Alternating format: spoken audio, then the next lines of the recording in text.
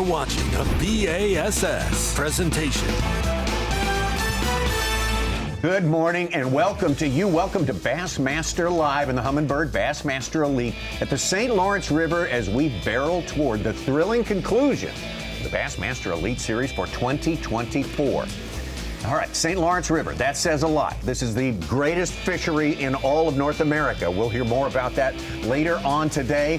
We have got so many races really coming down to it during today and the next 2 days, depending how things break. Let's take a look at our Progressive Bassmaster Angler of the Year points. And there you see at the top, Jacob Foutz now taking over the lead. Chris Johnston and Justin Hamner, who came here with the lead, all within 3 points of each other. It doesn't get any tighter than that. There's a lot of different scenarios the way that can work out just during the course of this one day. Of course, the thing for the absolute ultimate cardinal sin is don't make it past today. If you fall out, you don't make that 50 cut today, Mark Zona, it's over for you. Your season's done. It is over. It is time to close that hatch door. Tommy, kick those afterburners from Waddington. Our takeoff, and really here's the story of this tournament. Besides the Angler of the Year race, besides all the classic bubble cut stuff like that, this is a win and you are in. The template for this body of water has been written years past. You go to the lake. If you are one of the anglers that were not in that classic cut, you're a little bit desperate. If you did not go to the lake or within at least 5 miles of it, you're probably not really in the mix, because yet again, this tournament is being dominated by all of those anglers that made that run yesterday. And the one thing that you are going to see today, maybe they don't have a lot of fishing time. You get 6 to 7 bites, you have got a bag. And we will absolutely see that again today. Reason why: conditions are absolutely perfect yet again. Yeah, well, you mentioned the 2 things that make going to the lake a little more complicated this time around. We are going from Waddington, New York. It's far. You've got 3.5 hours of fishing time. We'll get into that. Maybe 4. And we've got great weather today, but the other complication of going to the lake will be tomorrow with the weather. Yes. So we keep all that playing in the background as we look forward to today. We got a big day ahead of us. What are our anglers thinking? Starting with Chris Johnston. All right, day 2, St. Lawrence River, the best smallmouth fishery in North America. And a little disappointed yesterday with 23, and frustrating day, as you guys saw, that just I couldn't get the fish to bite. Frustrating because I know I'm throwing at 28 pounds all day, and just couldn't connect.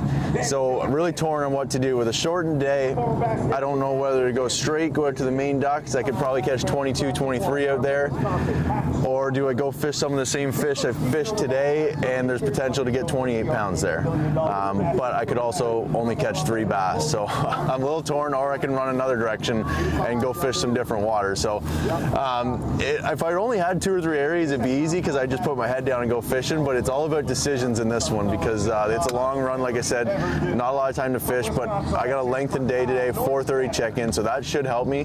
And I'm gonna stop in the river on probably 2 spots. I caught a couple in practice. I didn't fish it yesterday because I was in a rush to get to where I wanted to start, and they didn't bite. So today I'm going to take my time getting there. There's no one else fishing those fish, so I'm going to hit 1 or 2 places in the river. Ideally, get 2 or 3 big ones in the river, and then that takes the pressure off, and I can just go fishing the rest of the day. And we're going to see what happens. Due back in at 4:30. Need 5 big brown ones. It's close, but I feel good because I actually have room. I have a lot of room to move up. You know, I'm in 29th place, and I can move up a pretty good bit. And them boys, they're in the top, so they got to stay in the top. You know what I mean? They can't. They don't really have that room to move up very much more. But I got plenty of room, and I'm about to crack them. Like, I got a little hurried, a little rushed yesterday. I mean, straight up, I was just jacked up, ready to crack them. With everything going on, and then being in the lead for AOI, and then you got a 2-hour drive. When you get there, I was fired up. So I'm just gonna slow down a little bit today. I think I know where they went. Like, my fish were up shallower. They moved out a little bit deeper. So, and we have that long day today, so we'll actually be able to move around a little bit and find them. We're gonna crack a bag. My strategy for the day is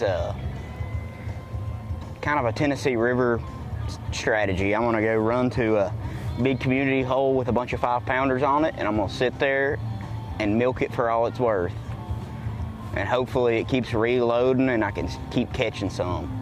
I caught 6 of them there yesterday, and the smallest one I caught was a 4-pounder.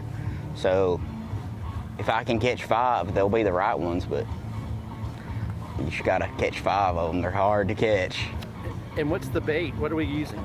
Mainly, I'll be throwing a Demiki rig. I can't see these fish on my screen. I'm just throwing at targets, and they're coming up off the bottom and eating my Demiki rig. I'm hovering it above.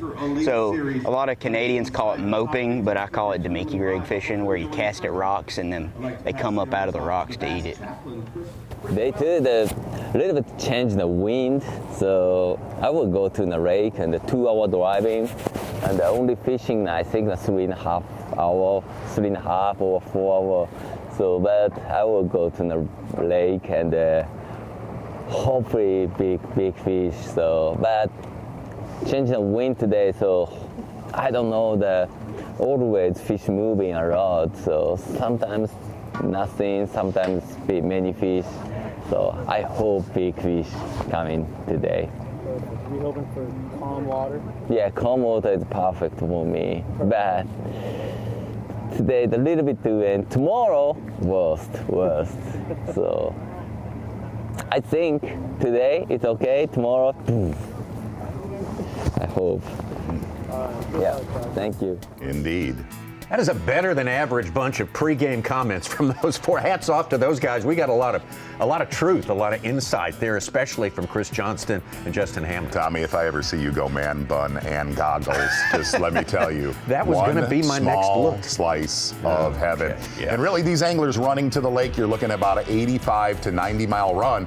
And several of the anglers that we'll be covering today going actually much further than that. Taku Ito, one of the anglers that is making one of those runs on, and he is one of the few anglers that we will be covering yet again on the U.S. side of Lake Ontario. Taking a look at your unofficial standings. Little shift right here. Couple of the old river rats right there. Bill Lowe and Keith Combs getting it done. Not fishing very far from our takeoff. You see another seasoned angler there in 3rd place, Cliff Prince, and then we get down to our tournament leader, Taku Ito, followed by Robert G. We'll be in the boat with Taku Ito, Robert G., also Kyoya Fujita during the course of today, and our top 3 in Progressive Bassmaster Angler of the Year. That would, of course, be a 3-point race as it stands right now. So a lot of shifting back and forth coming up in that one. Thank you for being with us today. Welcome to the Bassmaster Studio, sponsored by Marathon. I'm Tommy Sanders here with our man here, Mark Zona. Got, of course, Ronnie Moore, Mike Sukhan in the studio. Chris Johnston gave the standard hometown favorites thing. I've got way too many options and way too little time. I thought that was very interesting. He didn't seem completely locked in with confidence. No, and really, for the first time ever, after the weigh-in yesterday, talking to Chris Johnston for almost about 45 minutes, it was the first time I have heard doubt. I've heard doubt in his voice. And a lot of times Chris will sandbag, his brother will do the same. This was not that. Every bite counted yesterday for Chris Johnston. There was a little bit of a rotation thing that he second-guessed.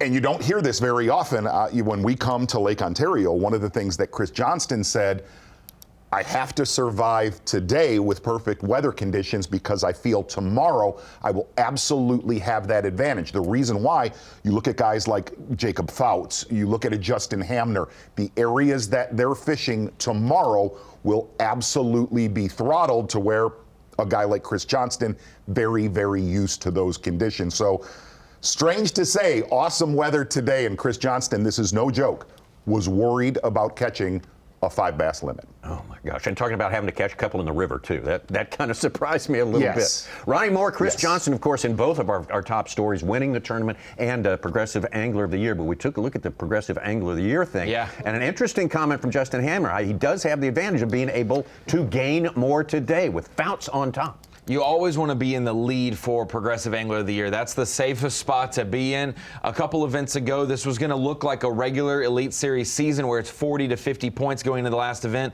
but not so fast. A mistake by Trey McKinney shortens up the field. So now Hamner, even with a 29th place finish after yesterday, has left the door open. He can gain today. Remember, his magic number over Chris Johnston, 13th place. His magic number over Jacob Foutz, 19th place. He is only 10 or 15 spots away from making that happen. And yesterday, relatively slow. The only thing that scares you at the St. Lawrence River, Tommy, is 22 pounds will put you almost in 30th place. And so you have to have an uptick today. You can never drop weight and hope the field comes back to you. You have to move up today. Yeah, and one thing along the lines of that, watching really yesterday's action on the water coming into the day, obviously. Yeah, we were looking at Jacob Foutz, but the main storylines, Justin Hamner and Chris Johnston, watching them fish. You heard Justin Hamner say this morning. I probably sped up a little too much, might have left a few minutes too early. And if you really, we've not seen this before. If you listen to Chris Johnston, when he would hook one, you literally would hear him shaking of the importance of yesterday. I think you'll see it a little more toned down today. I think there was a lot of people keyed up yesterday with the Angler of the Year, and one that obviously was not was Jacob Foutz. Yeah, never seen Chris Johnston that wired up. No, he ever was in a very day of fishing. keyed up. Absolutely different sort of day. Such, well, you know, the elephant in the room is they just caught him like crazy yesterday. Yeah, 58 20-pound bangs. I was a little low on that, but I did nail all of that us. That the Jacob Foutz had that good bag, and Hamner watched. He had an excruciating way in watching everybody climb above him, a 22.5. He's got like 10 guys in the 20s above him and push him down further and further as the weigh-in went on. What part of that did you nail? That the guys who weren't on Bass Track were going to move ahead of Hamner and give Foutz the lead. You did nail that. You did nail that. You did nail that part. Let's take a look at some of the sights and sounds from weigh-in yesterday. What a big day. Giant 6 pounds and what, Ronnie? For Joey Cifuentes? 6:15. He's in the top 10. He goes from not making a cut all year to being in the top 10. Good for Joey Cifuentes. Caleb Summerall getting a good northern swing in and solidifying a classic berth for him most likely. Drew Benton, same thing. Great day one. Hardly recognized Drew Benton. Yeah, he's got that long hair. Looking good. Getting ready for hunting season. How about this man right here, Jacob Foutz, getting it done out in the lake. 24 pounds, 7 ounces. There we go, Patrick. Well, I say look out for Patrick Walters. I agree. Absolutely look out for him today. Big day yesterday for him. He's had plenty of big days on the St. Lawrence River as well, and St. Clair, Champlain, Shane LeHue. I say look out and for look him. At this guy. Boy, there's the other one. Look out even. for Corey Johnston sitting with 25 pounds even. Koya Fujita, another angler out in the lake with another great performance, 25 pounds, 8 ounces. Koya Fujita, maybe his best start of the year. That's going to really influence how everyone thinks about this day today. But Robert G has been on our minds every day, it seems like, of the last 3 weeks of fishing with the Bassmaster Elite Series. Rookie finish to his year. Exactly right. And Taku, what can you say? Great to have him on camera today. Very excited. Taku boy, 26 pounds, 2 ounces. And here's the only thing Taku said. Very similar to a lot of our leaders. I am not seeing many. I'm seeing about 6 to 8 bass a day. But if I get them to bite, I will have a very big stringer yet again. He has not located smallmouth Disneyland that we have seen in years past. Well, let's focus on Justin Hamner for a minute. Still one of our big stories. Can a man win the Classic and win Progressive Bassmaster Angler of the Year in the same year? Only 2 have done it in history. Let's take a look at him, where he is right now. And also have a look back at where he caught his fish yesterday as we take a look at some of the anglers we will have on camera today, where they are right now. Yeah, retract them. A lot of damage done right there yesterday. A community hole just inside the river, backside, actually just a little southeast side of Wolf Island. A lot of the anglers that cracked them there yesterday, Trey McKinney, Robert G, fishing right off the main shipping channel, call it 30 to 41 feet of water. A lot of work that was done yesterday in that area, drop shot and jig head minnow style bait. But this angler right here, fishing on the north side of Lake Ontario, we had a little bit of sketch service with Justin Hamner early yesterday. Good one right there. A lot of his work throughout practice, fishing only 10 to maybe 20 feet of water. And you heard Justin Hamner say at our takeoff today, felt like a lot of those bass have slid out a little deeper throughout this week. Most of his work with a Ned rig and a drop shot. And there is the story of Justin Hamner's year, unbelievably consistent. A lot of people say this big run started last year right here when he finished in 8th place here. And man, oh man, you can't argue with the results in the tournaments that have come along after that, including that Bassmaster Classic on the Grand Lake in Cherokees in Oklahoma. So Justin Hamner in a unique position, a very, very rare spot, a rare opportunity that you'll get in a career of fishing. We got to talk about this yesterday morning on Bassmaster Live, as so everybody knows, all of our anglers still running out to the lake right now, running to the Cape Vincent area. Going to definitely see some action there today, but talking to Justin Hamner about his season, winning the Classic, he said, man, it absolutely has worked where I've been able to make calculated gambles to fish for better quality fish throughout the season. Tommy, we talked about this. We have heard that so many times when an angler wins the Classic that he'll gamble a little bit, but a lot of times we see it fail. Not the case with Justin Hamner. No, things have worked out. It's been a magic season for him. And we keep a big eye on it. You know, we had 6 anglers on camera yesterday, all in the race for Angler of the Year. More were as well, but we really needed yesterday to solidify some standings as we take a look at some of Chris Johnston's main areas yesterday. But guys, 3 anglers in theory, with how it laid out yesterday, are left in the Angler of the Year race. Because Justin Hamner's in the top 30, he has kind of eliminated others, but a guy like Chris Johnston's still alive. So that's why we have our eyes focused on just those 3 anglers today. Absolutely. Well, and the one story with Chris Johnston, he made the comment, the area he is fishing, I know there is a lot of Lake Ontario hammers watching our broadcast this morning. That area of Lake Ontario, basically when you get to the mouth and hook a right, that is the meat locker. I have literally fished there with Chris and Corey, and the one thing that Chris said, there was 25 pounds around my boat all day long, and we talked about the effects of forward-facing sonar combined with pressure. We're starting to maybe see that catch up a little bit. Chris Johnston, truly one of the masters at figuring out how to catch pressured bass. Very, very tough on him yesterday. Take a look at his season again, just fantastic every year. It seems like he is a contender. In our Progressive Bassmaster Angler of the Year race, only one cut missed in that one right there, and that only by 7 positions. So just incredible, incomparable. Each and every year he came out here back in 2019 and went right to the top. I'm going to give you an opinion. Okay. I'm going to give you an opinion with Chris. If he has a slow start like he did yesterday, where we get 90 minutes in, 2 hours in, and he doesn't have a bass, he will absolutely send it today. That is my vibe. Okay. I don't think he'll squat like he did yesterday. He will completely go off. 23 pounds does not cut it in that family. He'll go in every direction. Okay. Let's take a look at Jacob Foutz. Take a look at where his damage was done yesterday. Jacob Foutz was a phenomenal season.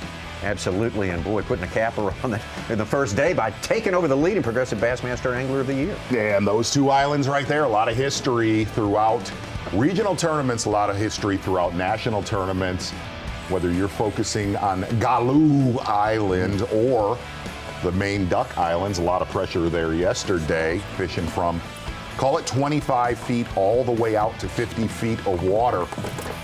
And there were other big bags caught out there yesterday. The positive is not as much company, fresh fish, and the negative is tomorrow. It's gonna be in absolute, in one of those places. Both of those areas that he has caught them, at least yesterday, and he said he's absolutely gonna send it here again today. Those areas are gonna be wickedly kicked by Mother Nature, coming pretty much straight out of the south. There was supposed to be a little bit of east mixed in there, but it is going to growl in a big, big way tomorrow, semifinal Saturday. Just about without regard to what happens today, he reached another big milestone yesterday, locked in his 12th consecutive cut in a row with the Bassmaster Elite Series, which is just in theory he's got to make it back today. He did the half of the work. Yes, 100%. And look at that finishes, like you said, Tommy. Florida, his worst finish at the Harris chain, but then he backed it up doing something different at Rodman and was able to get a podium finish there. But Lake Murray was his worst finish. I apologize. And if you look at that, we talked about this yesterday before the season. Jacob put a few zesty videos out, right? Zesty, and actually texted me about those, and he said, "Can you give me a little bit of advice?" I mean, Jacob was one of the anglers. Correct me if I'm wrong, Ronnie. There was potential to not requalify. Oh yeah, at Champlain last year. Exact text was, "Catch him, just catch him." At the beginning of this tournament, he said, "Hey, I really listened to that advice." When you talk people listen, that's been true for a long, long time.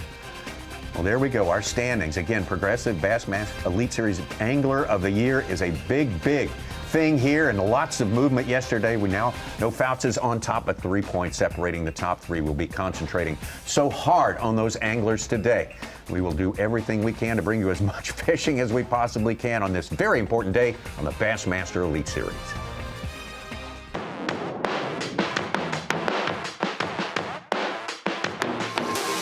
It all depends on the weather. I spent my 2 days in the lake. That's where I'm pot committed to. We got some really nasty weather coming in, so I think I can give myself a chance to get a good check, but we're gonna need some luck to go our way to be able to find those fish, in the river, or to adjust to make it for 4 days.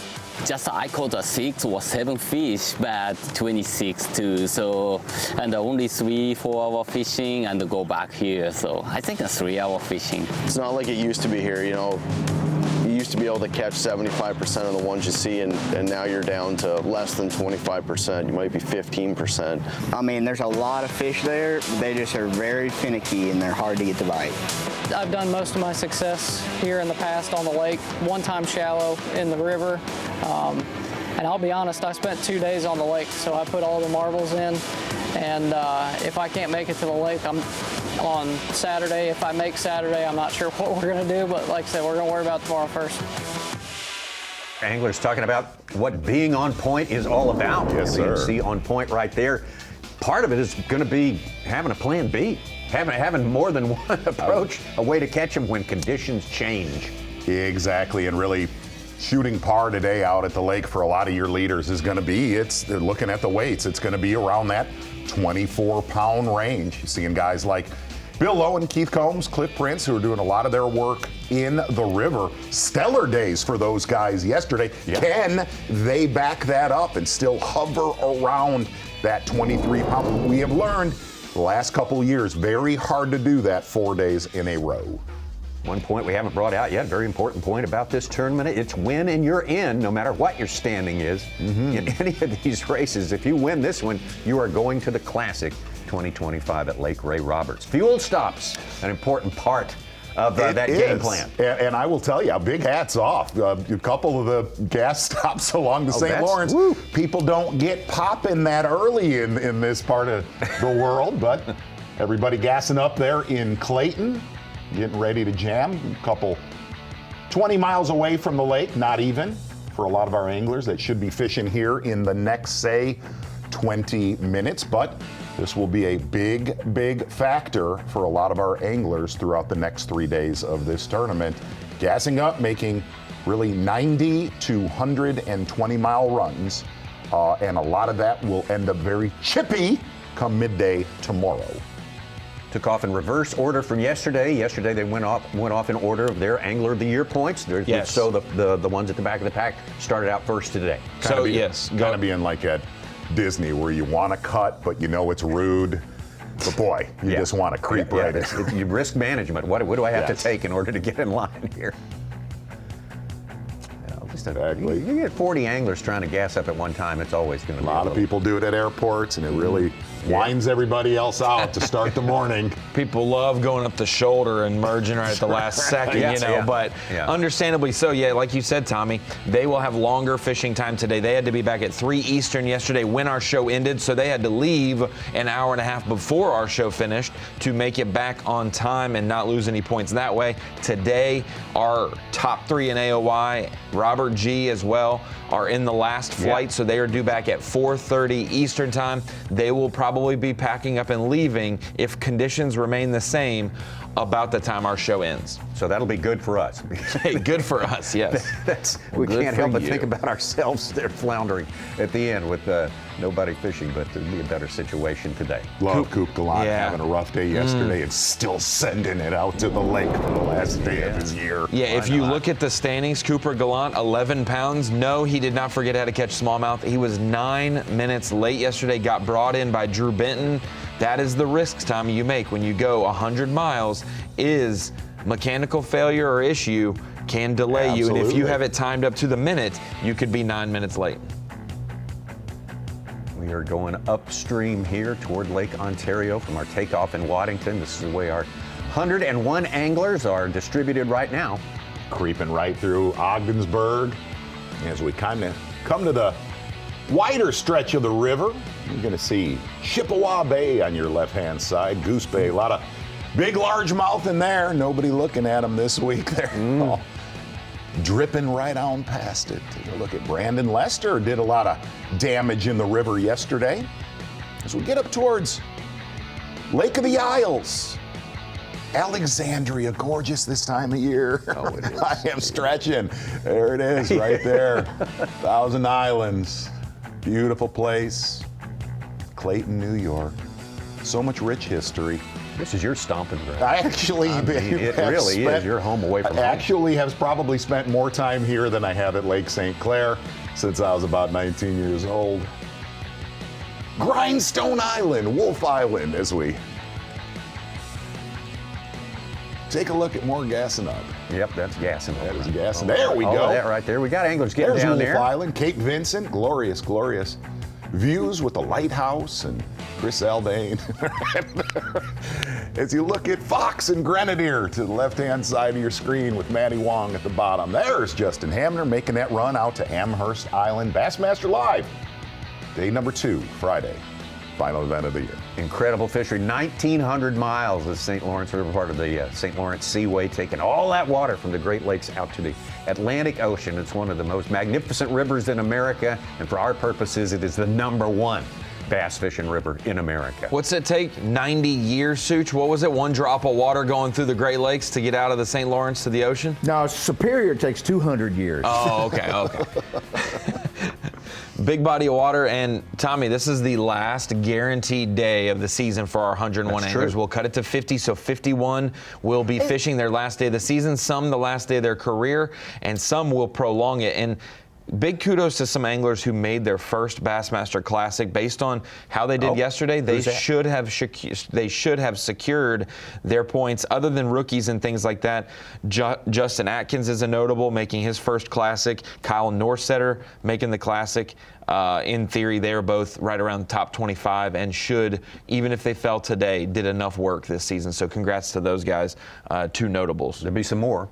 100%. They get more solidified. Today, we still have to talk in hypotheticals because someone could break down and still finish last place with 24 pounds yesterday, in theory. Absolutely. That's why I say Absolutely. Jacob Foutz has 24 pounds plus. He could end up not making it back, and that could end up being last place for him. You never know. So it's still hypotheticals. After today, when we solidify the race for most of the field, we will be able to say, congratulations, you're going to the Classic for this guy or that guy. That's, of course, yeah, go ahead. Always what's weird, and today's probably the most high and low, for lack of better words, because I'm not good at words, is for Mercer on stage. This is always, every single year that we've done this, is there's so many highs today of guys that are probably going to make the Classic, guys that are going to probably be in contention going into tomorrow. It's great to still, more than likely, have an Angler of the Year race on semifinal Saturday of the final event. But there's also guys not moving on that are not going to requalify. It's a very, very hard day. It's hard to watch at times, but very, very hard for Dave Mercer. And I will say there's, people want extreme transparency and clarity on the lack of requalify system, the failure to requalify. it's hard to do that knowing that there will be anglers that this is their last tournament because they're retiring. Maybe they're retiring. That brings the some number. That yes, changes that the means target someone number. who was going They to don't own the organization. Yes. So, but with that being said, if you look at the Angler of the Year race this year, 70th and up, safe. Anybody 71 down was what I would consider at risk, and that means you are then put in a 30-person bucket, and it is ciphered out with your Angler of the Year average for your career. If you've been over 5 years on the Elite Series, you drop your worst year out of that, and so all those numbers get factored out. We started the year at 103, Tommy, which means we have to get down to 90 so 13 anglers. To accommodate the, yes. Yeah. So the way that math works, we're at 103, we go down to 90, so 13 will not requalify. We'll add 9 Opens anglers to get to 99. We'll add a nation champion to get to 100. And then we bring back the medical exemptions like Loughran and Hartman and Legends exemptions like Clun or someone else, as well. So those are additions to the field, and they do not hurt someone else's chances of being on the Elite Series. So today could be a lot of guys' last days with the Elite Series. Oh, for sure, for sure. Bob Downey said to say, I mean, he could move up. He was 69th on day one, but he fell down right on the bubble from 43rd to 54th, and we were kind of rooting for him because he missed an event for the birth of his child. We wanted, and he was doing really well fishing. While they're running, should we do a JM Associates fantasy draft order? No, that's midday. That's midday. Good time. It'd be a great time to do it. I don't know how it works, guys. I don't know if I want you in charge of it again this year like you were last year. So one of the things, if you were not watching Bassmaster Live yesterday, we did talk about that area that Trey McKinney, JT Tompkins was in, Robert G. Tyler Williams, as we called it. What did you call it? The freshman dance? Right? Yeah, right. What it was? Dance record party. Anyway. Hey guys, breaking news. We got a fisherman. We got somebody fishing. Not going out to his primary area to start. Very interesting, Jacob Foutz. And he does have a long day, so you think even if he stops short, he does have plenty of time to continue that run out there, Zeke, and still be able to fish that, right? Yes, he does. Yes, he does. Blowing a little bit harder out of the south than it was supposed to today. More, yeah. It'd be pretty cool to catch like 25 pounds right here and not even have to go out there. All right, we're just waiting on the gas pumps. There was probably 6 or 7 boats waiting, so I wasn't going to just sit there and wait. So I just come right out here out in front of the little bay that the gas is in, see if I can catch 1 or 2 real quick. Just fishing a little place I caught a few on last year. I didn't practice out here or anything, so I don't know what's here and what's not. So we're just going to fish for a second and go grab us some fuel and head out to the promised land. Jacob Foutz. Hopefully it ain't too bouncy out there. I can feel it blowing a little bit. Progressive Bassmaster Angler of the Year leader, was a big-time college star, won the national championship in the bracket competition back in 2017. I have no idea. They had to have come from that. The only thing I can think of is that big ship that went by.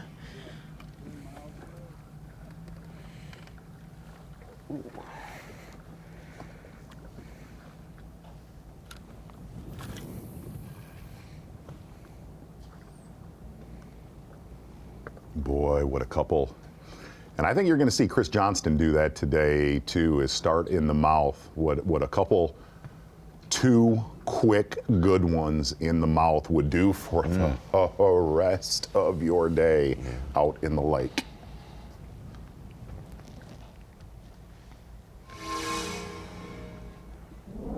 Let's see if we can find Robert G. Yeah, he's set up. He's going. There's his screen.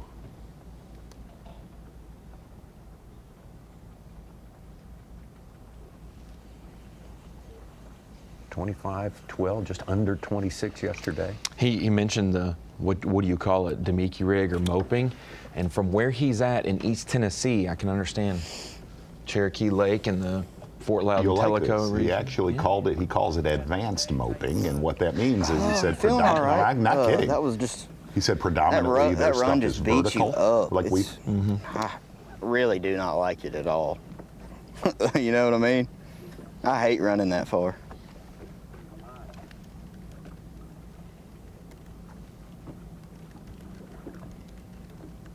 and said one of the biggest keys here, calling it advanced moping, is obviously flicking it in front of your boat.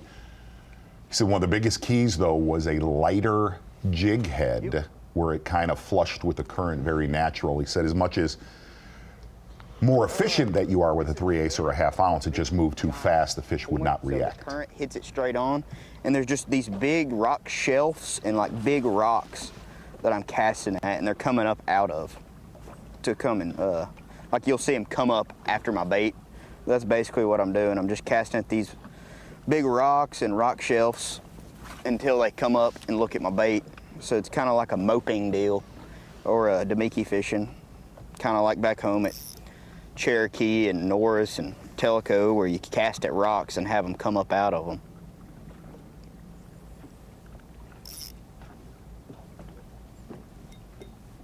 And this is the same structure, same spots that we would see drifting before, where they'd just get on that line and go down, and these same fish would come up out of the rocks and eat as well. But now you can be much more pinpoint strategic, not just float for 2 miles and then run back up. Yeah, and one of the, I said, are you targeting specific fish? And he says, no, I cannot see them until I raise them.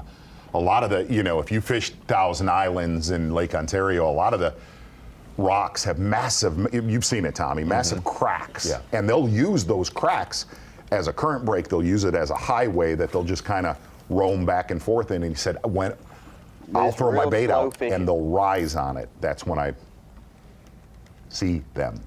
It's nothing like Champlain, where you just can burn them down. This is a slow grind.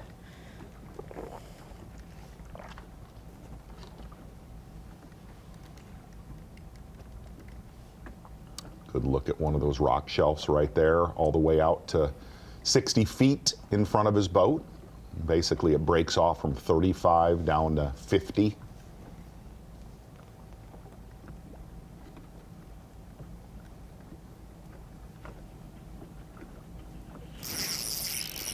Oh, it came off. Woo, that was a good look at it. Dang it. That's good, though.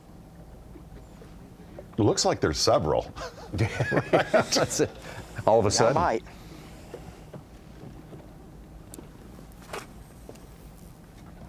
But seriously, that's way faster than a bite I had yesterday. So basically, he throws his bait right level with that shelf at about 75 feet in front of his boat. You can see that current does push that 1/4 ounce head a little bit.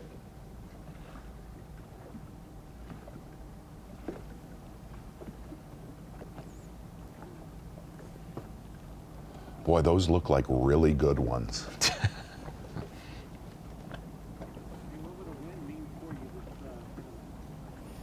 It mean a lot. I've been close this year several times,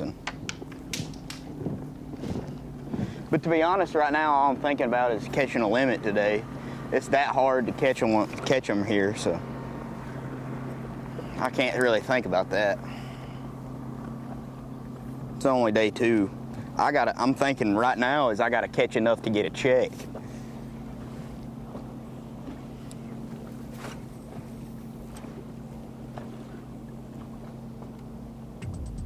Also, beautiful. Trying to get into the top 10 in the points race, 11th after yesterday's stellar performance. Can't really move up any more than 1 spot, but he could end up in our top 10 and still be far short of that Rookie of the Year win. Well, let's take a look at the Dakota Lithium Bassmaster Rookie of the Year standings. Trey McKinney did himself a lot of good yesterday. Yes, we saw him have a great fast start.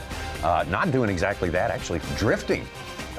Doing the old traditional type drift without all the electronics and everything, but he is in the driver's seat as it stands right now. Wesley Gore, though, he can't shake Wesley Gore off, so this one's not done yet. JT Tompkins is back in 695 points, so we will keep our eye on that throughout the day.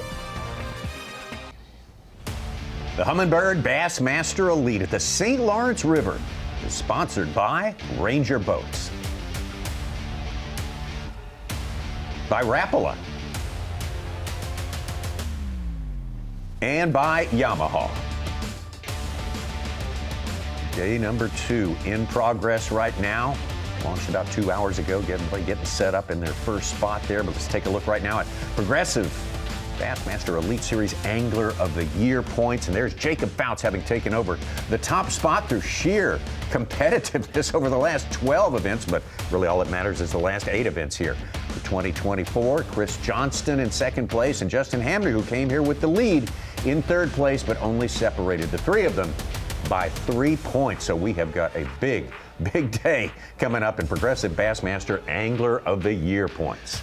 Absolutely, Tommy. I wanted to bring in a little bit more explanation at the Dakota Lithium Screen of Knowledge about that AOY race, because we needed a little bit of points to lay on the board yesterday, day 1, to kind of get some scenarios in play. Then today we solidified even more with 50 advancing to Saturday and 51 going home. We'll be able to get more concrete as we go through this event, but we said it coming into this event. Justin Hamner in the driver's seat, controls his own destiny. He has the magic number of 13th. 13th in this event this week, and it doesn't matter what anyone else could do. All of his closest pursuers could be first, second, third in the tournament, and it does not matter. He would win Angler of the Year outright. Once he falls to 14th, then Chris Johnston comes into play, and if Chris wins the event, then there could be a tie. Chris Johnston could win, and every spot that Hamner falls below 13th opens up the door. Once Hamner falls to 19th, that's when Jacob Foutz comes into it. So you may think, hey, Jacob's in the lead right now in Angler of the Year. Why isn't he being talked about with a magic number? Because we still have plenty of movement from Hamner. He is still controlling his own destiny. And that's what I mean when we look at our AOI battle of unofficially after yesterday. Foutz has removed his 19-point deficit and has a 3-point lead over Justin Hamner. They are separated by 22 spots in the tournament. They are 7th, 15th, and 29th. So 22 spots separate them. He can only get up to first place. He can move a whole lot more points here. So that is why it's still in Justin Hamner's driver's seat. If he drops down and misses the cut, it's then a 2-horse race and things like that. But with Hamner being in the top 29 right now, he has seemingly eliminated the likes of JT Tompkins, Trey McKinney, Corey Johnston, Jay Shakir, all those anglers that were 4th, 5th, 6th, 7th in the points race. Because he's done his job and he's the top 30, he has eliminated them. The only 3 that are still currently unofficially in the race are these 3 pictured here. Now today, if Corey Johnston moves in the top 5 and Justin Hamner slides down to 40th, then we can maybe bring in some more people into this picture. But right now, Foutz is leading unofficially. Hamner still controls his own destiny. He can still eliminate him by simply getting in the top 19 today, and Foutz would be kind of boxed out from being able to win our Progressive Angler of the Year. So more details on that to come, but right now, Hamner has done his job and has eliminated enough people to where it is just a 3-horse race.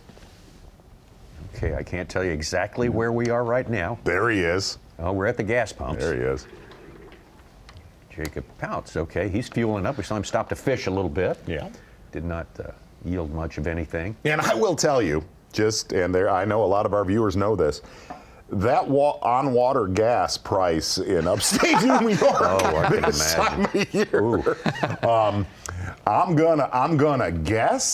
I'm gonna guess you're between $8 to $10 a gallon. So $300 to fill her up. Absolutely. We heard that number yesterday a bunch. I spent $300. What's that? We heard that number a bunch yesterday. I know what it is inland in Michigan, which is a little bit cheaper than New York, not much. But you're going to be creeping around that $9 to $10 a gallon. I'm curious. I'd like to actually one of the camera guys to find out for me. Yeah, point at the price thing. They may have a piece of tape over that for. He's checking the price out. Yeah, he's got tape over it. All right. Here's third place to start this day.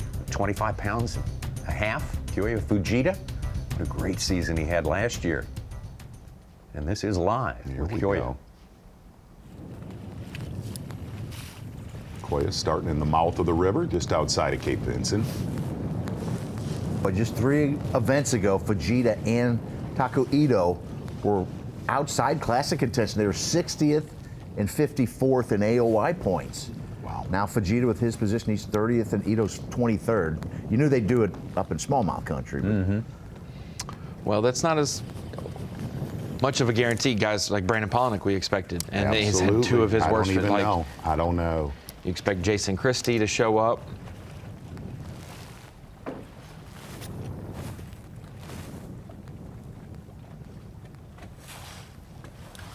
our 4 who missed limits yesterday.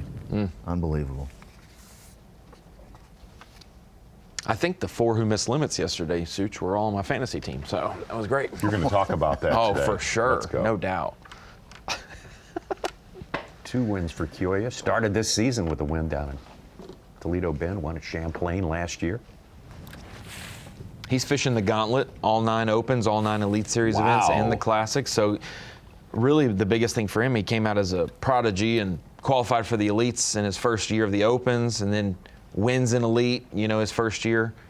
Wins the first Elite of this year, but he still has to learn a lot of these bodies of water and fish, and so he's getting a good sample with how the Opens are diverse this year with so many different lakes, regions. Curious thing about him last year, he was 3rd here St. Lawrence, but in an Open here, he was 111th place. Yes. Same year. Yes. Well, we definitely said Chris Johnston more than likely was going to change his rotation. He has done that, starting in the mouth of the river where he did not yesterday, trying to keep. I'd feel a whole lot better once I get a couple bites. That's how I'm feeling. Trying a couple different things before I get out on the lake, see if I can get maybe 2 or 3 good ones is the plan. I can see them down there.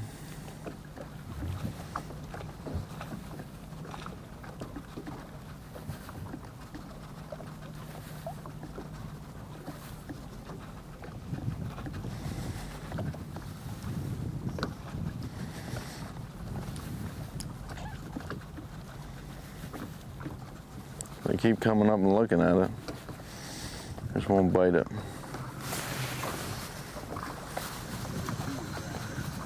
What's that? They're coming up and looking at it, but they won't bite it. So we're gonna try something different.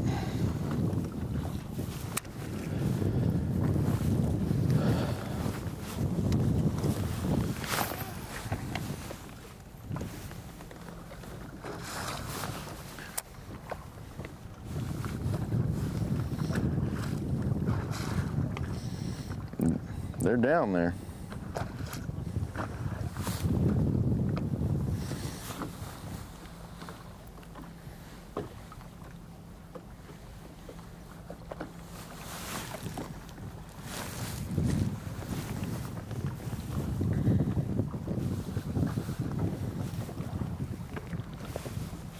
Kind of spread out on the bottom there, hugging close to it for the most part, from 40 feet out in front of the boat to 90 feet, maybe 30 feet to 90 feet.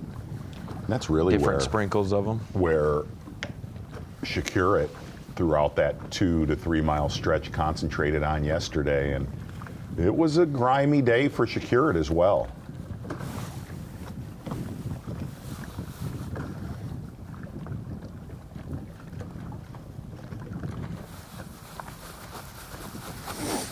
Johnston made the comment, so frustrating to know there's 25 to 28 pounds around your boat all day long.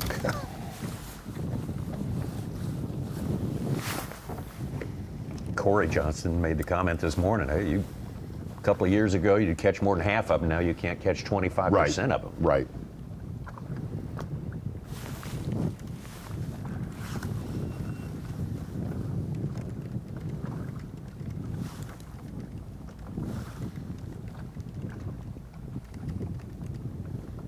One just come up to look at my jig.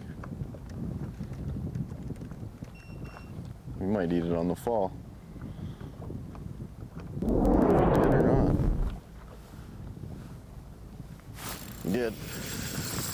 Wow.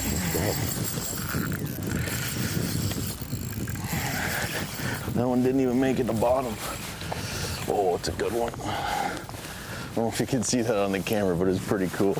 Never made the bottom. Look at them all down there. Damn it! That was a 5. Fuck. Worked so hard to get a bite, and then yeah, that would have put not him get it in way the boat. ahead right there. It's a giant.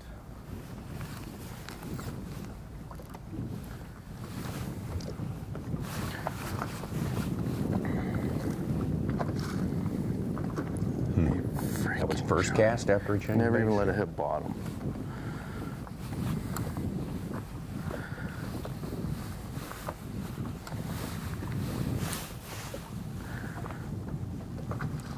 That was a big one.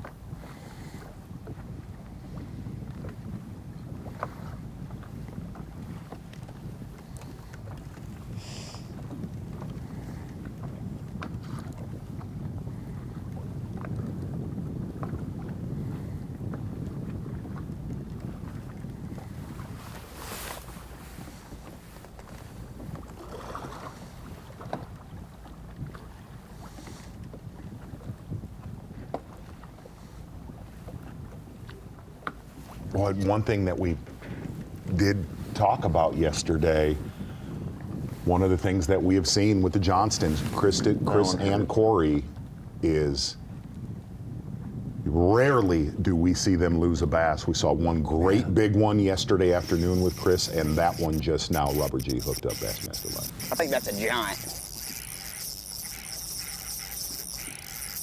This is a bass, it's huge.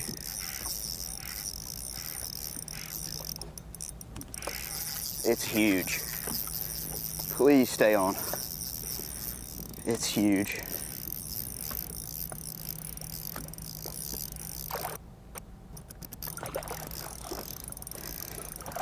Come on, stay on, baby. Stay on. Stay on. Whoo! Let's go. Let's freaking go. Barely got it. God, look at that meat head. That's a freaking meat head. That's what lives here. That's why I'm sitting here all day. Sitting here all day. Whew. All you need is 5 of those.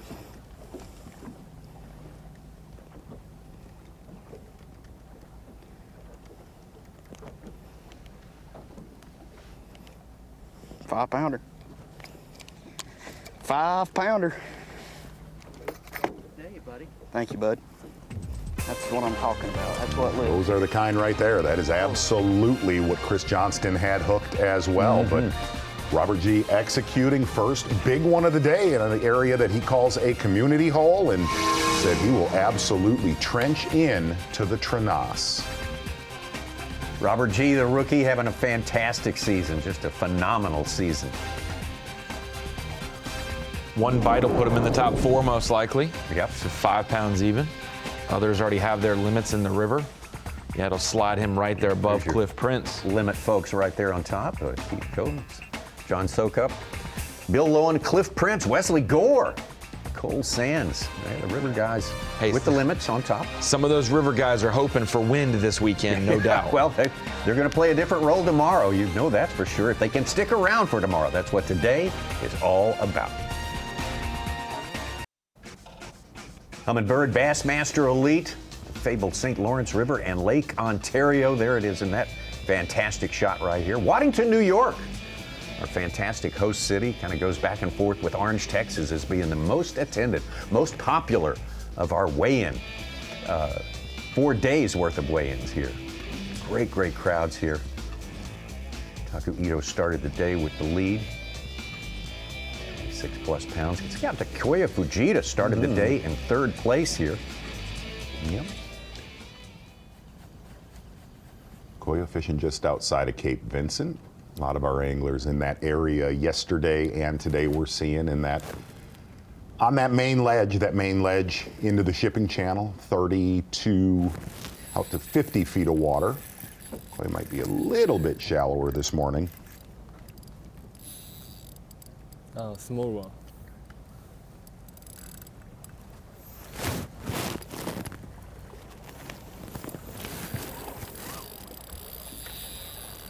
You're getting it up over 25 pounds, 25 and a half yesterday for 3rd place in the tournament. He had a 6'3" in his bag. He and Ito both had 6 pounders. We had 5 6-pounders yesterday.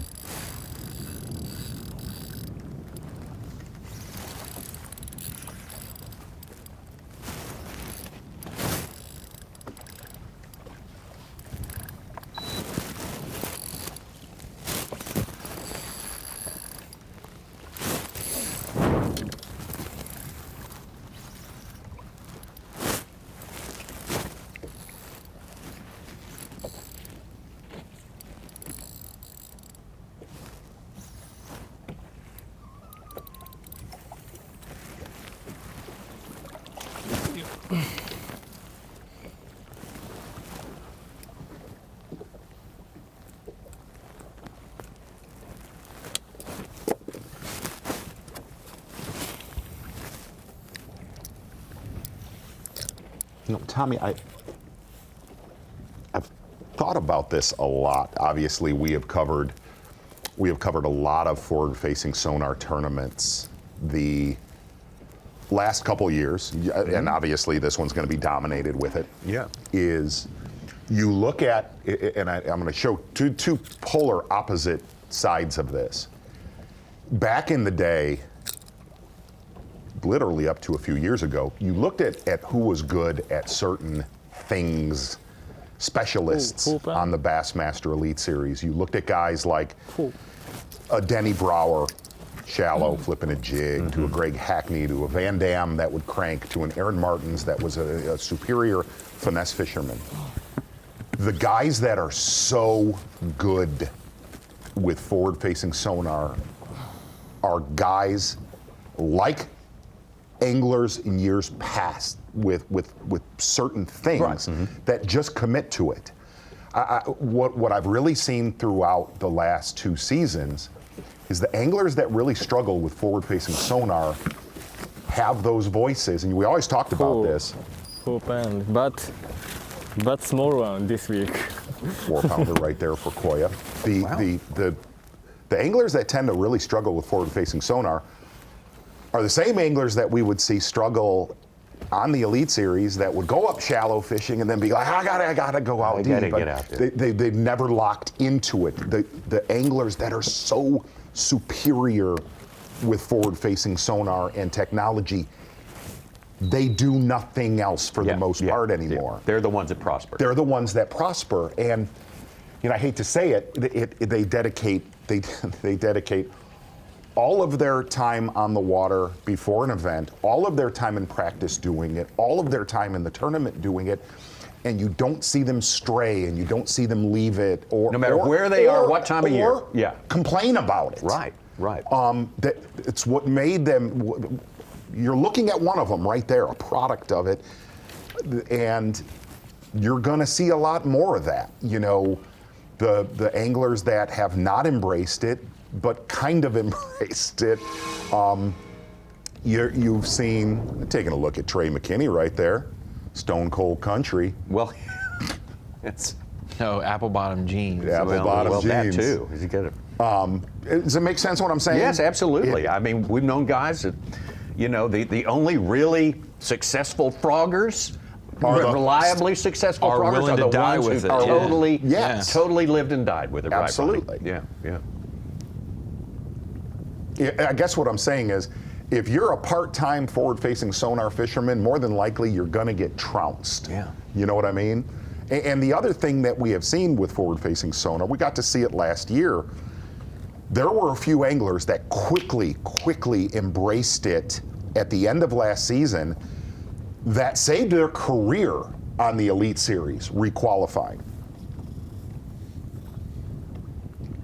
Tournaments like Champlain, where it's kind of an outlier, the largemouth come and take over. That's not going to affect those guys. That is going to bounce right off of them, right? Still going to do. Here's what I'm saying. Those anglers are not going to go, I'm going to go flip that lay down right there. Does not happen anymore. That's right. Trey McKinney, look at those Rookie of the Year, Dakota Lithium Rookie of the Year standings. Trey McKinney on top. That tournament at Lake Fork will be always one of the all-time greatest performances ever by a single angler out there. And a super important tournament on here is his Wheeler's 22nd place finish, because remember that one, he started in the 40s and got better every day, and that was one where it didn't come as easy to him as maybe the good starts to the other tournaments like Fork and Harris Chain, things like that. Smith Lake, though, is the one that we will look at. He hurt himself, like you said, Zeke. Right, and Smith Lake is the one. His exact words before this tournament, he said, look, man, the only person that has hurt me this year is me. Completely has taken accountability, from taking accountability all the way to I need to read more rules. Simple. That's really want to study a rule book. Yeah, that's a good good assessment of what's needed. But taking a look at Robert G, and there's a great look at those ledges, those rock formations that drip into the main channel. You see that slow tapering point and then that hard break at 55 feet in front of his boat. Goes from 35 feet of water instantly out to the abyss in 50 to 60 feet of water. And he said a lot of those fish just show up out of the cracks in those rock formations. Look at him right off the end of it there. Got that one. Oh my God.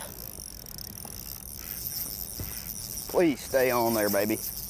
Tommy, I have been corrected by one of our faithful viewers, Steve Lucarelli, obviously has put a lot of time in here in Champlain. Holy Moses. I was way off. Please Gas. stay on, baby. Right now. Please stay on. On the water. Please stay on. Please stay on. Right around $5. Holy wow. crap. I'm not kidding. I'm Stimulus package. surprised Yeah, by look at that. that. That's a gas war. 710, St. Joe County, Michigan on the water. Good Lord. These guys get a bit of a break then, compared to what was perceived. It's actually a buy. I seen him when he jumped. He looked pretty stout. Got one 5-pounder in the boat already, does Robert G.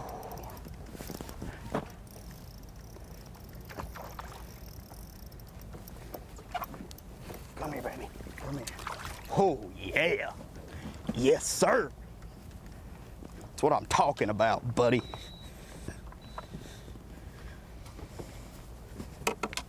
I mean, those are good ones. Said he will not leave this all day. Knows it's a very well-known community hole. Certified meat wagon.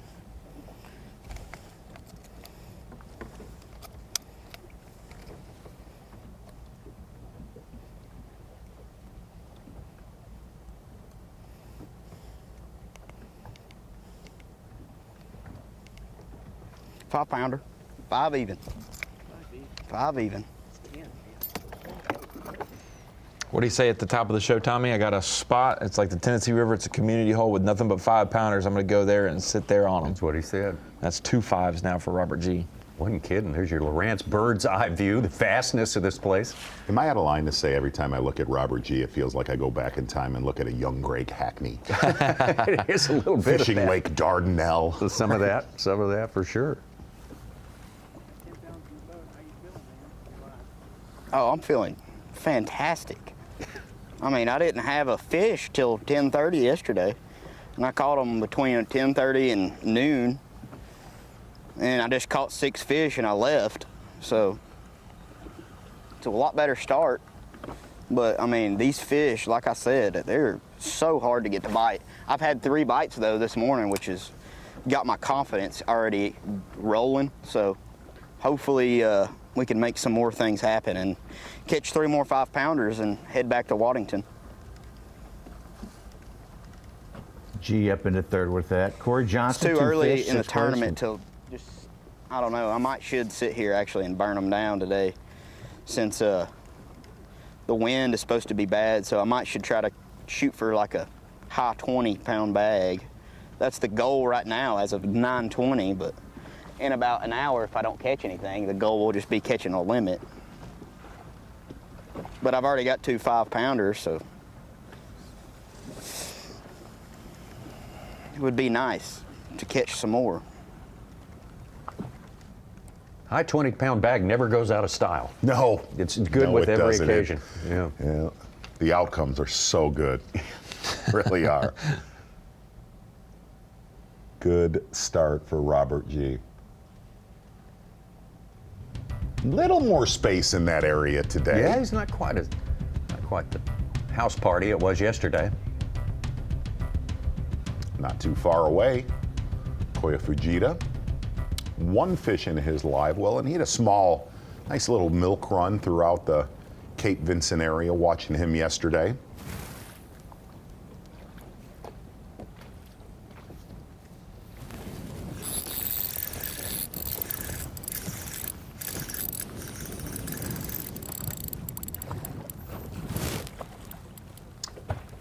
In areas like this tomorrow, Koya Fujita and Robert G, is that it won't be comfortable, but it will be fishable.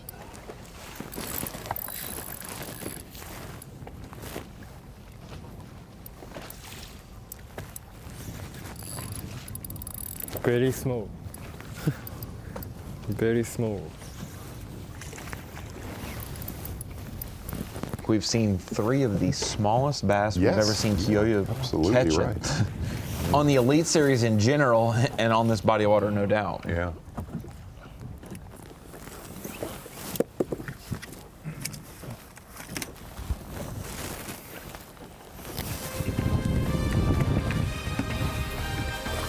Kyoya Fujita, third place to start today. Looking for some bigger ones to show up today. He's around some, so there's something to that. We got more, much more to come from St. Lawrence River. Humminbird, Bassmaster Elite.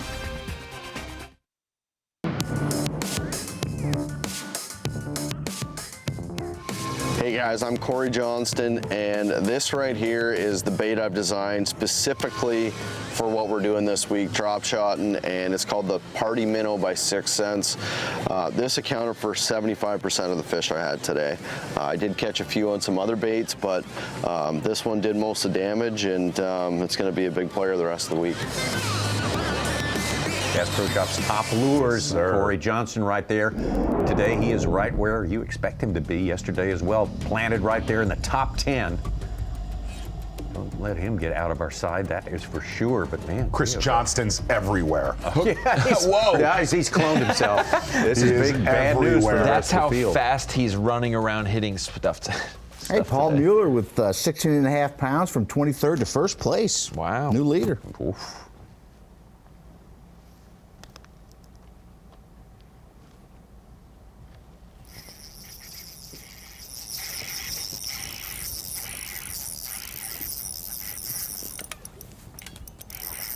Oh, that little bit of wind coming in with the current. Stay on, baby. Making this area, Robert G's, and ignite a lot faster than it did yesterday. Stay on. Stay on. Stay hooked. Stay hooked. Please be brown. And not a drum. Oh my God, it's another giant. It's another giant. It is another giant. Woo! Give me some, buddy. Holy crap, it's going down. It's going down.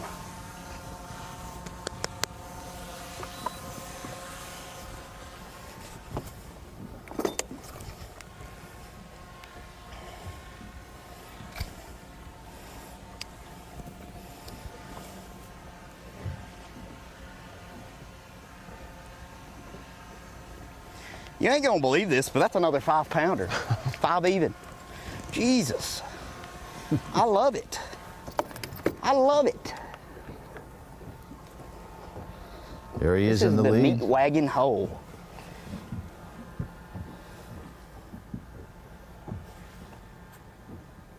Three fish for 15 pounds. He's over 40 pounds. For the First tournament. hour of 8 fishing, fish. really. On pace for yesterday, 25 pounds yesterday. He's got 3 5-pounders, 2 more to go, and like he said, he'll be headed back to Waddington.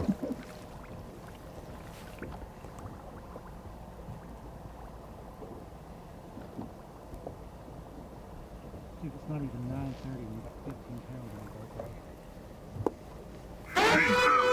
Up, time for one. Skeeter boats, big fish alert. That's what I'm talking about. Kyle Norsetter with a 5-pound, 13-ounce. Ooh. From 20s to inside the top 10. What's going on? First day Matt of being Robinson's gonna have to locked get me in one the of them Classic hats. for Kyle Norsetter, too. Yeah, he's in. Feeling good now. Yep. Dang, son. That's freaking crazy. That is freaking crazy, bro. McKinney, Patrick Walters, and Corey Johnson all climb back into our top 10. Taku Ito. Interesting to talk to Taku yesterday. Taku boy said 6 bites all day long. Not a lot of company. Said no people, no bass. But he said if he got to see one, they're very close to the bottom. Fishing just outside of Shimo Bay here. If he saw them, though, he could catch them. Just no big schools for Taku this time around.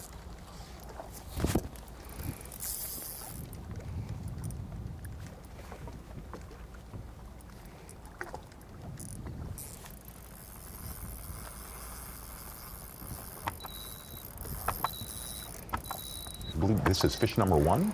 Yes? I believe so. Yeah. Champion from 2 events ago at Smith Lake, Alabama. Monster final day. Yeah, big final day. He said he found 1 school throughout practice, but has not relocated. He said there's probably only 10 bass in that school, but they were all big ones. Most of his work with a Nico rig and a drop shot yesterday. Strong. Not so many bass, but big one. All size big one. But so whole day, 4, 5, 6, 7, only in a bite.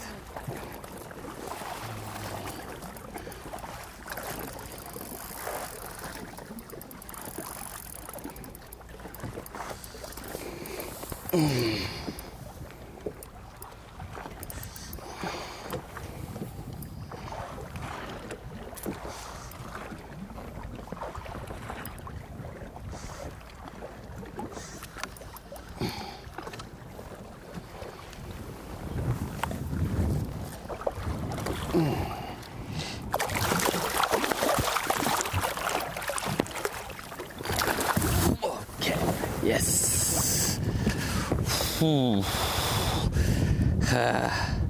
It's good one. Number 1. Yeah. Catch. 3 pounder? No? I don't know that side. No, but Taku boy. it's good one.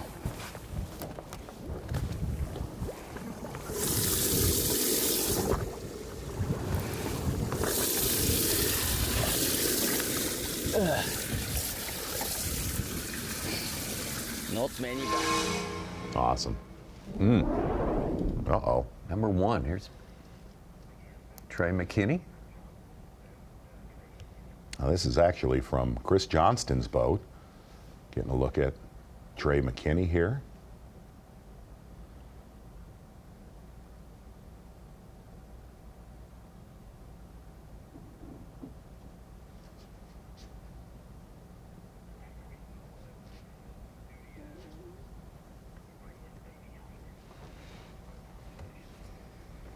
With Chris Johnston and Foutz not having a fish, Justin Hamner has on Bass Track taken over the AOY lead. Trey McKinney's second, 10 points back of him, and Corey is third, about 14 out of the lead.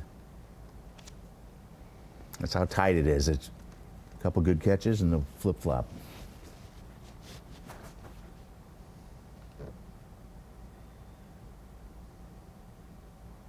Good snag right there, Trey McKinney. That's a good one.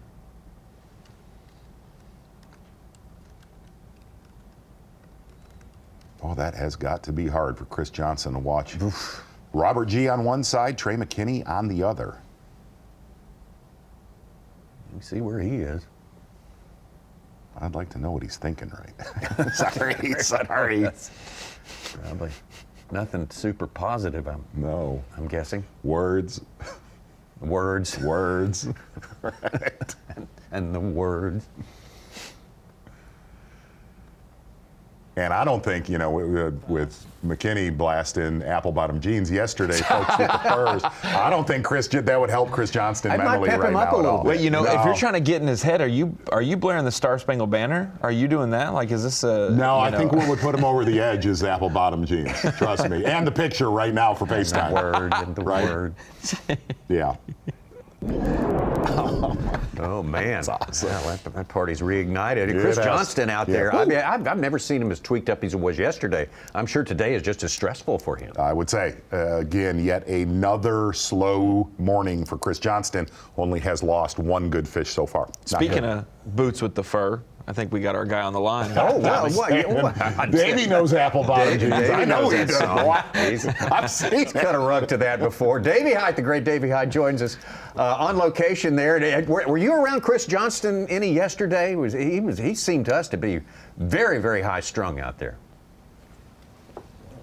100%, Tommy.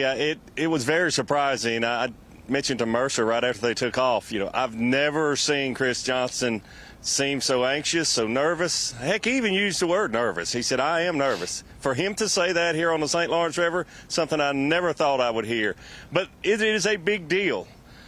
Bassmaster Angler of the Year, Chris Johnston said, coming into this event, in my opinion, it's the biggest accomplishment in our sport. So you could tell he was thinking about that yesterday morning and a little bit this morning maybe. Davey, we talked about at the top of the broadcast here on for day 2, not yesterday, but we talked about the area. This is one of those tournaments where the field knows where it is going to be won for the most part. It's going to be won within 5 miles of that lake or out into the lake.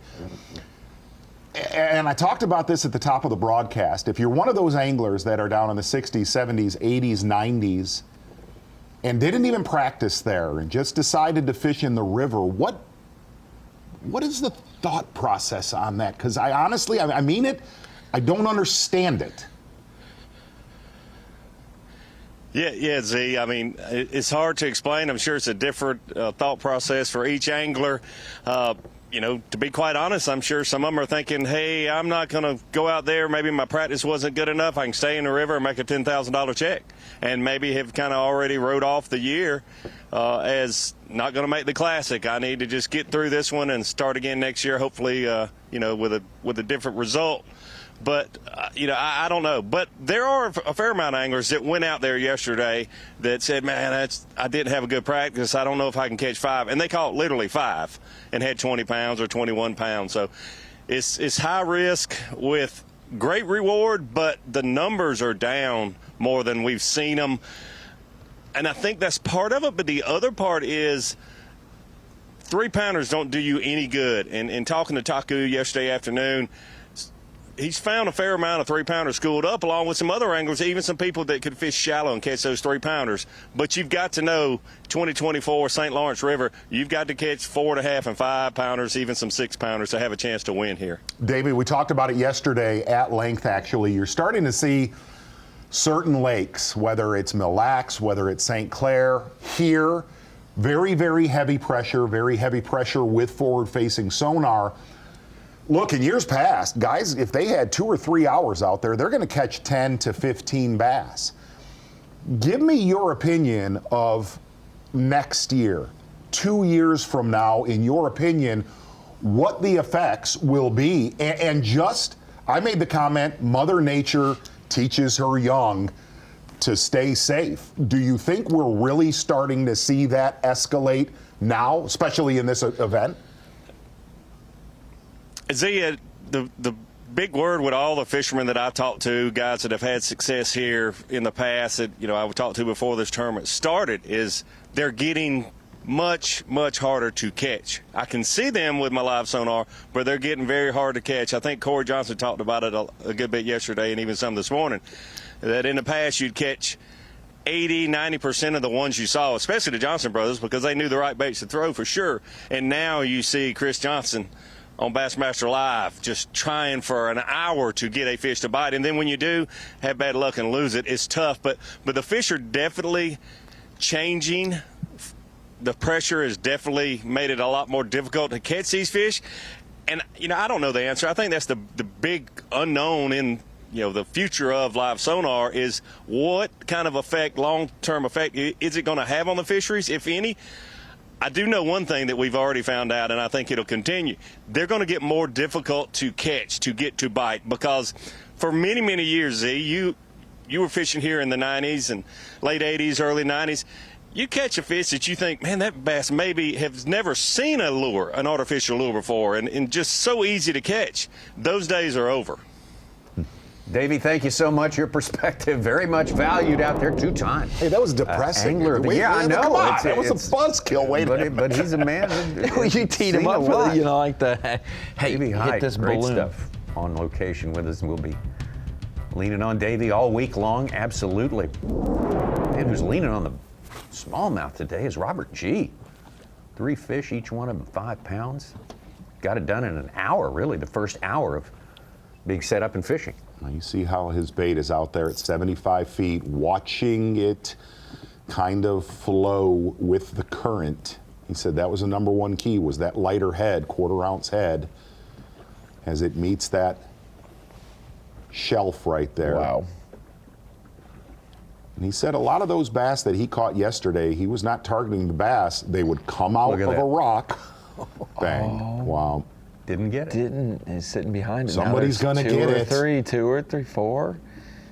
Here comes the wolf pack. Those are cave dwellers. Oh my goodness. Boy, they are giving it the once over. Yeah. Wow. Looks like there's 5 more there for tomorrow. He is not going to leave that area for anybody else. It's going down. Stay on. Stay on. Stay on. Stay on. Stay on. No. Holy shit. Amen. Hey, bud, you know what? We are in Canada. I give you a pass on that, dude.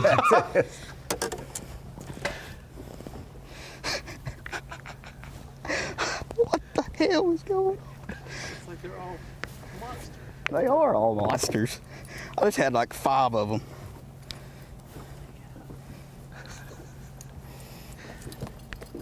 Holy crap. Yeah, all of us, bud. All of us. That's what I'm talking Same about. thought. Well, we're all thinking it, Robert G. There's no doubt about it. Yeah. Unbelievable morning. It's like a dream. What is going on? That is another 5-pounder. I got 4 5-pounders. 5 for 20 pounds.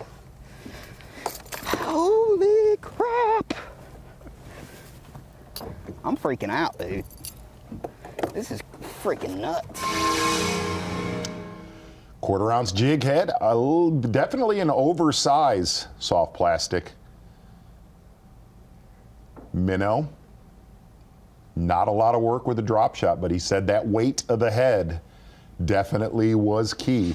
Looks like about a 5-inch shad style bait. Arkansas shiner, it looked like.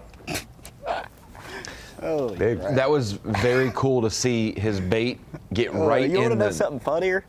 I don't really have any other good spots. So I'm sitting here. Well, that 1/4 ounce though, if you watched it right there, if you watch it at 65 feet, oh boy. Oh boy. Do it again. One came to get it early. Eat it, eat it, eat it. Wow. Oh man. Don't leave, Rob. Go largemouth fishing or something. Just. There's a lot of bass there. Not as big, Whatever. but he will cap off a limit. But looking at that bait on his screen, very, very natural with that lighter jig head. And to see him on that last fish catch resist the urge to just reel it in and bring it when he kind of got one's attention enough, and then it didn't get it, but it allowed 3 or 4 more to get interested, and then 20 more feet later they bit it. Off. He's strong though. That's for sure.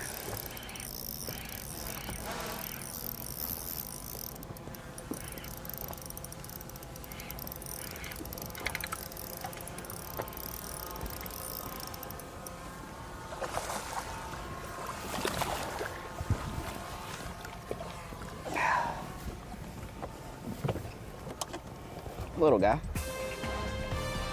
Little for me today, at least. To add more insult, Trey McKinney just caught 2 5-pounders on the other side of Chris Johnston, who's fallen to 46 with no fish. Oof. And G's on the other side of him. Like Chris is rolling. Yeah. Wow. See if we can't find something that works. It's a very important day for Chris Johnston and all of our 102 anglers today. Got to make it into the top 50 today. Don't fall out. You're done for the year if you do. Robert G. moving forward, 23 pounds, 23 and a half pounds. That one went in as 3.5 or thereabouts. Trey McKinney right behind. Patrick Walters, look out for that guy as well. Corey Johnston moving on up. We have a definite direction for certain of our anglers.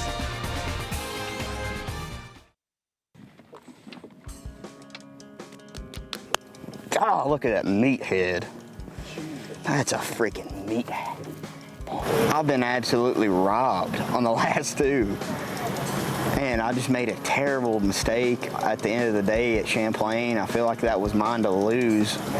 I mean, I didn't know it at the time. That's why it ended up the way it did, but I kind of lost that tournament by not staying in the area I was catching them. So I really want to have a shot again to try to get a bully trophy, because I feel like I'm fishing real good right now, and I need to ride this train as long as I can stay on it.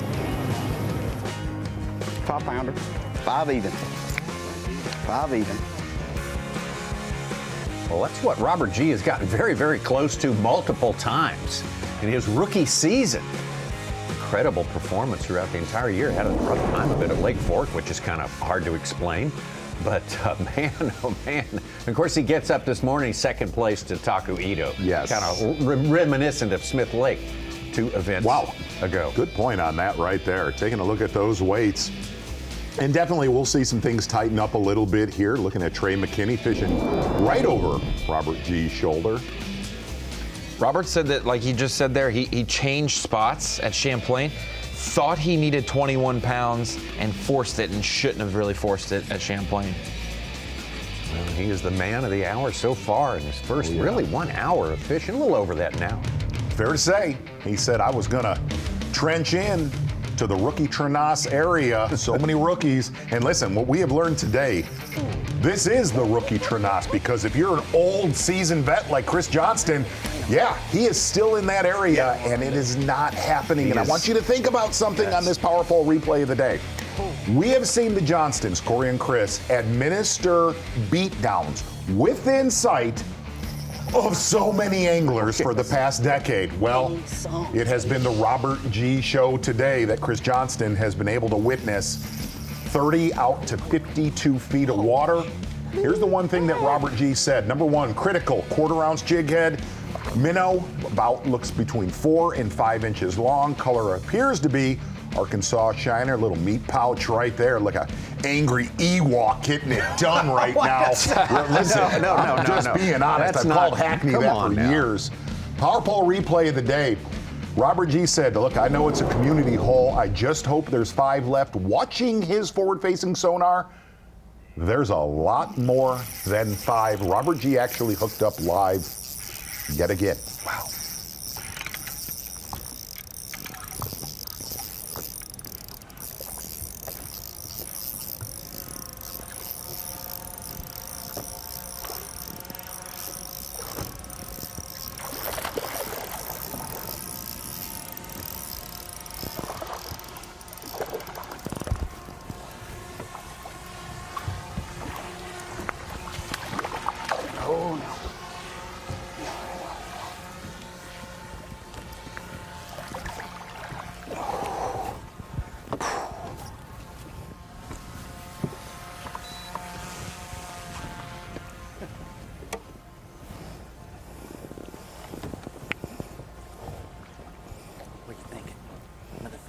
No.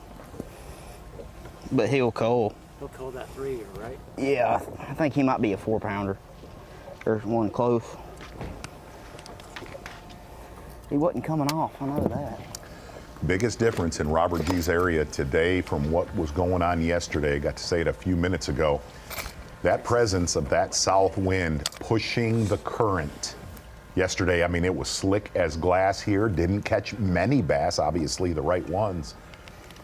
4 1/4. Little push of the current with how subtle that 1/4 ounce head flows that bait with the current. Big factor with all the variables adding up right now, and he will have the benefit. It's going to be heavier tomorrow. That is a meat wagon. There will be a 20 to 25 mile per hour south wind. Not going to be very comfortable there, but should help that it's coming with the current. G is up to 50 pounds right now. Man, still the morning. Let's get back over to Chris Johnston, still waiting for something to happen on this day. Really needs to get a big one in the boat. Well, not going as planned, about to leave. It's embarrassing.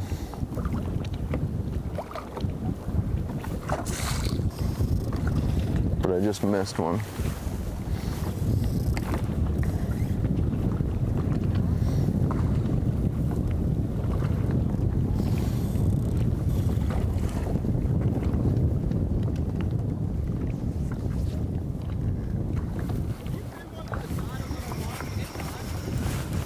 It shouldn't, unless you poke it in the heart.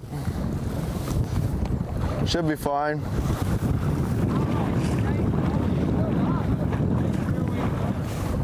Did you hit the bladder? Should be fine. Not a happy boat when you're about 4 positions above the cut line as it stands right now. It's more of a high, Chris. High, Chris? No, not good. Not a happy one. No, not. How about this development with Trey McKinney in second place? He's actually overtaken Justin Hamner for AOY lead. Wow. By 1 point. Happening right now. This is kind of getting a little insane out there. Now, Foutz and Chris Johnston do not have a fish yet.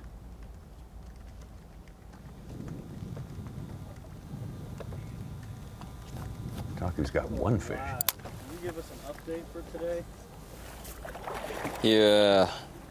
So, got it.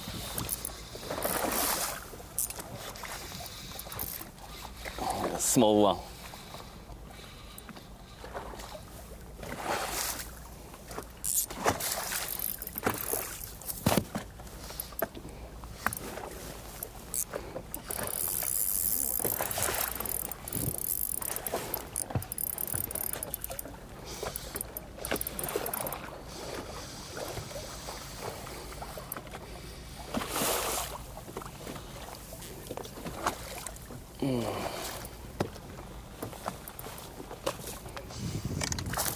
Ooh. All right.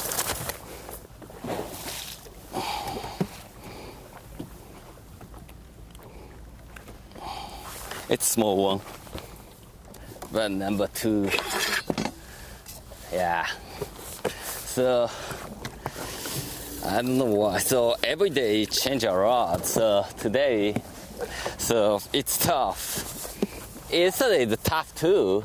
Always not so many fish, not so many bite. I look around.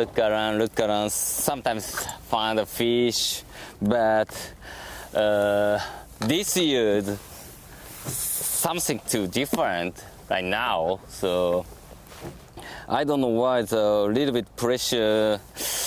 Not so many fish. But I cover I trolling motor always moving, find a fish and catching bass. But today, I think wind change. So yesterday the west wind something, but today the little bit change. So fish gone. I have to find smallmouth school, but pretty hard. Taku Ito down there, 22nd place as it stands today. 26 plus pounds yesterday, had him on top for the start. Still plenty of fishing time left to go on this day. Oh, haven't it? Chloe's a good girl. Up front. Good girl. Yep. Yeah, looks like Chris Johnston. He is pulling the ripcord. Yeah, we're someplace else. Yes, we are. Pretty critical morning coming up for Chris Johnston and his 2024 season. He was worried about not catching a limit, and so far, 0 bass in the boat of Chris Johnston. Said nobody ever on the St. Lawrence River in the history of the St. Lawrence River with Chris Johnston. That's the first time for everything. Robert G.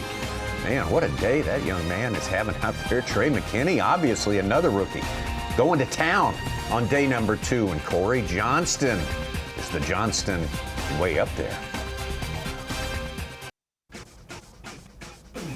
The Humminbird Bassmaster Elite at the St. Lawrence River is sponsored by Minn Kota, by Bass Pro Shops, and by Skeeter Boats. Getting on up into the morning now. Yes, it is. On our day here, our big day 2, the St. Lawrence River and Lake Ontario. Look at that, Robert G., the rookie on top. Rookie right behind him is Trey McKinney. Both of those guys killing it during the course of this morning. Corey Johnston, certainly one of the favorites coming in here. And Paul Mueller, at one point, he was in the lead for just a brief moment there. But we look down at the important segment of our leaderboard for today. You got to be in the top 50. And look, right there in 46th place is Chris Johnston. Yeah. 46th place, tied for 46th with Jake Whitaker. What a fall for him. Really kind of look at Chris Johnston. He definitely shot us straight. We are looking at Chris Johnston's history here on the St. Lawrence River. I don't know that we have seen that much dominance by an angler on his home body of water ever, anywhere. And for some reason, it is just really, really hard this time around. Chris Johnston said, coming to this tournament, he is around a lot of fish. Yesterday, he said it, man, I had 25 to 28 pounds around me all day long. Definitely had that this morning. And Chris Johnston just getting away from the Robert G. and Trey McKinney show and moving a little bit closer to lake just outside of Cape Vincent Harbor right there for Chris Johnston, desperately needing a bite. It's been a rough week for Chris Johnston. Last week he wrapped it up at Champlain. 1 ounce behind the winner. And he has said the word embarrassing 2 times. He used that after the tournament last week. Said he was embarrassed that he lost that event. Come on, let's break the ice here. I don't think it's going to be a giant, but.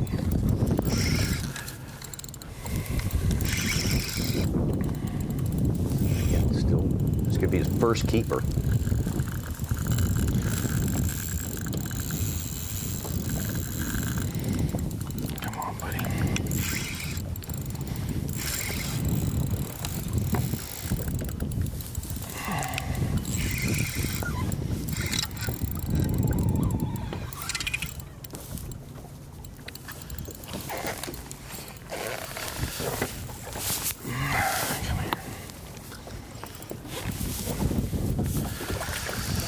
You're not that big.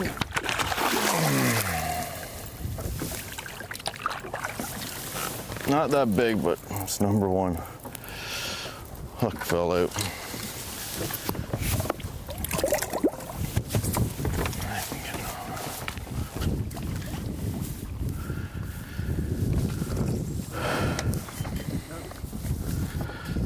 To start, right?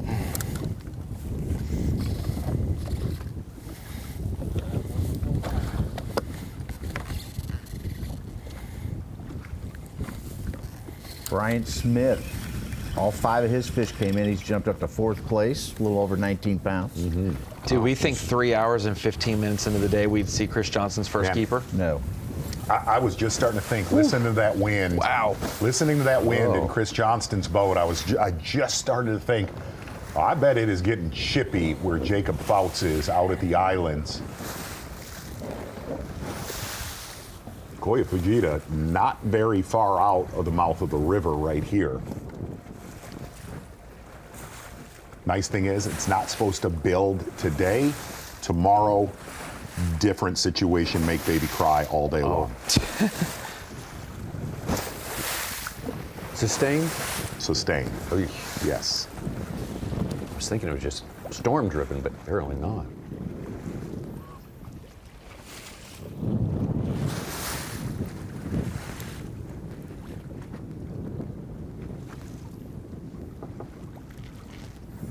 Trying to get Foutz's camera to connect, but he's got 3 fish, including a 5-pounder. Okay. They just came in. He's up to 15. Back in the AOY lead. 2 small ones only for Fujita.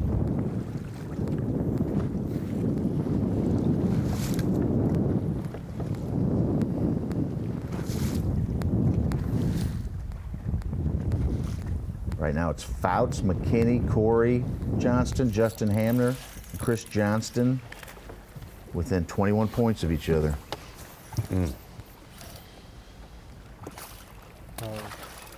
Small one.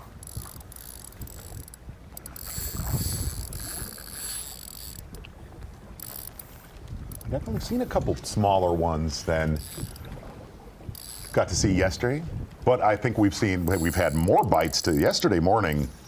Besides Trey McKinney, it was slow for the anglers we had on camera. Jay Shakir had found 2 5-pounders today, go figure, so far. He's moving up.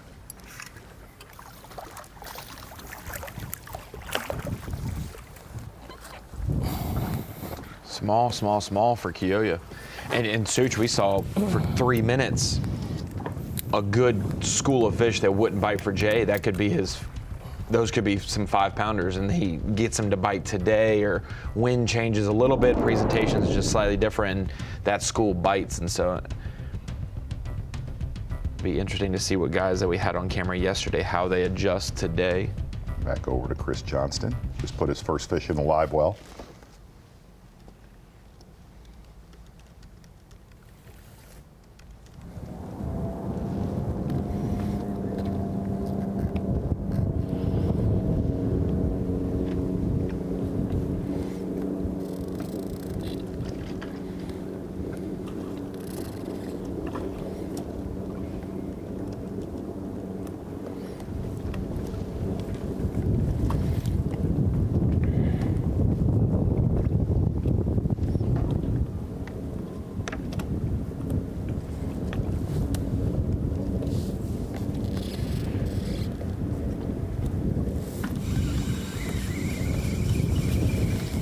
Keeper number 2. It was slow for him yesterday, too. Yes.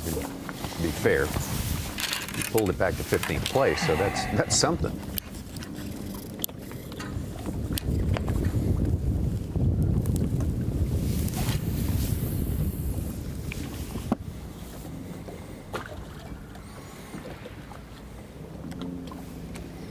Not big, but got the ball rolling.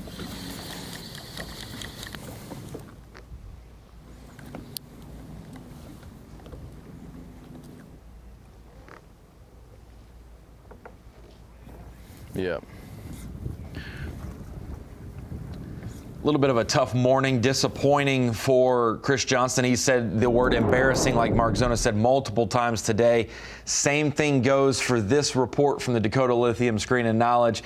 We've got some guys that we are evaluating for their whole season that we thought maybe were shoe-ins, and then guys that are having a tough event that we expected to do well. When we think about Rapala Bassmaster Fantasy Fishing, 2 of the most picked anglers for the entire season, you'd expect them to do well. The likes of Brandon Polinick and the likes of Jason Christie, and it's very odd saying this, but after yesterday's performance, both of them are outside of the classic cut line, and most likely with how poor the performance was yesterday, hard for them to be able to get back into the fight and maybe make the Bassmaster Classic. They started 37th. Polinick was just inside the classic cut line by about a dozen points above that 42nd place line.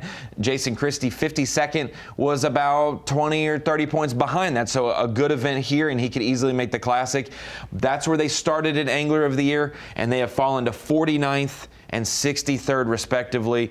They are in the bottom 10 of this tournament with 14 pounds and 13 pounds. I think 3 fish for Brandon yesterday, 4 fish for Jason.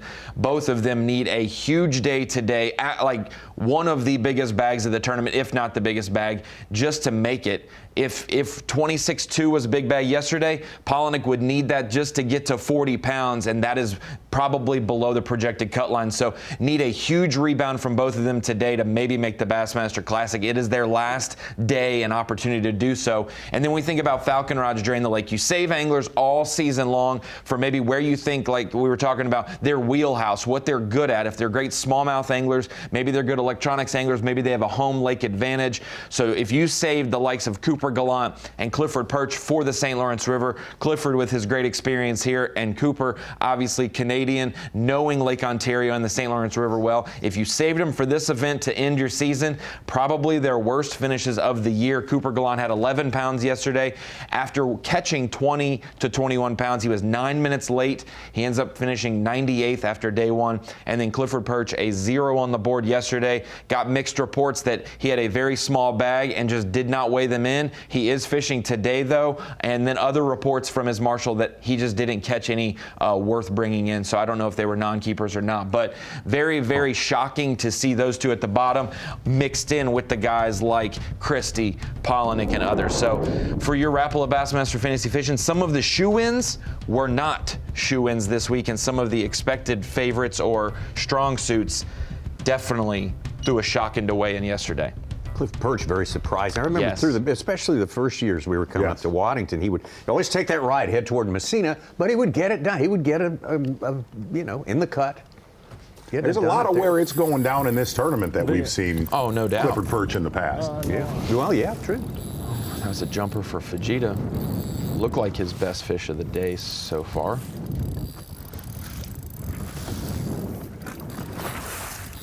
Maybe 4 pounder. I think 6 pounder. No 6 pounder.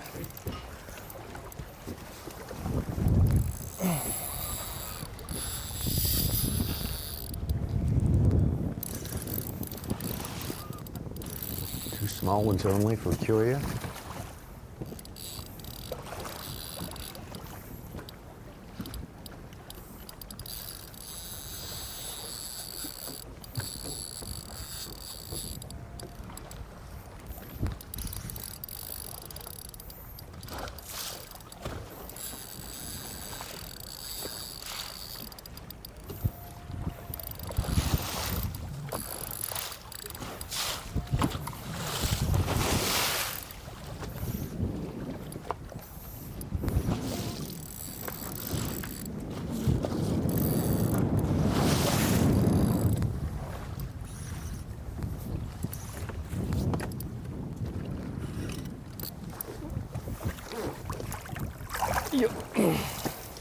Oh, good one.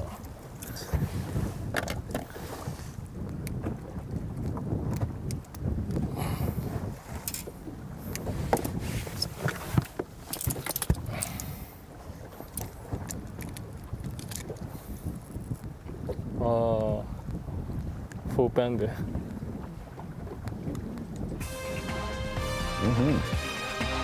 Good one right there.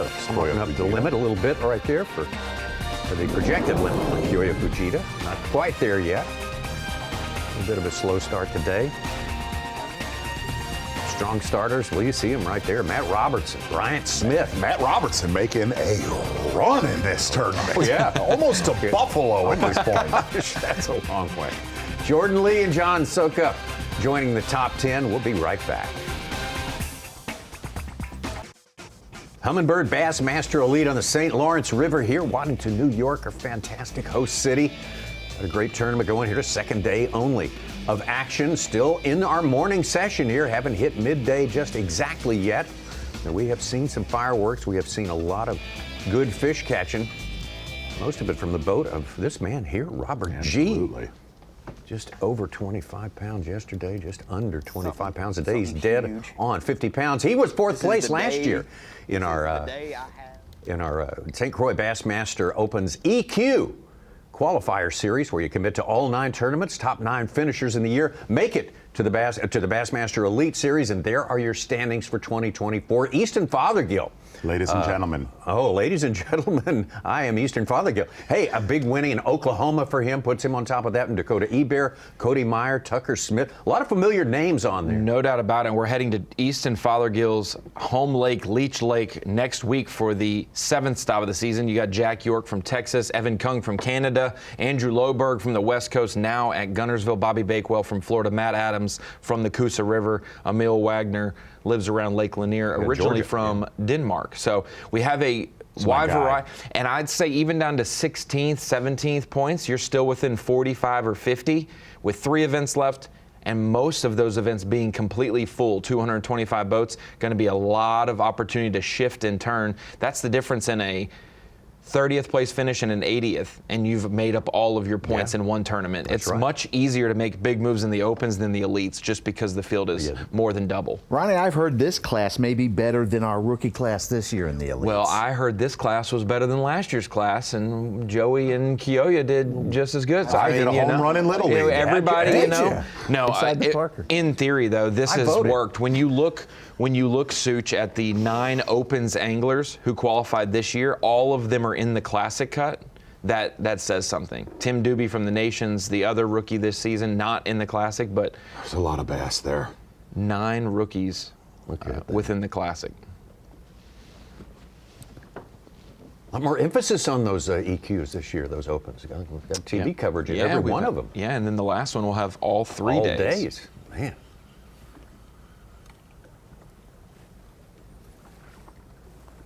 And that'll be in October, so there'll be some bass fishing during the day and college football at night on those Thursday and Fridays. They're tougher to trick now.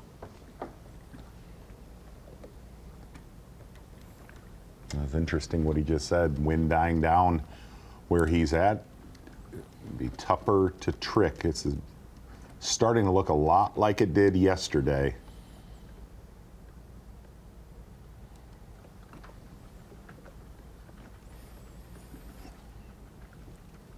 Jacob Foutz with his 4th fish. He's in 10th place now, 15 pounds.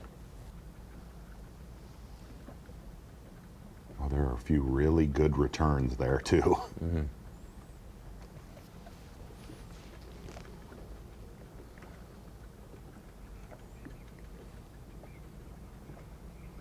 Yeah. Definitely don't see those bigger returns following in as a one right there. Hold on. No. Not going to do it. Get out.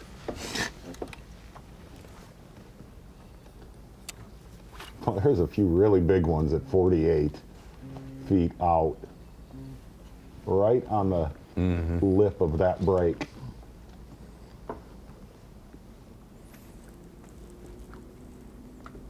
So the decrease in wind makes that. It just slows the current down. Slows the current. So it does. It's not moving laterally. It's more up and down the way that bait is moving right now. Well, and not only that, you're not seeing his bait flush as much as it did. You know, his bait is very slow. Where 90 minutes ago that bait, it was just perfectly slipping the current. It's kind of a hybrid. Used to. Back in the day, you'd think of 2 kinds of fish in here. You'd be in the river with the drift. Right. You'd be for targets out there, places like that. It's kind of a little bit and of both. I'll be honest, what's really cool is as many tournaments as we've covered in the river together, you never had a visual of what the heck it looked like. No, I mean, here's the cool thing about this. This is, listening to Robert talk about this yesterday, this is almost like, I know this sounds crazy, but it's almost like Tennessee River. He's on the head of an island, the head of a point that busts out into the main river channel, but we never had this visual of how those smallmouth would set up. And when you talk about the juice, I mean, obviously he is making the same cast over and over and over, just like we have seen on years and years and decades on the Tennessee River. Boy, that is the bullpen right on the edge. That is it right there. Oof.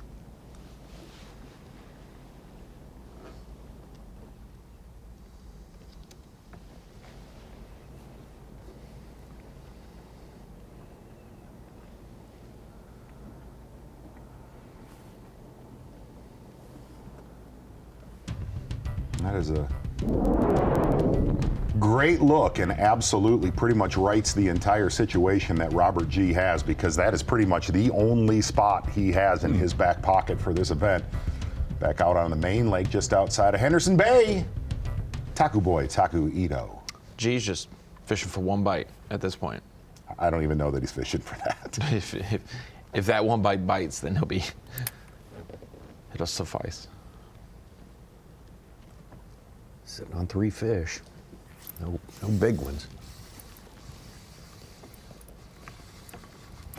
Not big.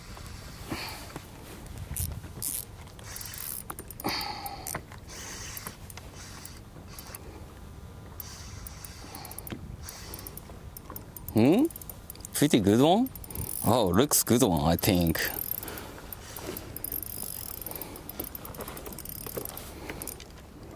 Yeah, looks good one.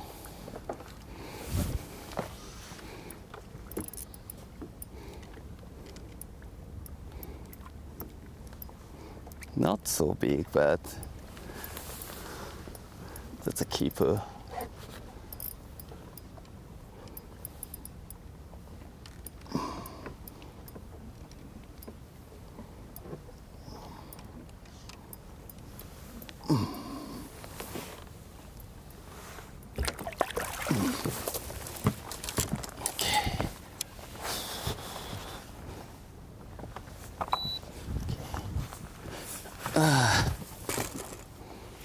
Number 3.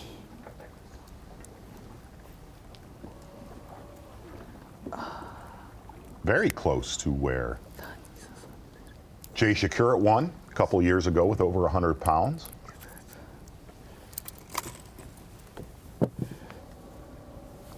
Number 3 is a small one, but it's important.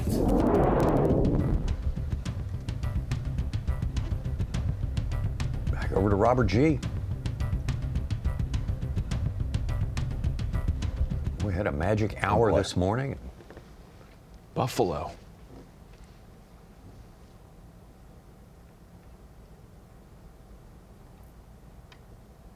Oh, that is so out of water world with Dennis Hopper.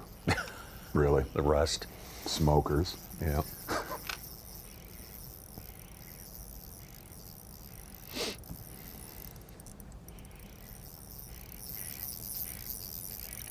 Oh.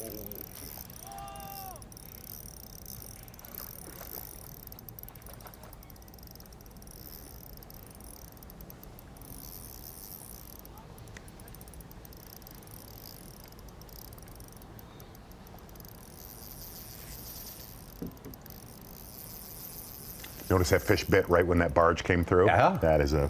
Is that a common theme? Seen that a lot on the lake in the state I live in. Oh, boy.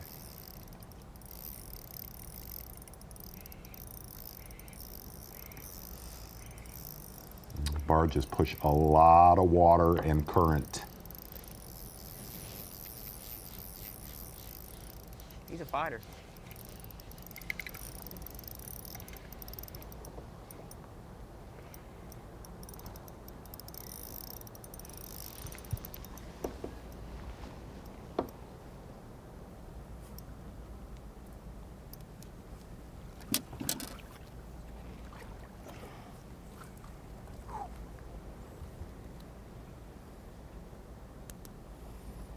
Yes, sir.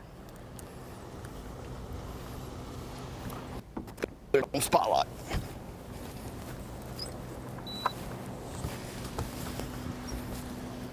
It's a fat one.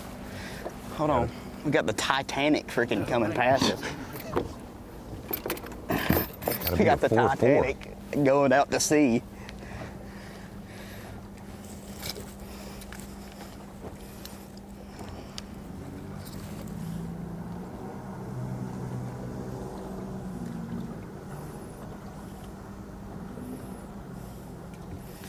Four-pounder, he don't help us. Wow. I'd like to have him tomorrow.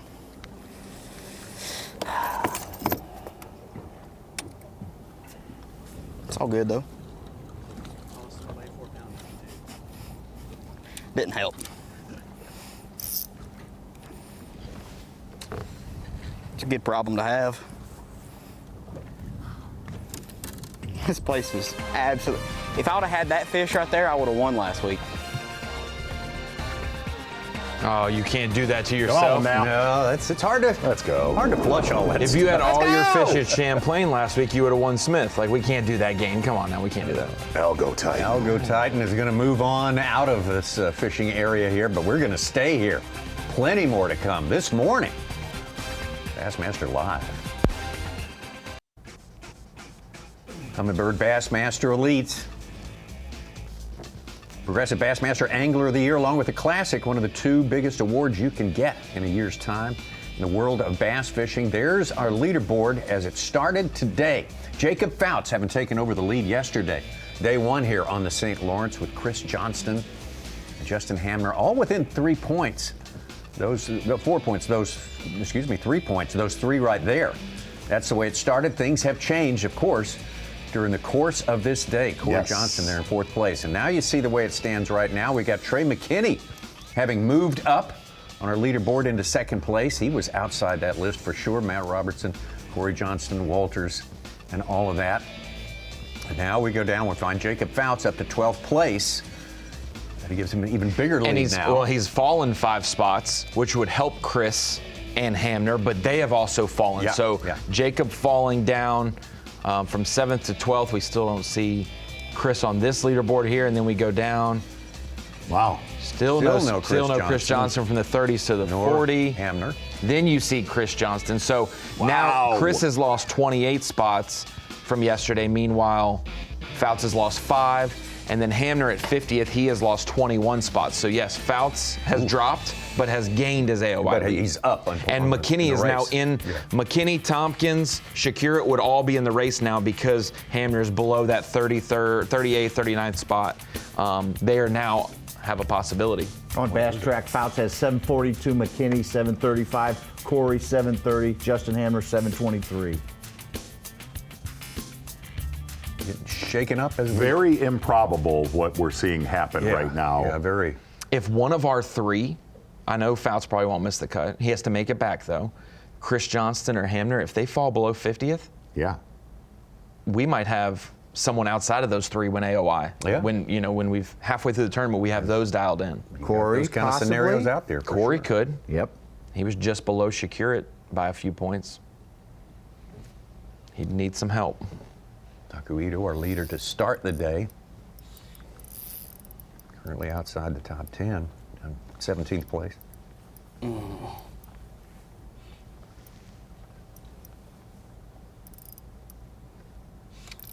Not big. Boys. Oh, small one for Taku right there. And Taku Boy said yesterday, not many fish, but they were definitely the right ones. Only 6 keepers, as we said earlier this morning with Taku yesterday. A lot tougher today for Taku Ito. Boy, Matt Robertson has the southern shore of Ontario all by himself, and he's up to 3rd place with more than 21 pounds today. Robertson had a great 3 first days at Champlain. Yeah, he did. Some boat docking. Yeah, it was a good largemouth. Back to Robert G. I said this during Champlain, but Matt Robertson wasn't a disappointment, but I was disappointed he didn't stay on the largemouth. He abandoned it within the first hour of that final day after it had carried him so far, and then later said, I should have did this all day after catching a good largemouth, and so it's just interesting. See his bait right there at about 30 feet out, one behind it, one under it. Up. Uh-oh, it's coming quick. Got it. Boy, when they come fast. Yeah, you can pretty much count on a hookup. Robert G said an even 50 pounds. There must be a lot of cracks in that rock because that fish came out of absolutely nowhere. So they're not laying in grass; they're laying in cracks. Absolutely, no doubt. So he's doubt. crack-a-lacking. 4-pounder. I don't know. I don't know, Sue. I seriously don't. He's the guy crack-a-lacking. You gotta come back here. I don't think I will. He might help. I don't know. Got to be He's 4-4 big and or black. bigger, or actually bigger than 4-4.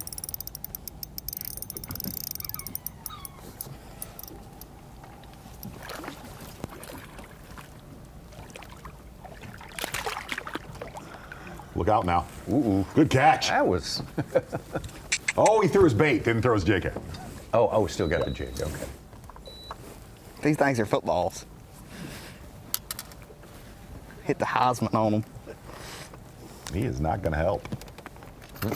Nope. I don't think he'll help, unfortunately. But you gotta be feeling good, dude. Oh, I'm feeling great.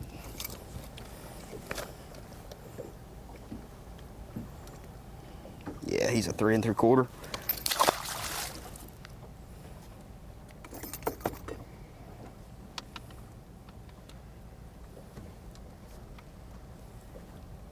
He was just a practice fish. Practice my landing, my execution. Oh, I gotta catch a 5. All right, the Doak Walker pose right there. It is. Football season is upon us. Back over to Taku Ito, just outside of Henderson and Shimo Bay. Okay, big move from Jacob Okay. Foutz. 4'8", he's up over 20 pounds, 8 ounces, up to 3rd place with 44.15 total. So like I was saying, Tommy, he has not dropped today. He has moved up in the leaderboard. Yeah.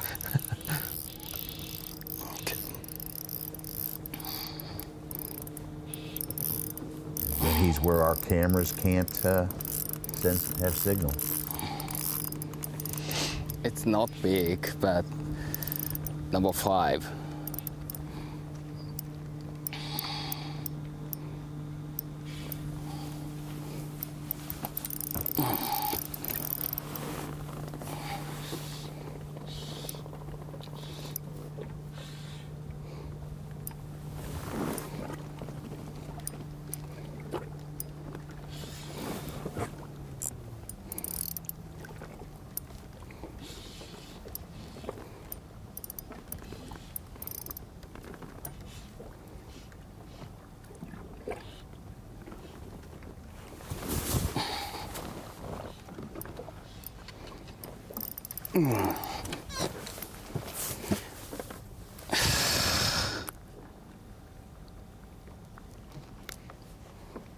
Very. Definitely a lot of work for your day one leader, Taku Ito. Matt Robertson with a 4'10", he's up to 22 even, 2nd place.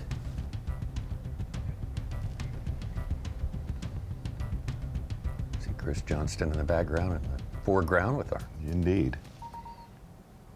Lawrence bird's eye view. Kyoya Fujita. About the last point going into the St. Lawrence River. He, like Taku Ito's, got going to have to find some bigger ones to get back to where he started the day. Yeah, there. We saw him back there. Chris Johnston. Got in 44th place. That is hard to get your head around. I think we've here. ever said place. that on this body of water. Never. I think we've never ever said past that. 10th. No. That's just a mind boggler. And listen, we opened up with this. He was genuinely concerned about catching a 5 bass limit today. Well, things have changed. Yes. Things have changed. Now, what we do know is yesterday about this time, around 11 o'clock, the sun got higher. It fired. And things started popping. We are going off. We're going to our midday break in 4 minutes. Between that Eastern time of 11 and 1 o'clock, it exploded, and we have little bit more wind, but which should help. But high skies, I mean, it is premium. You know, the wind's not out of control. It is as good as it can get for the guys that are out on the lake right now. Because this area will look a lot different tomorrow. Okay. We can't stress that enough. I know. I think you're right. Are we earlier, Ronnie, or later than we were last year? Yourself, give me a break. Okay, now wait a minute. I don't know. On the schedule wise, I should know that. I just thought maybe you. We finished August 27th last year, so we're a little bit earlier. Yeah. A week earlier. Thanks. Almost 2 weeks. Yeah.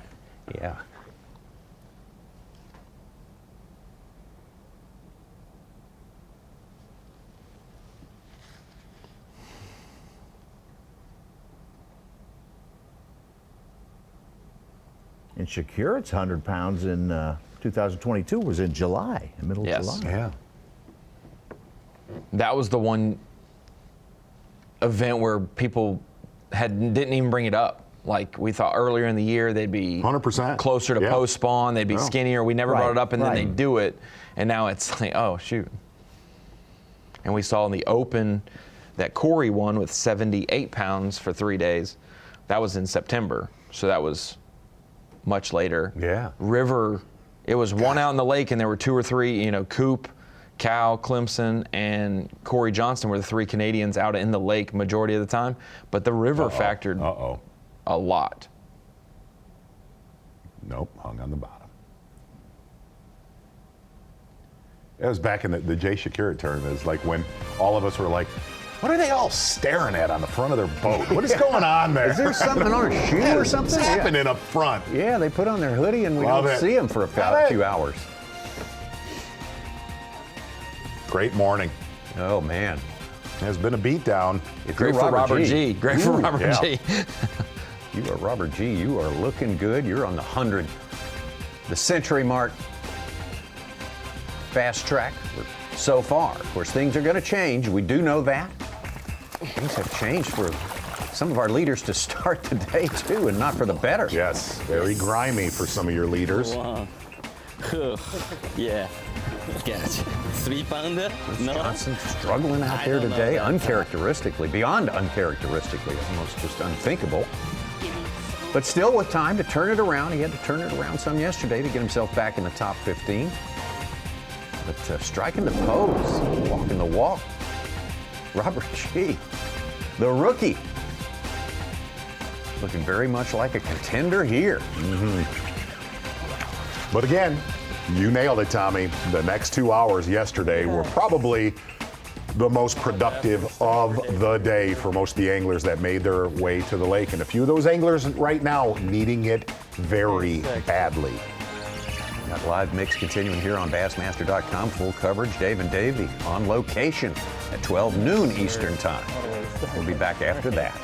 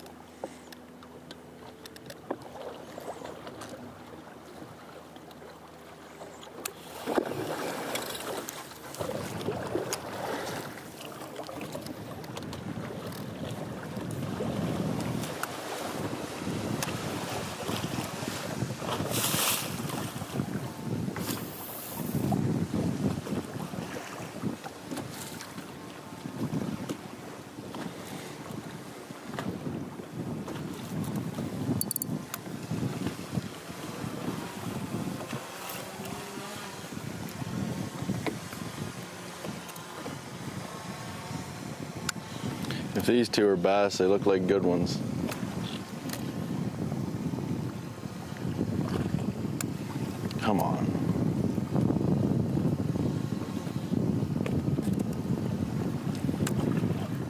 not eating it though.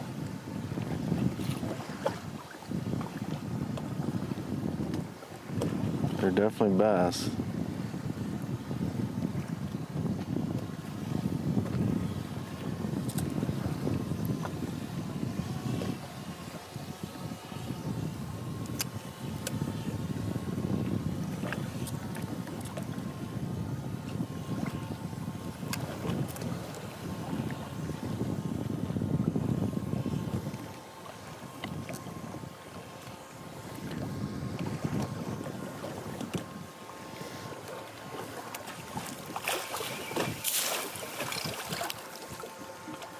That also could be why they didn't eat it. Covered in moss.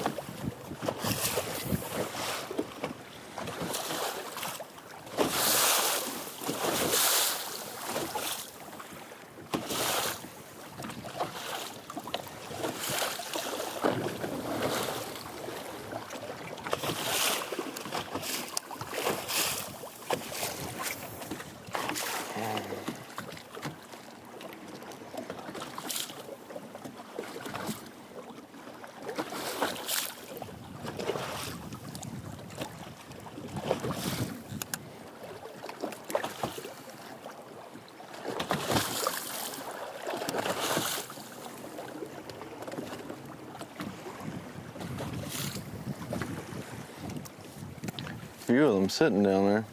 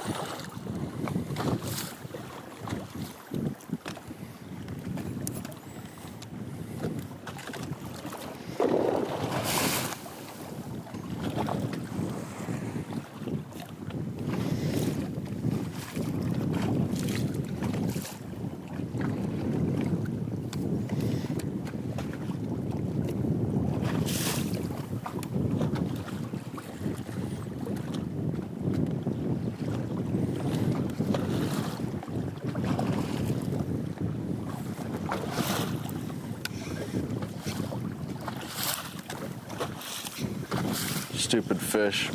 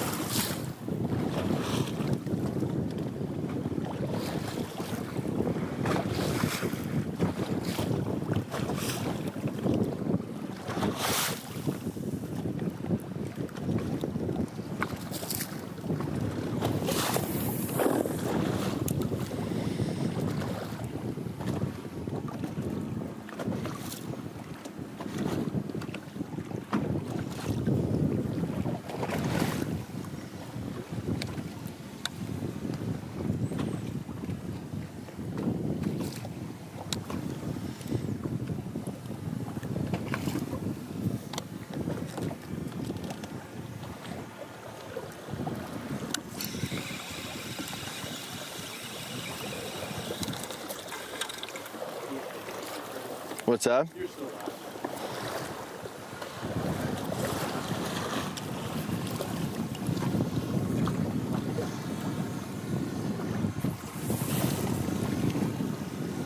Well, let's catch one.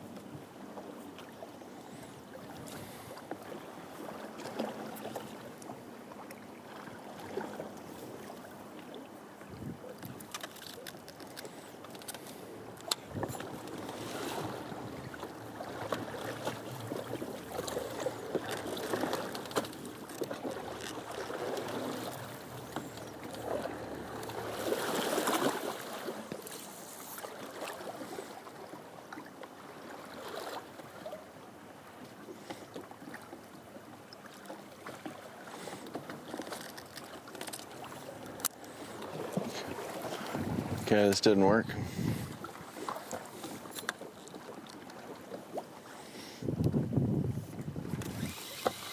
Let's go.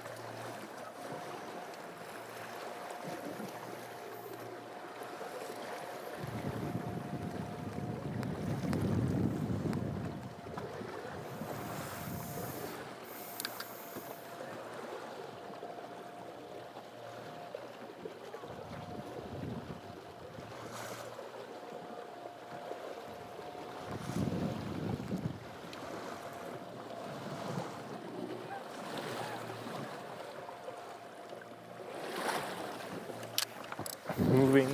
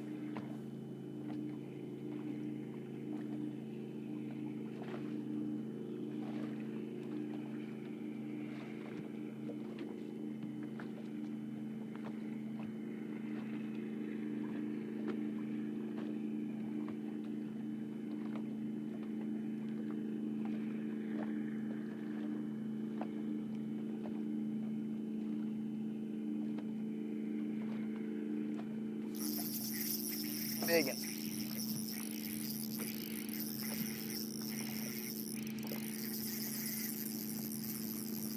This is a giant.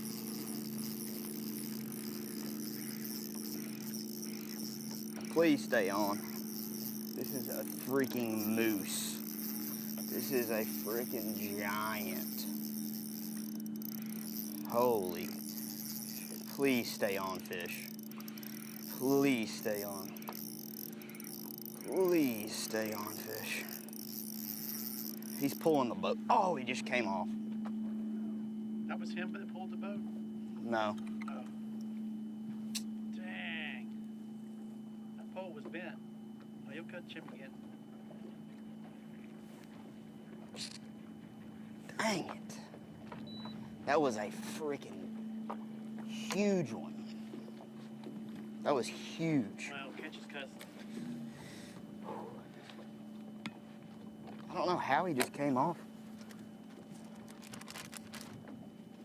Dang it, dude. God almighty, that was big.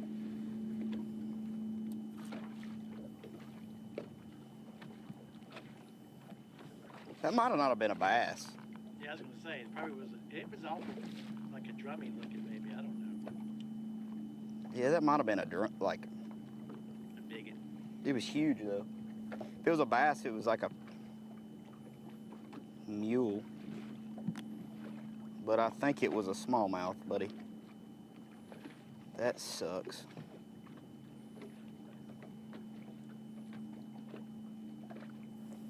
I don't know how they just come off like that.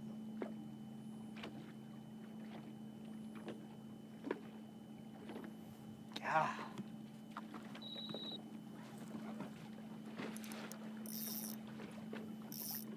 Dang it. Spilt milk, man. Spilt milk. You got his cousin to catch.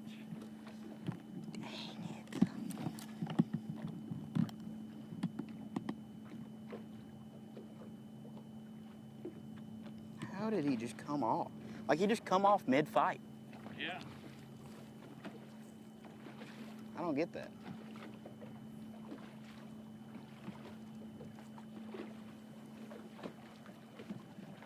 That was a huge one though. Freaking monster, dude.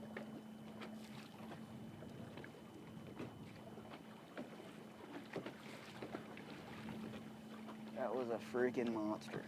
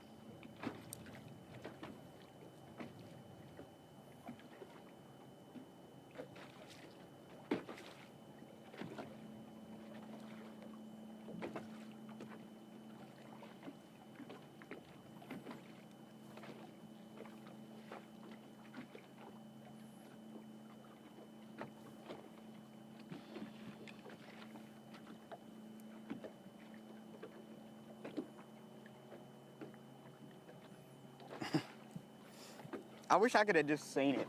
Yeah, right? It's a little peek. Holy crap, dude. That's the biggest one I've hooked. I couldn't do nothing with him, dude. He was just going that way. That's why I kind of might think it was not a bass. But he was, I don't know. I don't know. All I know is he whipped my tail. Plain and simple. That's probably pretty much just what happened. Moral of the story.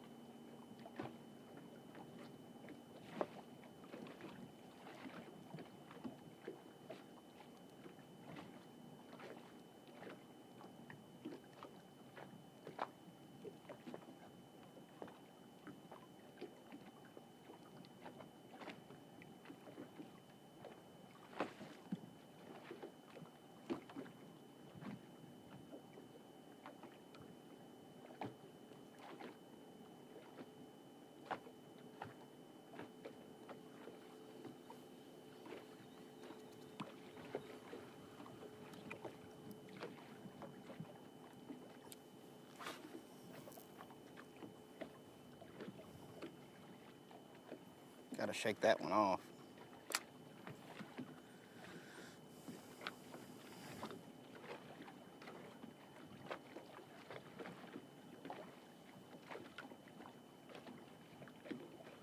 We got plenty of time. We got 4 more hours to fish. Yes, sir.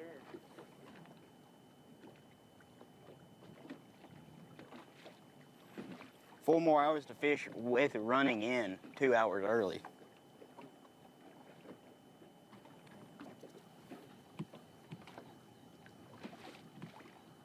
Instead of hour 15 running in with like an hour and a half, running in with 2 hours. Just to take our time and not beat the fish up. Yeah. Not beat me and you up.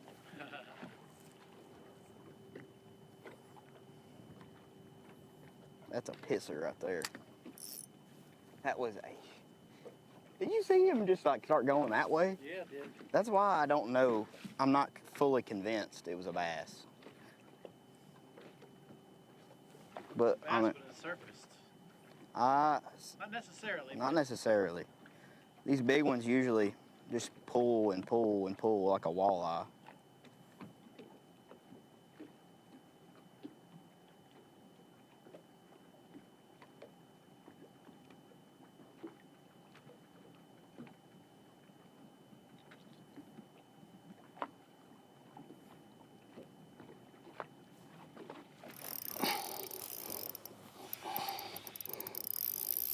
Breathe, breathe, breathe, breathe.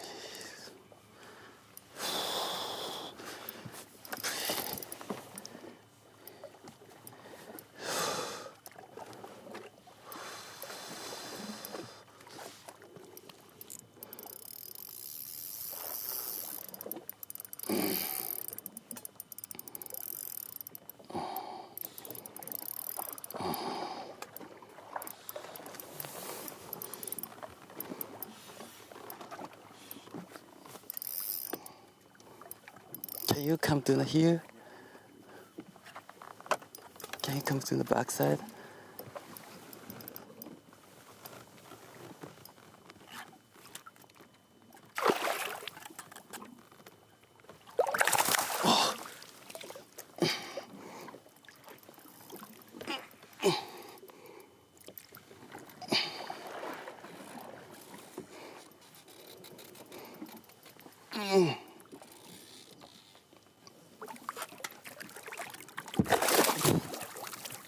Okay. Yes. Long time. Yes. Okay.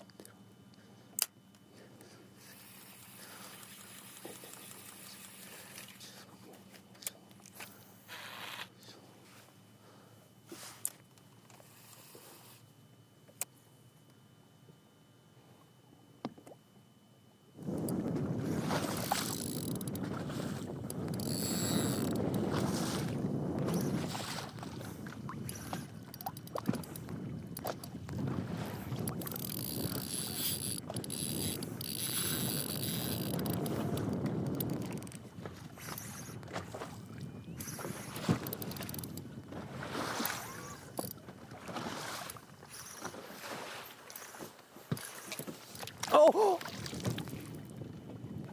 Really? Maybe 5 or 6. Really?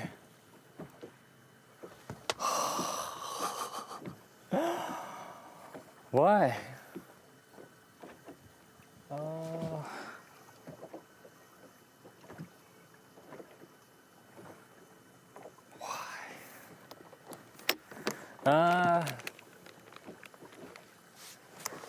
No.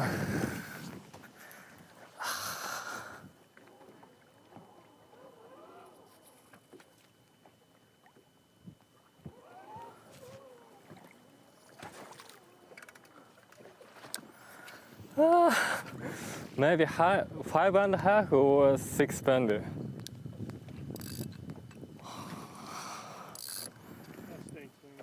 Yeah. And very tough today.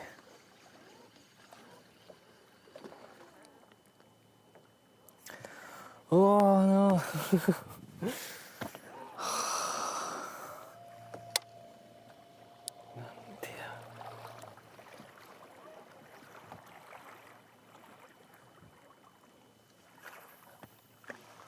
Oh no.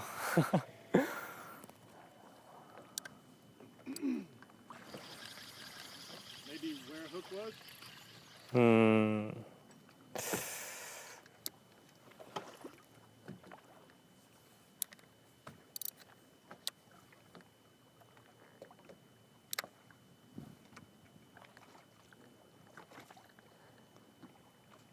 Oh no.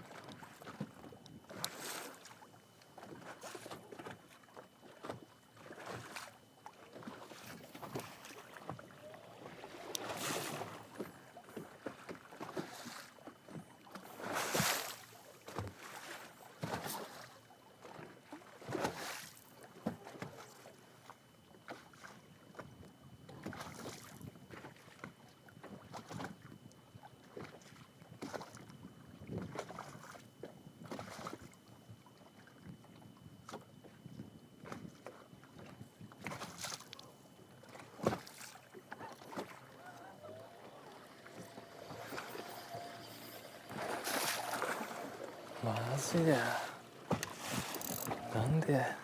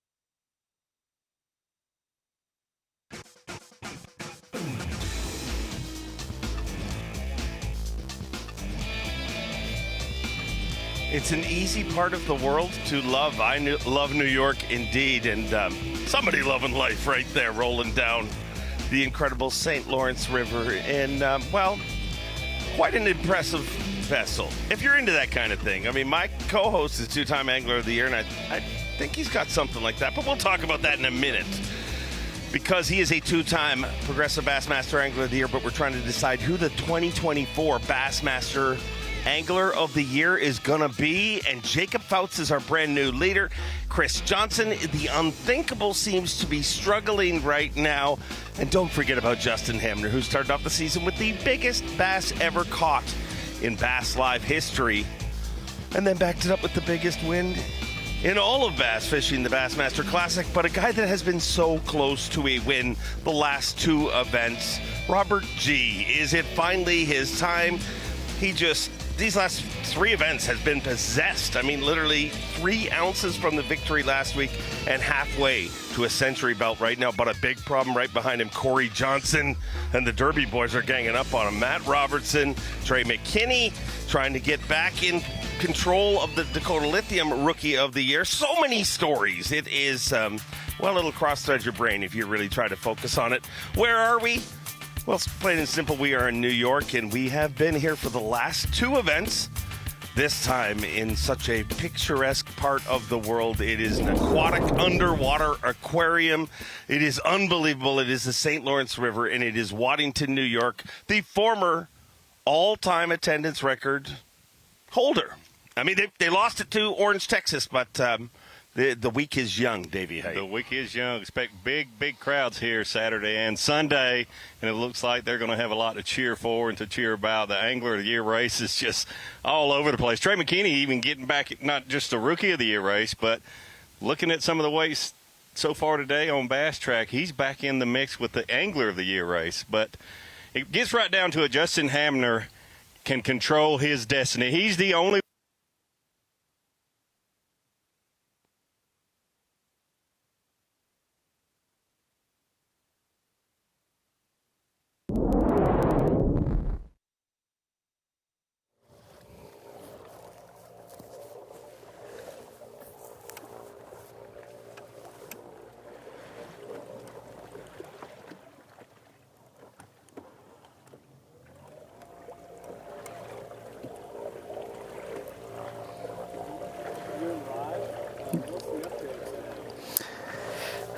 So my yesterday's big fish, so lower, so couple big fish, all fish gone. So right now I try to find new fresh fish. So trolling motor is a high bypass and moving a lot and looking around. So hopefully I wanna find a big fish, but still no bass.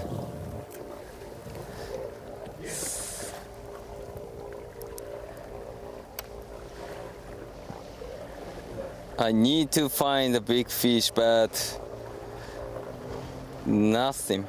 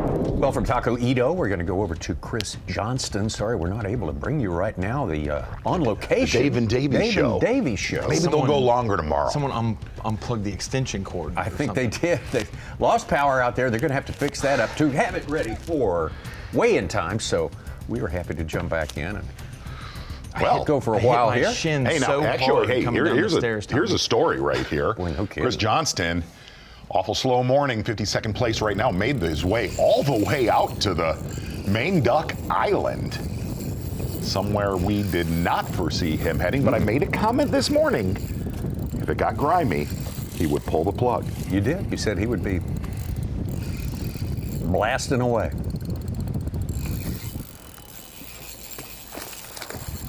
Not a terrible one.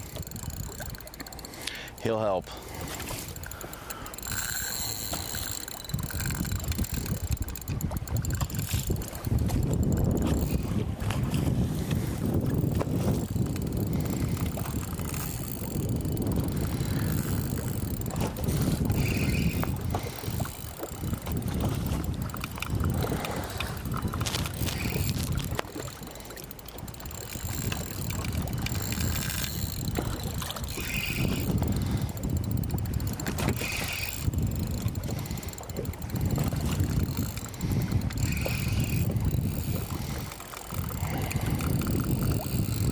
Come on, bud.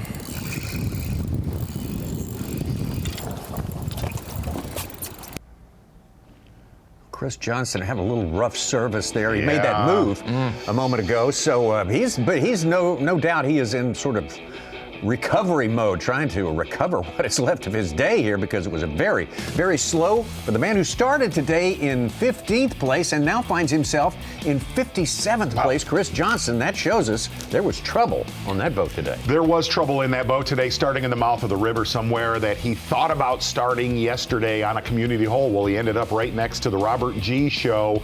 Robert G catching a monster bag early today, and Chris Johnston pretty much had to watch from there. Just outside of the mouth of the river for most of the morning, Koya Fujita, decent day, but a little bit off pace of yesterday. And that's the one thing that was definitely common across the board yesterday with a lot of your leaders. Not as many bass this time around. Still, Koya Fujita with a lot of fishing time left in his day. Started the day in 3rd place. Did Koya Fujita, had 25.5 pounds. Yesterday on day number 1, fantastic start to his tournament here, but the size not showing up for him so far today. Not at least not the size he had yesterday. Yeah, and I would fully expect that cut line, which we're talking 58 20-pound bags, I would expect that 50 of them will get above that 40-pound mark. So even though he may be in 24th, when others come in on Bass Track, I would fully expect 38th to be going home tomorrow and not fishing on Saturday. 38 pounds. Something you don't want to do. Yes. Taku Ito started the day, 26 pounds, 2 ounces on day number 1. What a great lead. Oh, yeah. He had to start our day, but much like Fujita, was a little slower in terms of size of the bass. Started with this big one right here, and we thought, here we go. Hello, Taku boy. And 6 bites yesterday, all day long, not around a big school.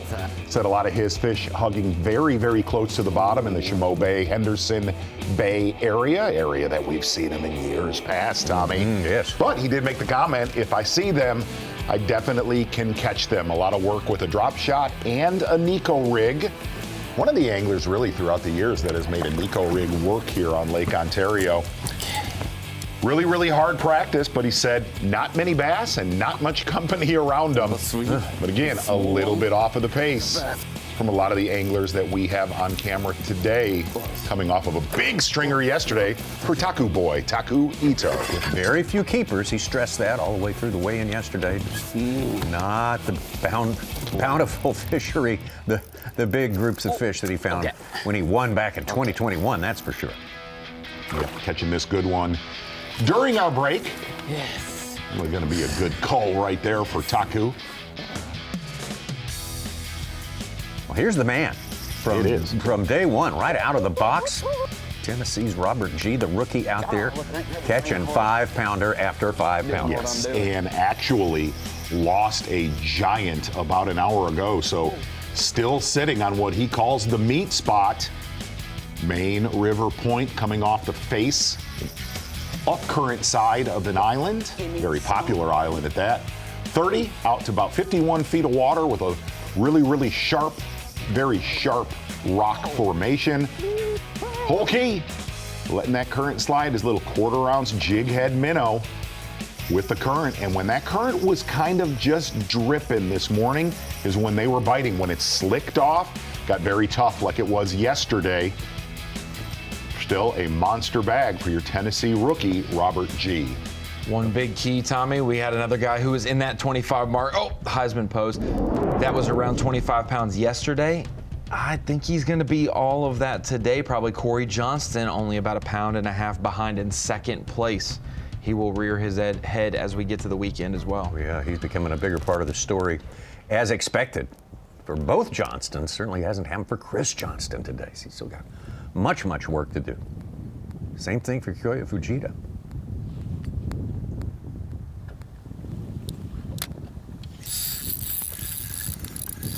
Baby. Ooh.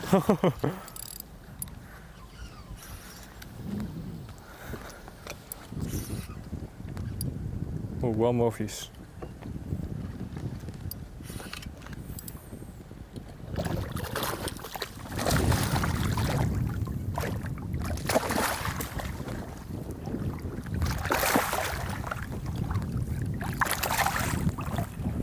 Ooh.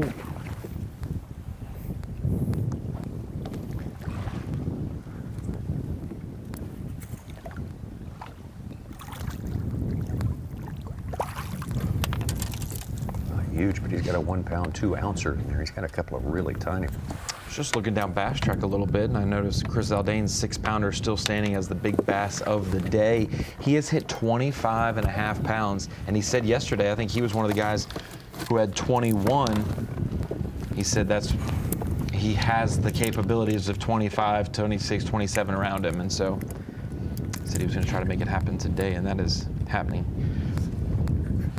He was actually below 20. He was at 19.12, just below 20 pounds yesterday.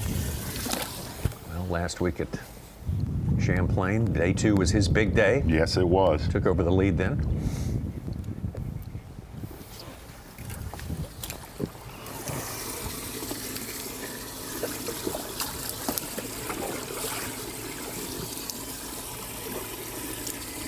Right, now, what we know from Bass Track is that Jacob Foutz has had a good morning as well. He has definitely done his job today.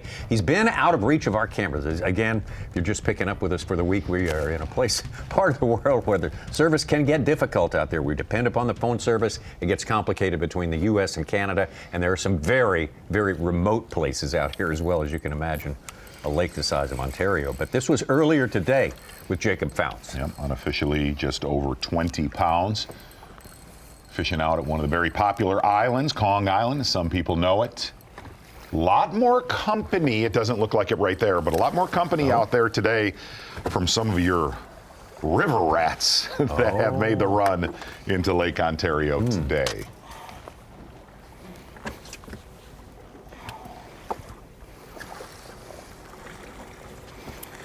Jacob Foutz took over the top spot. Yeah. Progressive Bassmaster Angler of the Year yesterday here at the St. Lawrence. He did great being in the top 10, seventh place.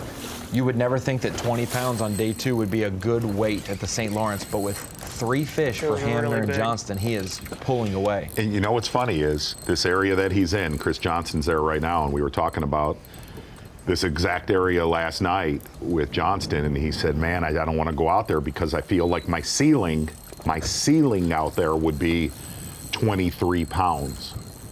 And lo and behold, Chris Johnston definitely is out there next to Jacob Foutz right now.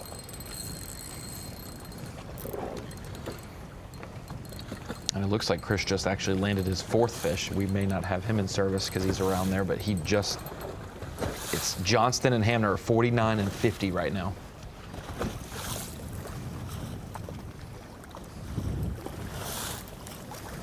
Again, this is a feed of footage shot earlier today, but we weren't able to transmit it because we weren't receiving it. But it was fed once they got into a more favorable connection area. Yeah, Johnston has 4 on Bass Track. Hamner caught a 4.12 a little while ago. He's 3 fish, but they're right there, 49th and 50th. Wow.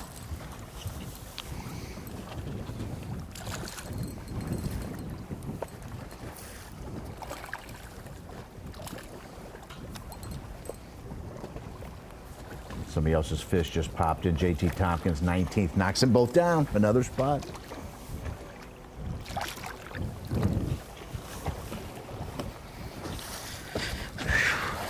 It's not as big as I thought. When I hooked him, I'm like, golly. That ain't a bad one, though. I'll take it.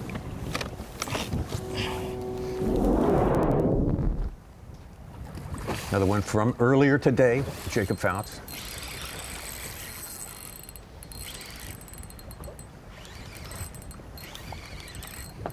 Right now, Foutz is at 748 points, 16 ahead of Corey Johnston.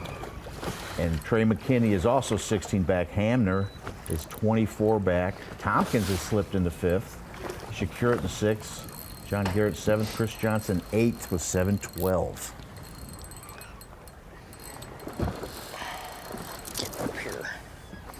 With how Jacob has kept pace, seemingly, at least in the top 15, top 12, Justin would need to get back to where he was yesterday, inside the top 30, around 20, 27th, 28th place, to be sure. Limits will go a long way to make it a good race tomorrow.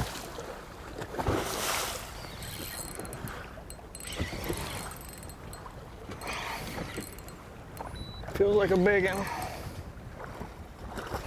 Another one from earlier today. 2.5 hours of fishing time for our first flighters, but that does not include the likes of Jacob Foutz, Justin Hamner, who went out very late today as they sort of flip-flop the yes, 4:30 Eastern time year check back. order that they use By for the far launch. bigger than anything I had yesterday. Pretty sure. It looked huge. It jumped all the way out there.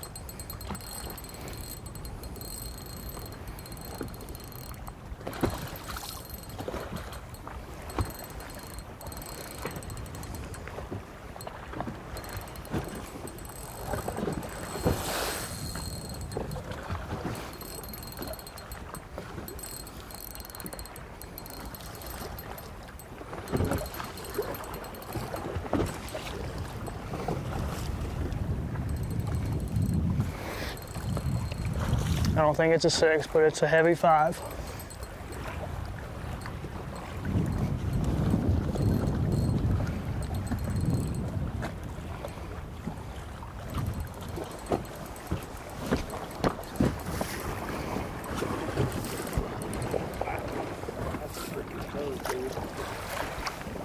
Come on! Let's go. I mean, a big one. It looks like a halibut. Had him hooked like 3 times. Wow. I mean, just look at that thing. I mean, a football, son. Let's go. You want a picture? Yeah, real quick.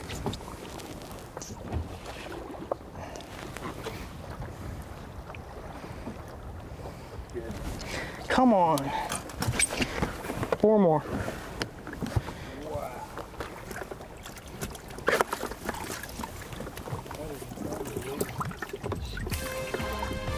That's one. That's a good one. Is a good one right there for Jacob Foutz. Not going away. Getting a good look at the Duck Islands right now. A lot of work has been done on the west side, and now you're seeing a lot of work done on the east side. And I mean, a lot more boats out there today. Wow. Busy spot. Busy spot. That was probably all of our previous catches from Jacob Foutz, so we're caught up on looking at catches from him. I'm wondering where he is right now. He's had to have moved a little bit in order to be able to feed those to us here in the studio.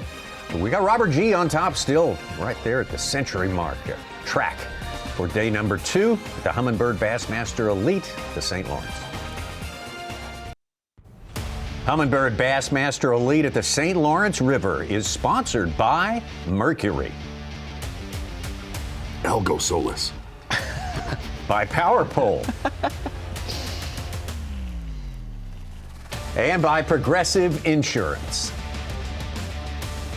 Algo Solus looks a little more high and tight, if you know what I mean. You know what I mean? The other Solus one, or the other Algo boat that went by was a little bit, looked more like, what was Waterworld? Waterworld pirate ship.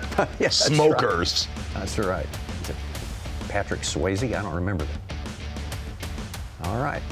We perceived a move by Jacob Foutz, so we've located him. I heard you guys talking and our director, This and I is thought you said we were crazy. going over to Patrick Swayze. That's what I heard. No. So that's incredible. This is not Pat. This is Jacob Foutz. I heard he's a good. This is live. He's 12 straight cuts. Come on. Dirty Dancing.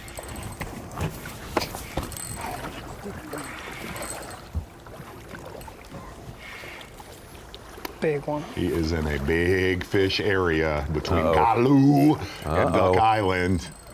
It is a known stomping ground from a lot of our locals watching this.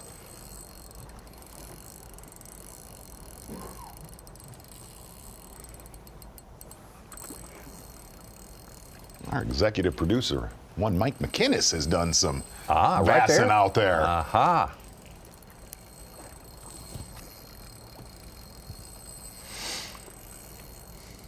And basically, left-hand side of his shoulder in between him and that island is a really, really big shoal, not known for a crazy amount of numbers, but the right ones definitely get there. One of the areas that I thought we might see Chris Johnston on here today also. Looked really nice when it jumped out there. I can't do nothing with him. He's just digging. This one got some shoulder. Mm-hmm.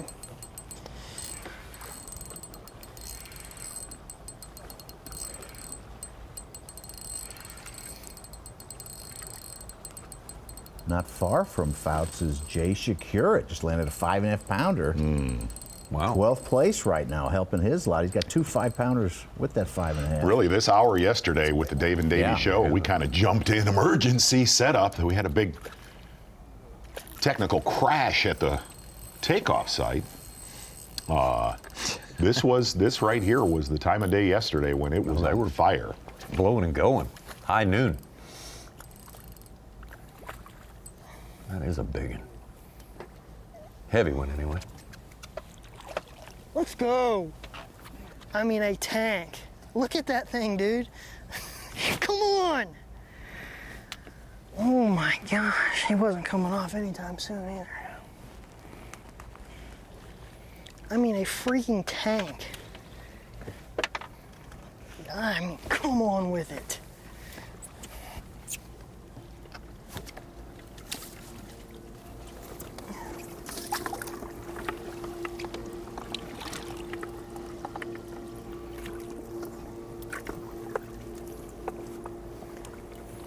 It's a pretty fair trade-off.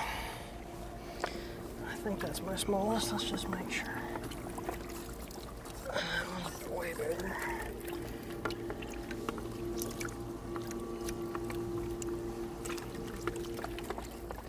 That one's way bigger.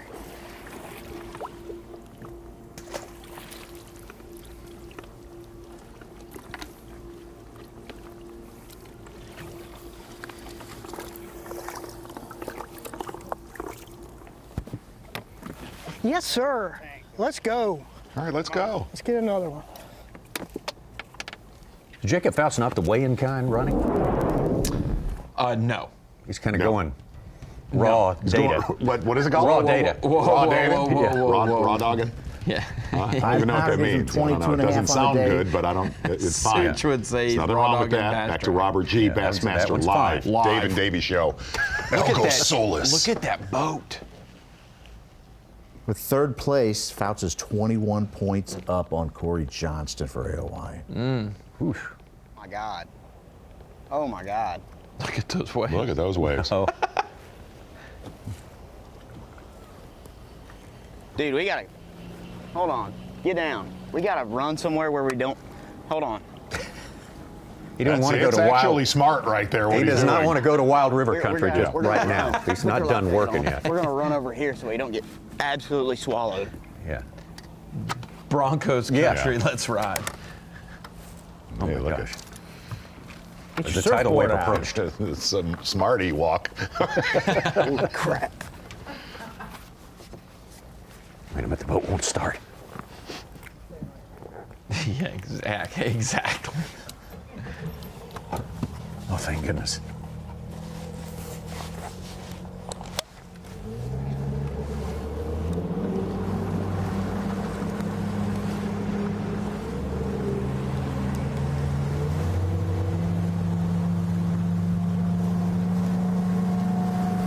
Cameraman Carl Pennington's he's pretty cool with that too. I'm glad we didn't sit out there and take that. He would be the coolest with it. He would be the most affected by that, for sure. Not being able to see when it's happening.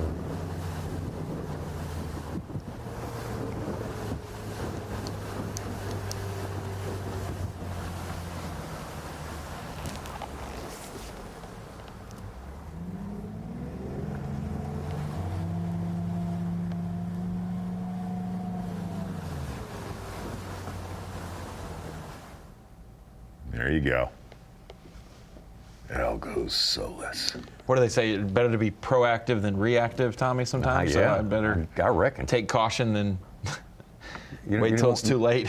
You don't want Big Sur on the St. Lawrence messing up your fishing day in any way. Not when you're having a day like Robert G is.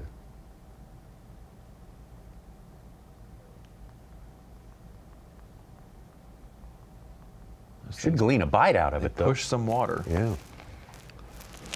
So we about got washed into next year by this huge Titanic ship. So we had to make a little move just to avoid 6-foot waves crashing over the front deck.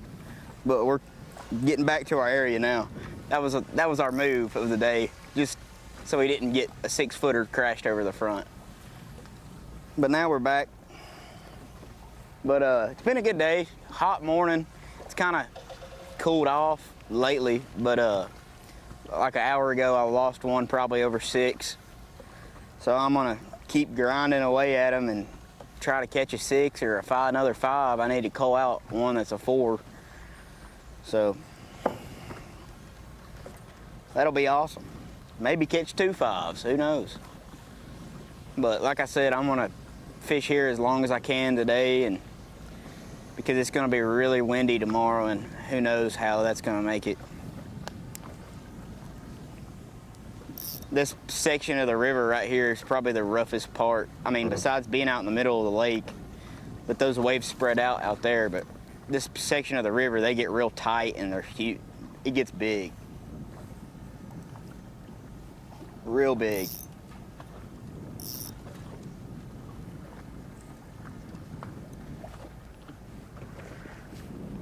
Oh, what?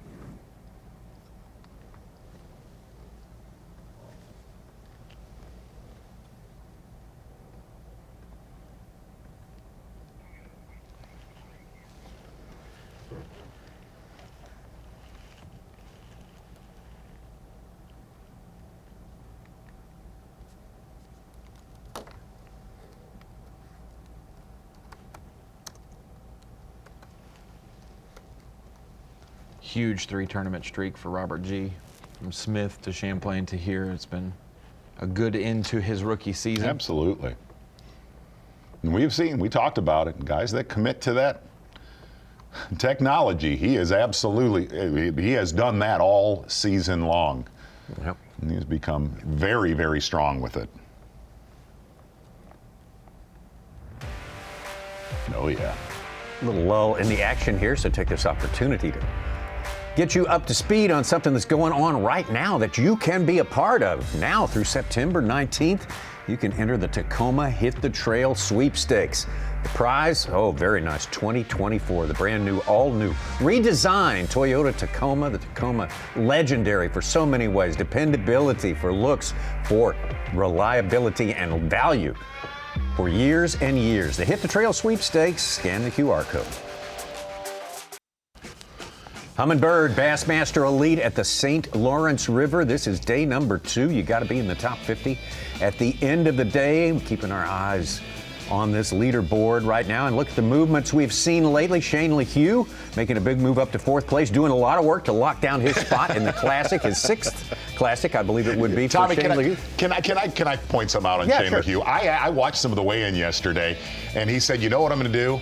I'm going to put my earbuds in and make that long ride out and just jam some Creed. That's almost like saying I'm going to play Nickelback or Jefferson Starship. Right? With arms wide open. When he said that, I was like, I don't know that many people admit that. No, well, he's going to the Classic, though. Jacob Foutz, we saw him move up, finally saw the evidence of that. And Corey Johnston, big move of the day, up there all the way to 2nd place. Oh, yeah.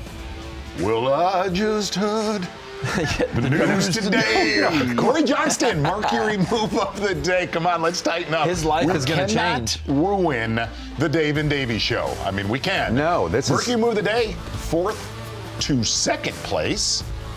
Taking a look at Corey, he was in 4th place. He was 25 that is right. even. Yeah, Sorry, 25. It's not that big of a Mercury move of the day, jumping 4th to 2nd, but AOY importance. Let's talk about one thing besides AOY importance. If Corey Johnston says he has 24.4, call that 26 to 27 pounds. Yeah. Conservatively, the only bigger sandbagger liar in this field is Patrick Walters. Mercury move of the day, Corey Johnston, and not only that, a lot of other big stringers in that area except for Justin Hamner. Back to Taku Ito live. Taku boy.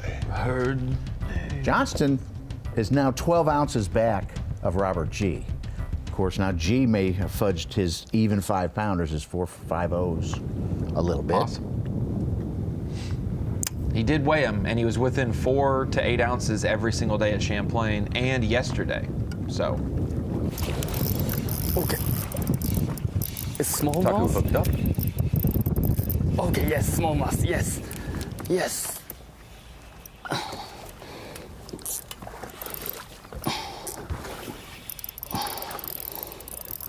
No, no, no, no, no, no, no, no, no.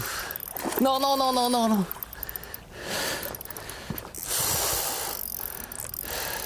Freeze, freeze, freeze. I need you. I need you.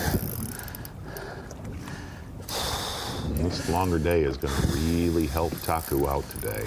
Is it? Well, is he first flight or second? No, he'll be second flight. Okay, yeah. You get 15 minutes, 30 minutes long. Second flight has those anglers that are in the Classic or right at the bottom, right at the bubble. Yeah.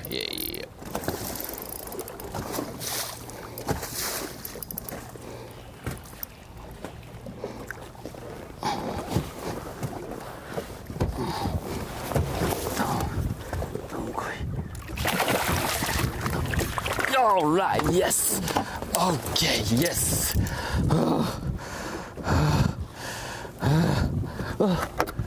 Bad. No good, no good, no good. Bad. Bleeding. Sorry. Okay, yes. Okay. It's the smallest one.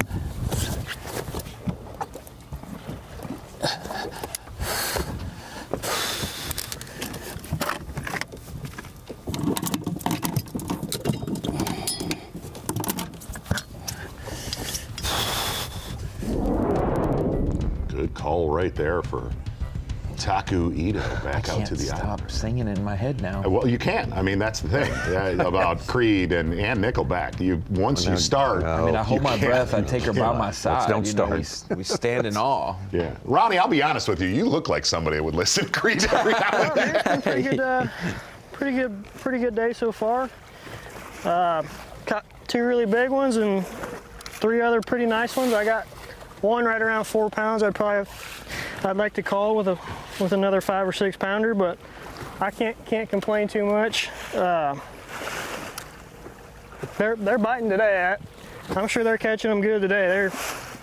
They're meeting your stuff halfway down, which is not what they've been doing. You've been having to trick them into biting. It's Today it's kind of like how it used to be, where you didn't have to be very accurate. Just get it close. I've had several today come from like 30 feet away to get it, which is what you want. That's ideal. I mean, you know when they see it and they start coming at it like a rocket, you just better hold on. And we're gonna keep hunting them down here. I feel like I got another 5 or 6 in me here before we gotta go. I guess we got about an hour. And we got about a 2-hour ride back.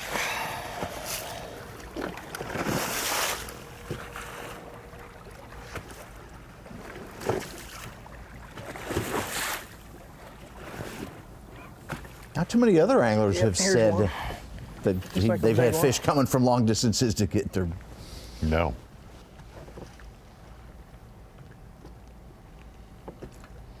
He obviously doesn't know that closest guys in AOI, Chris Johnston and Justin Hamner, having a rougher day. Swim down to it.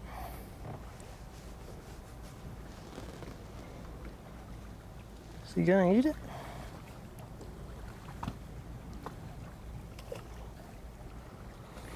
Nope. Swim back up. Try to get him with a minnow. If I don't fall in.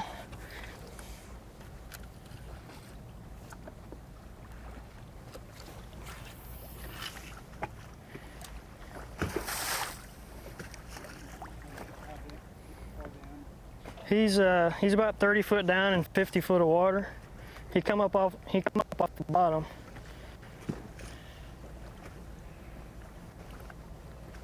He did not like the minnow.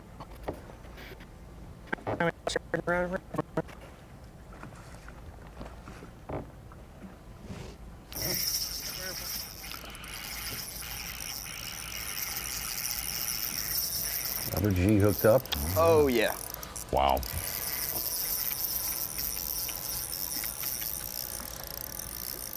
You slightly Please stay surprised on he's there, still girl. bassing right where he's Please been all stay on day there, long. girl. Yeah, I mean, wow. Please stay on there, girl.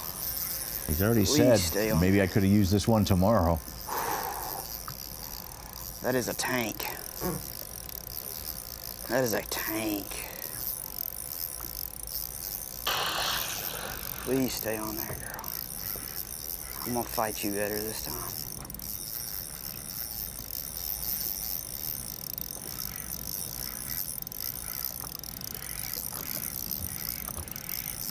Don't come off. Please stay on there. Please stay on. Please. Please stay on. Please stay on there. Please stay on there, girl. Golly, what a freaking monster. That is a big one. Yeah. Whoa.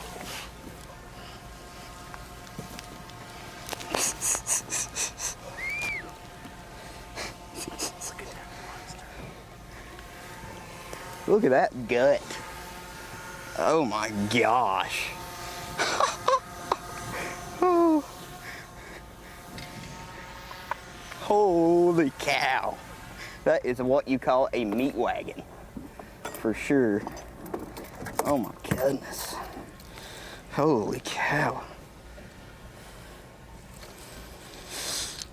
Whew. Wow.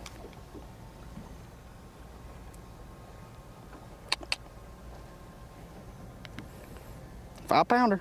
5-pounder, you think? What's the real number? 5.2. 5.2. Yeah. Oh my goodness.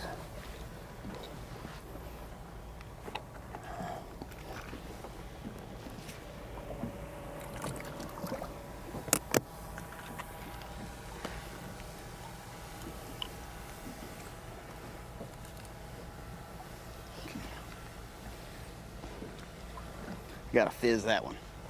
That one's so thick. I'm gonna go ahead and throw back this other guy. Oh my goodness.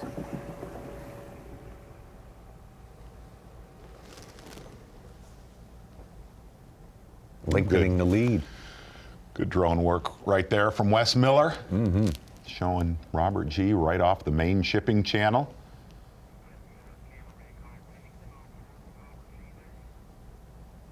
Carl Pennington, the cameraman, on board there. Who's killing it all day. Yeah, he's had plenty to all day long. Keep his interest all day long, for sure. Ours too. I guess Chris Johnston is out of service. He just landed a 3-pound, 12 ounce. He's up to 15 pounds, only 35th place. He's got a couple 2.5 pounders he's got to get rid of. Big hour for Chris Johnston right now. Yes, sir. Meanwhile, Justin Hamner, if you're wondering, still stuck with 3 fish outside our top 50. That is stands right now. That's unbelievable.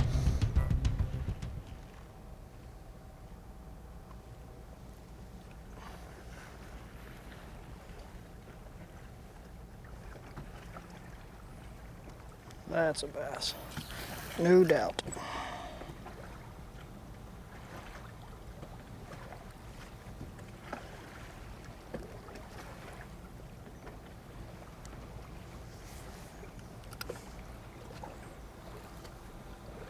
Cooper Gallant is safely in the Classic, but he's trying to make up for losing 9 pounds in late penalties yesterday. He's got 5 for 18, up to 64th right now. Maybe it was a drum, I can't tell.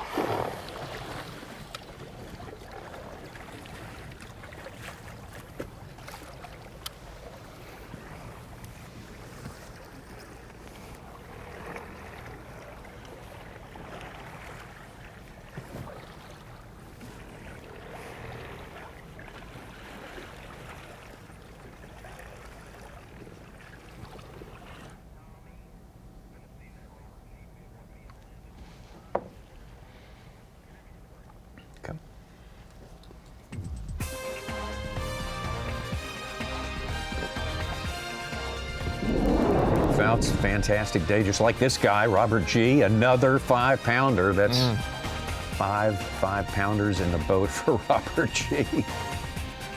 Absolutely magnificent day there. Oh, yeah. They're everywhere. Every single place we go to. They actually flock here. Schools of them. They've always been there. All right. While everyone's congregating, taking a rest for a minute, we will too while we enjoy these messages.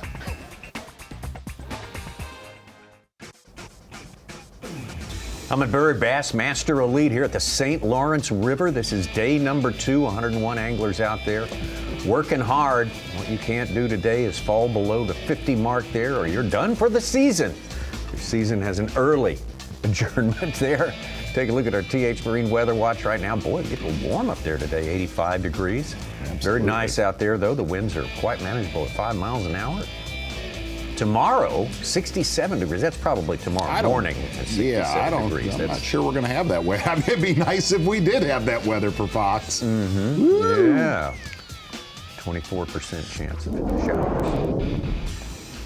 Started the day with the Taku Ito on top. Yes, we did. Off precipitously during the course of the day, but he has just caught himself a good one, the kind he caught all day yesterday, so we'll see if he can keep that going. The man who's caught those good ones all day long, though, there's no doubt about who that is. Yes. This amazing rookie from the volunteer state of Tennessee, Robert G. Oh, no doubt about it. Started off basically firing on all cylinders. Rookie from Tennessee. Basically has been on spot lock all day long, throwing at one rock formation, what he calls advanced moping, advanced Demiki rig fishing. Yeah. Coming from the state of Tennessee, most of the Demiki rig fishing we see is very vertical, not pitching in front of your boat, but he's been making, I'll call it 60 to 70 foot casts. And the key thing, listening to Robert G yesterday, 1/4 ounce head that just lets that current flush that jig head minnow very naturally. He said he wanted to use a 3/8 or a 1/2 ounce, but he said it didn't look right in the current. The fish did not react. Well, they reacted in a big way today. Really, he's sitting on the upcurrent side of that formation, just off of the main shipping channel. His boat, call it right in about 30 feet of water. That bait lands in about 45 to 50 feet of water and then flushes up that current formation. He said when they would come out of the cracks in the rocks, that's when I would execute. Absolutely flawless day for Robert G. We've got him probably creeping around that 26-pound mark right now. And basically, he put on a show for Chris Johnston all morning long. Chris Johnston saw him put 4 of the 5 in his live well in his boat early today. Flawless performance, power pole replay of the day, rookie Trinas, baby cub Robert G. Okay. Good stuff. Dude, I'm feeling incredible at this moment. I'm calculating the time now that I want to leave. I got to go get gas before we like run back. So, trying to formulate in my head what time's a good time to leave and whatnot.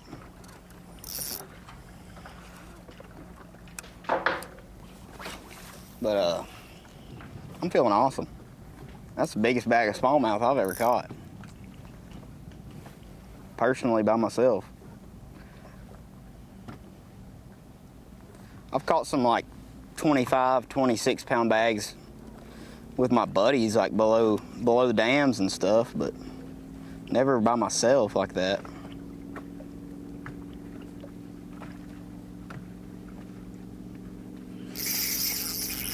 Hooked up again, Robert G. 3rd last week at Champlain, 2nd the tournament before that at Smith Lake in Alabama. Stop setting the hook, Robert. This might be a freaking 6. Oh, did you hear that? Huge one. Oh, we about jumped in the boat. Had one jump in the boat last. It would not be the first time for Robert G. Oh my gosh. He is fired up. Oh, baby. I'll let you go. I'll let you go. Holy crap almighty. I wasn't expecting that. I threw into something. And one just absolutely came out and tallywhacked it.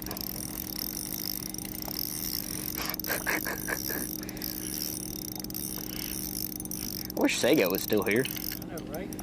Always leave when you need it.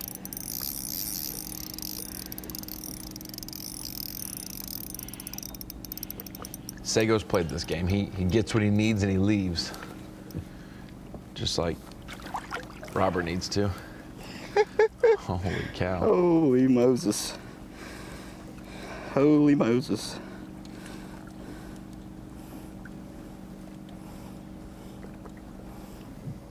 Wow. That is another meathead. That's another close to 5. Oh my gosh.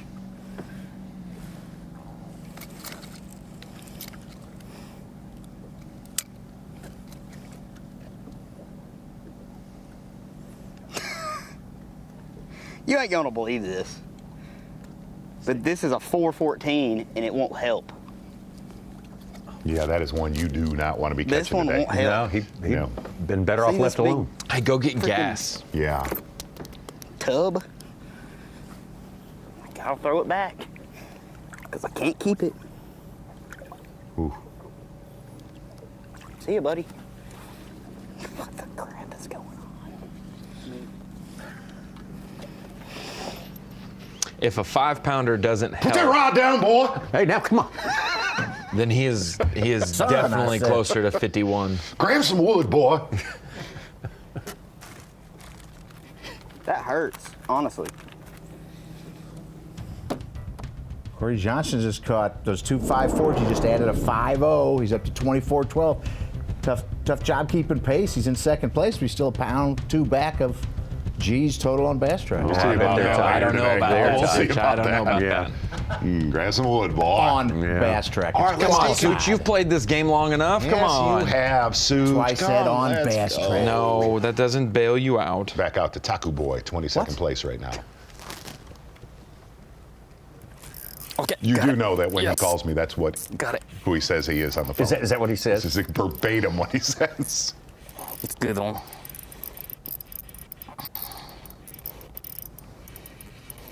It's good one.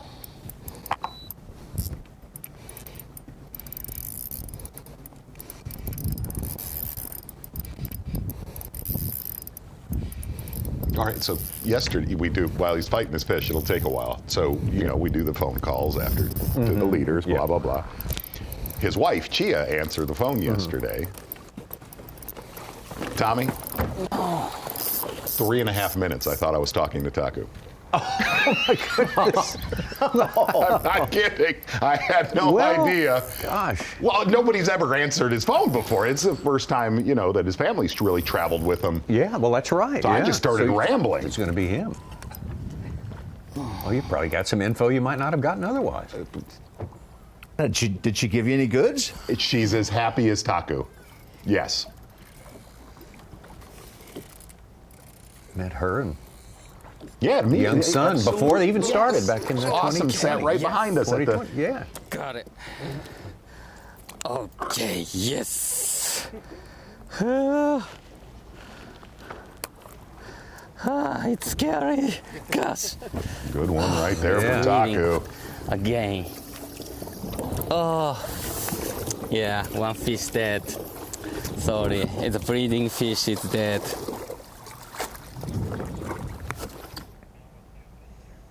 One lost fish so far, we heard right there for Taku.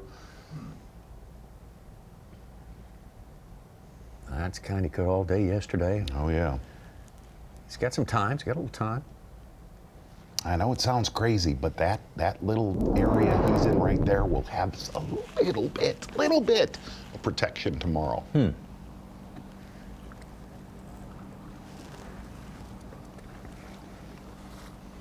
Getting back up here to the ledge, we drifted off quite a bit. I didn't put it on the spot lock when we caught that one. Ooh, I looked below 50 and couldn't find Hamner because he caught 2 1/4 pounder. He's up to 16 pounds and change on the day, 39th place right now. Back into second in AOY though with that.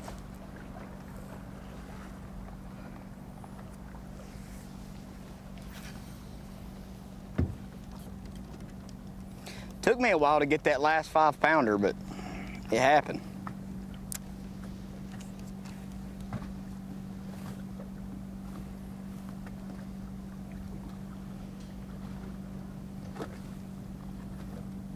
Chris Johnston's 38th, Hamner's 39th right now. Wow. Like we were talking about earlier, I hit another little flurry just then. You know what I mean? And where they just want to snap.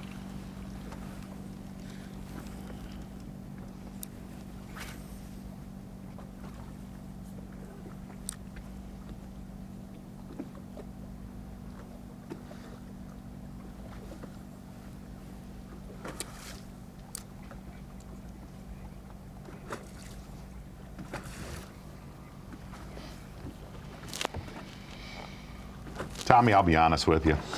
Lean on them all. Yeah, just go ahead and clear it out. Lean on them. Let's go. Especially when you say earlier that this is the only spot That's you a have. good There's point, just, come Ron. on, Rob G. You have 25 plus pounds. Go home. Well, they're still there too, aren't they? They are still there. I mean, really, all you need there to be is 10 more for the next 2 days. That's all you're allowed.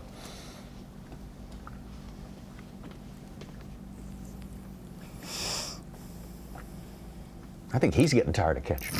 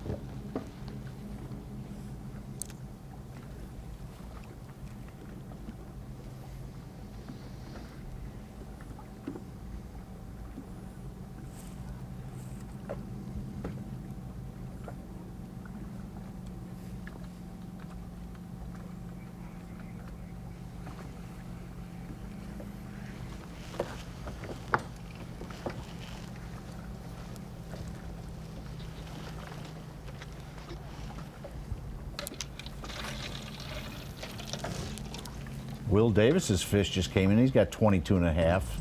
I'm in the 50s to 17. All right, let's go. Well, we tried. We thought about doing this a little early. Let's do it right now. Northland Daily Here Trivia. we go. We did try. We have a question. How for many you here. boats have sailed the sea? No. Oh. Counting this year, how many top 10 Angler of the Year finishes do the Johnston brothers have? Counting this year.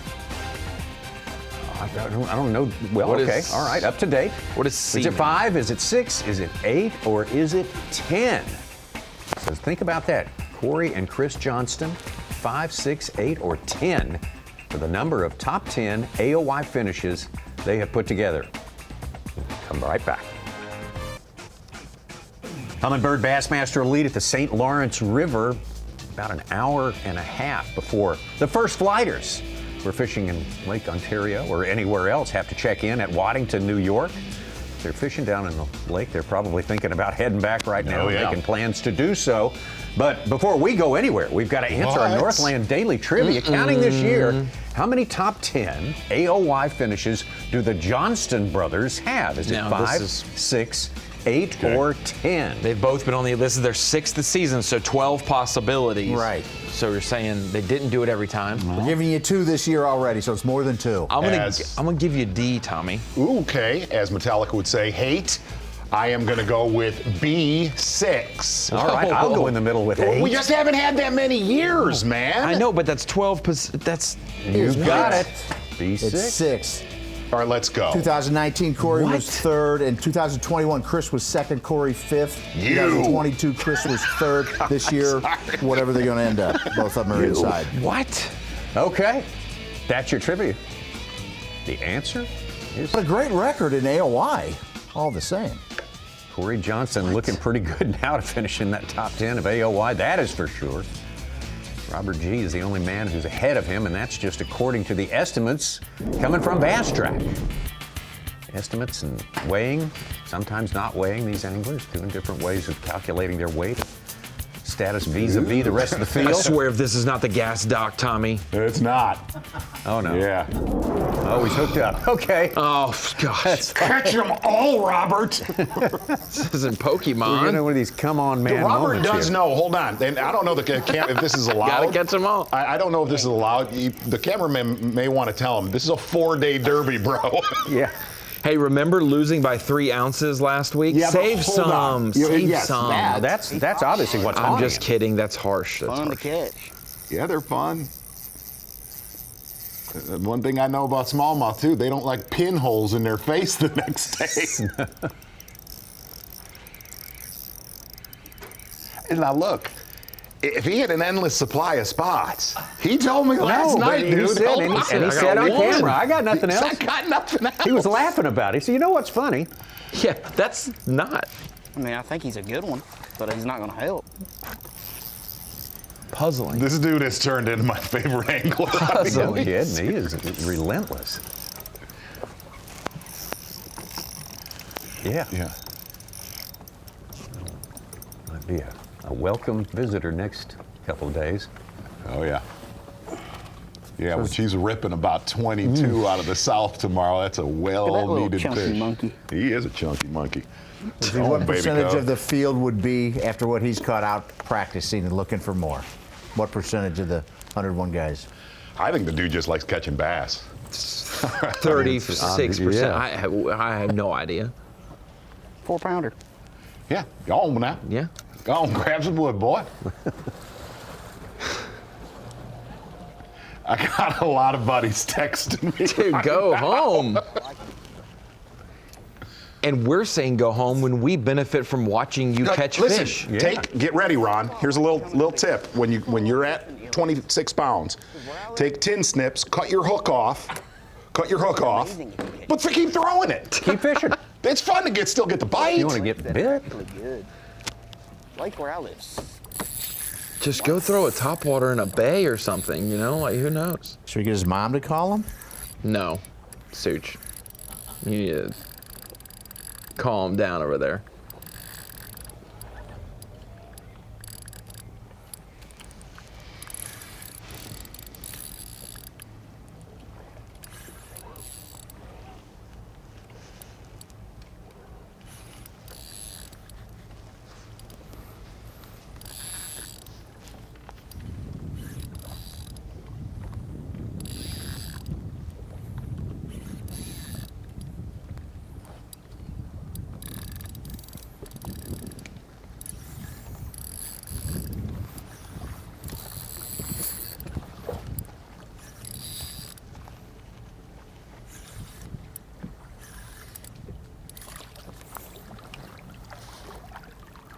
Yes, yes, yes.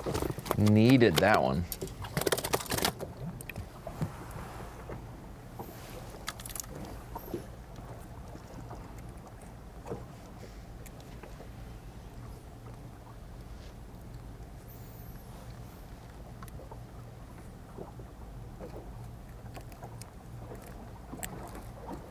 Tommy, it has been, when you see Taku Ito and Kiyoya Fujita at the top 3, and you know you're going to have a camera on them going into a day 2 on a smallmouth fishery, I would have never expected it to be this tough for them combined. Boy, no kidding. It has been not brutally. Not both of them. They'll get to a decent weight or a target weight possibly, but it has been anything but hard to do so. No, it's not. This is one of those, on paper, it looks a whole lot better than it actually was. Taku said yesterday it was very few keepers. Very few keepers. Six keepers. Yeah. So.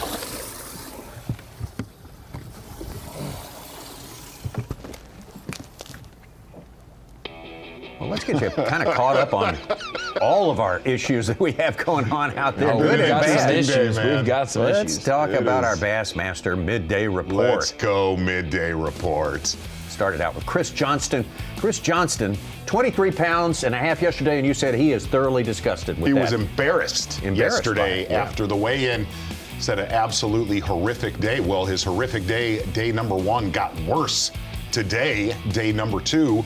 Starting out this morning right next to Robert G, caught 0, but he is up to a 5 bass limit that we've got probably somewhere 15 to 17 pounds. Most of the time it's magic here, but it seems like it's tragic. Don't steal my, not stealing it. I'm teeing you. All right, Koya Fujita. Yeah, look at him. Yeah, let's tighten up. Koya Fujita starting out in the river, actually not too far from Robert G this morning. Little bit slow for the angler from Japan. A lot of good history here. Really been concentrating from Cape Vincent to about a mile or 2 out into the lake, but making a big call here. Wow, I mean, getting some air right there for Koya Fujita. Bassmaster Midday Report. Koya having 25 pounds and a half yesterday. Would love to have that today. I have to do some work before too much more time passes if he's going to get close to that amount for day number 2. The last 4-pounder got him up to 17 and a half, 18th place right now. He won't be happy with that. Nope. 17 and a half is a different world than 25 and a half on this body of water. Way, way less, actually. Actually, most bodies of water. Koya Fujita right there with yet another fish. But you said pretty much right there, he has lost a lot of the size that we have seen yesterday. Taku Ito with another slow morning. Yesterday he said the morning was slow, but he caught 6 bass yesterday between, call it, 9:30 and 12:30. Started off with a big one early today. Then he was plagued by small fish. Yes. A lot of his work has been done from, let's call it 10 all the way out to 35 feet of water. Nico rig and a drop shot. Then he caught a bunch of small ones, but throughout the day, steady increases. Really solid calls in the last 60 minutes for your day 1 leader, Taku Ito, Taku boy. 26 and a half pounds on day number 1. Very, very impressive for him. Now hanging there in 13th place. He's certainly made the cut all right, but he would have reasonably expected to be in the top 10 by now on this day, but he still has some fishing time left. 4-pounder just popped in for him, Tommy. He's up to 18 and a half, 9th place. There we go. Top 10, here we go. Top 10, here we go. Some really nice calls here in the last few minutes. Bouncing around the Shimo Bay to Henderson Bay area. Jacob Foutz. Now, Jacob Foutz, we did not get to watch in action so much during the course of the day just because of technical problems getting a signal where he was fishing, but where he was fishing was a good place. Obviously, Jacob Foutz started this day down there in 7th place, and he has moved up the leaderboard steadily. Well, he has done that. Tommy Sanders starting really around the Duck Islands, shoal in between Duck and Galoo. Really has kind of been left alone, even though there was a lot more company out at Duck Island this morning. Jacob Foutz pretty much all to himself, catching this big one here. Good one right there for Jacob Foutz, and just quietly has snuck into the Angler of the Year lead. Absolutely, and getting close to the lead in the tournament in third place here. Let's go. Jacob Foutz will have a lot more time to fish today. Started in the final flight, so he is not by far not done today. I mean, a freaking tank. Come on with it. Yes, sir. Let's go. Let's get another one. Particularly one of our great rookies during this 24 season. We weren't in a boat with him, but we were in a boat near him. Got a little bit of a look at him, and he went on a tear this morning for sure. Stone cold country. All day long. Day one for Trey McKinney. And day two, getting it done right next to Robert G. Well, look who we have here, right in the other side of Trey McKinney, in the rookie Trenasse area. Yes. You're either a rookie in that area or you don't catch him. Robert G. And here's the deal, man. Stand on him, boy. Robert G. got to this area at about, let's call it fair to say, Ronnie, about 8:30. And he has literally set the hook all day. No backing off. Right? I think he wants to catch enough smallmouth to build a structure on his boat there. Absolutely. A shelter. Yeah, Robert G. knows that little spot that he is spot locked on today. He is not going to let another competitor in that area. It has just been. He's caught 26 pounds and he's let 23 go. Right. And once he let go, probably weighed 22 and a half to 25. Yeah. Yes. 414 doesn't call for him. Robert that G. It's my guy, Baby Cub, getting it done. Stand down.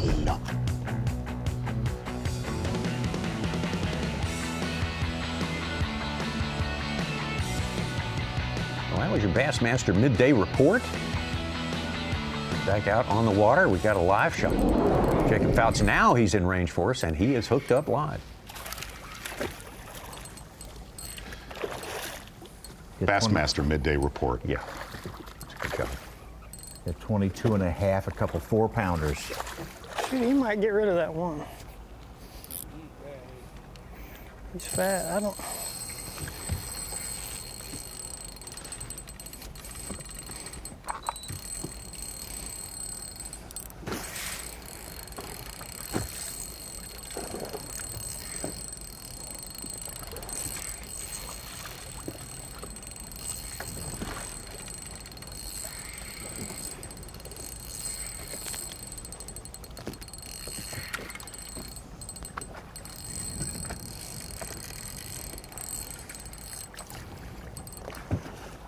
I don't think so, but we'll find out.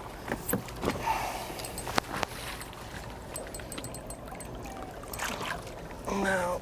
Yeah.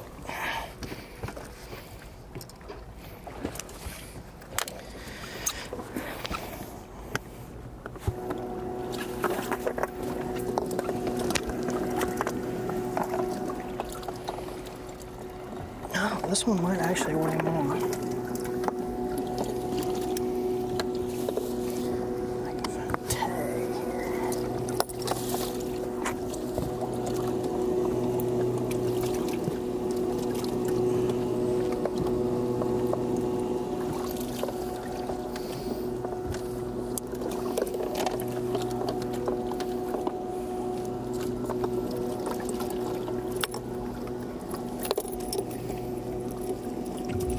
That is him right there, your leader.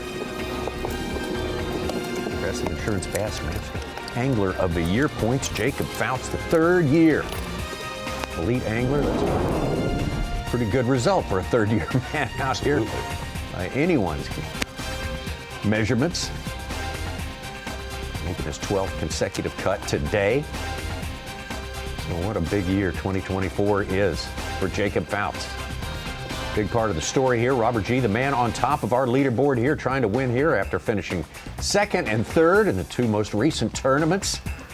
Oh, man, we have got some guys to follow here and some guys to see if they can get things done to come back some during the course of the rest of the day.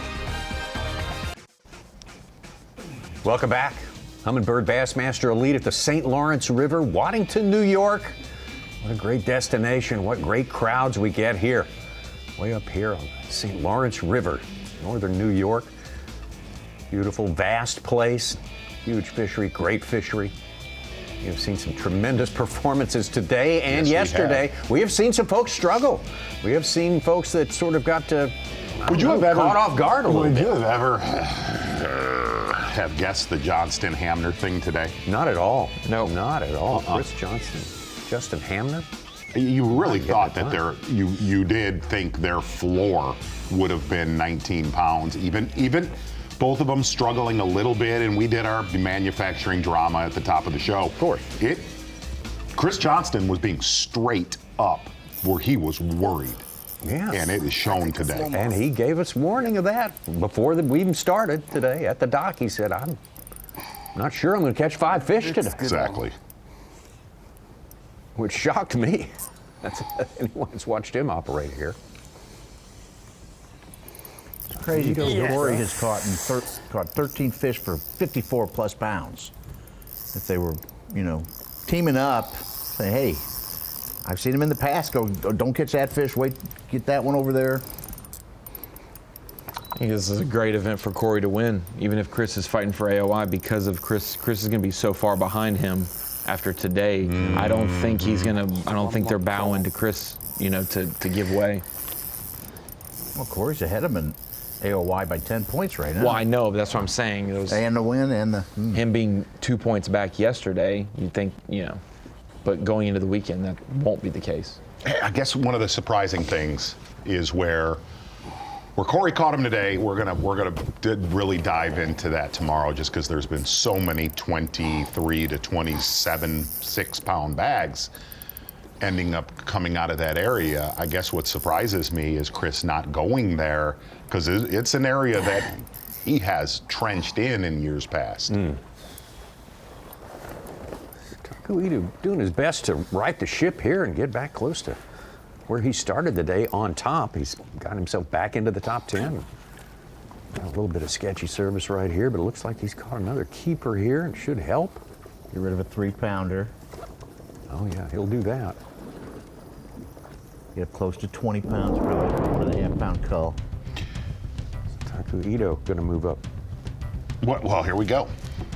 Still fishing the area, Robert G. Is he trying to catch that 6-pounder that he lost during the break? Because I feel that it gave him drive at this point.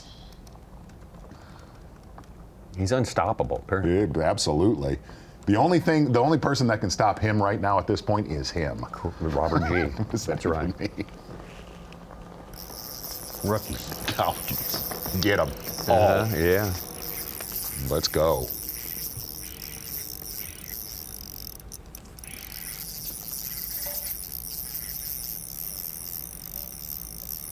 Toad. Stay on. Yeah.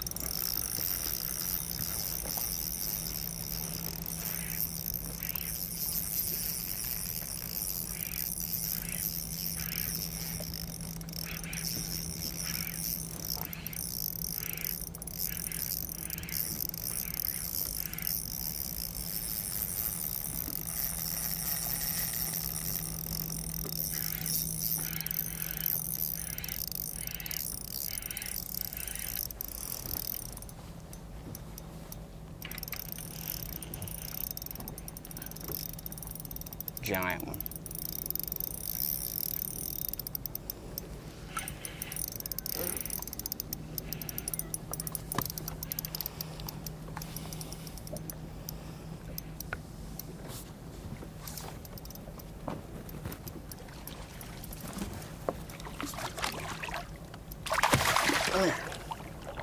Oh my gosh. That one might cull. Oh, that is a football. I'm gonna hit the Heisman on him. There it is again.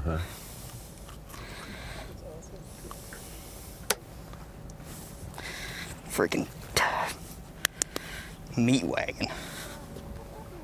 Tell me, I don't know if that fish helps. No, and if it did, it's gaining 2 or 3 ounces instead of being 5 pounds to your Now we bottom got a line predicament. tomorrow. We got a predicament here.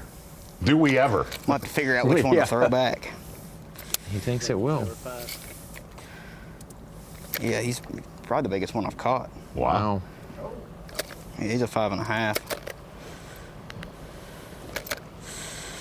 Holy Moses. He is a 5.5. I'm gonna put him in here on this side. That last one I caught was the last one I caught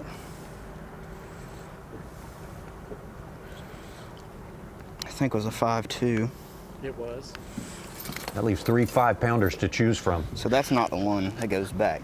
So this side, they're fine. I got to figure out what these are, what these old dudes are doing.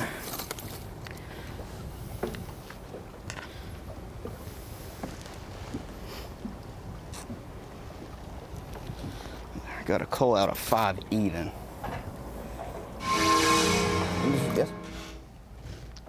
Well, he's going to gain solid 8 ounces on that. So absolutely, 8 ounces is 8 ounces.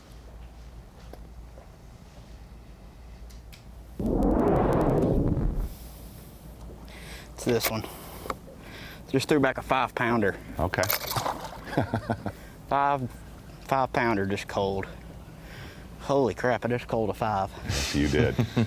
Did you ever? That's nuts. I think he just cold a 5. That is nuts. 5.7, 25.9 on the day, 51.5. Wow. Total. And he most likely, he's been about a 1/4 to 1/2 pound light every day, even with weighing them. So he is on his way to his biggest bag of smallmouth ever. 25.12 yesterday for Robert G. Probably going to break 26 pounds today. I'm at the Dakota Lithium Screen of Knowledge talking about Robert G., showing a little bit of teaching from his forward-facing sonar earlier today, and to see how he was presenting the bait and how these fish with the current, even though we think about oftentimes Demiki rig fishing or forward-facing sonar, not current related, this is in the current. It's a little bit of a challenge. So let's look at, we got Robert G., we've got his electronics, and I want to go ahead and denote, this is about, where I'm marking on the screen, is about 50 feet out in front of the trolling motor. This is going to be about 30 feet, and then this is directly under the trolling motor, just for some perspective, and you can see how far this school of fish travels when he finally gets them to hook up. So let's start the clip from earlier today. He presented his bait about 70 or 80 feet out, and we'll pause it. That is his bait right there on the bottom of your screen, and dotted up below that about 7 to 10 5-pounders, we can go ahead and assume. And so about 70 feet out, that 1/4 ounce jig head slowly presented itself down the water column until it got there. So it was fading with the current to these fish. It didn't drop straight to them like we normally see with electronics. So let's start the clip as it gets closer. You can see obviously there's the fish and how those fish, or there's the bait. Those fish are coming up. One comes up, and this is the point where Robert now knows what he is doing, presenting the bait is working. He gets one fish to really be interested in it, and then a second fish is starting to come off the bottom. He now knows I don't have to reel up and represent it. These bass are going to bite. So let's continue the clip. And as he works it, the 2 or 3 bass, a couple more come up, and then they don't commit to it, don't bite, and then finally the second or third one that came up, and then now the 4th one that's trailing will come up, and now we think, like I said, we're around 20 feet away from the trolling motor now, out in front of the boat, when that fish catch started about 50 feet or so. He presented his bait at 70, the fish were at 50, and by the time they finally committed, it was about 20 feet in front of the trolling motor and about 30 feet down in the water column. So Robert G. put on a clinic this morning, and we got to see how these fish react in what we'd normally traditionally see as a drifting spot when you present your bait and drift over them. He has been advanced moping, as Mark Zona called it, and as he deemed it. Techniques we've seen on lakes, now working on the river with current.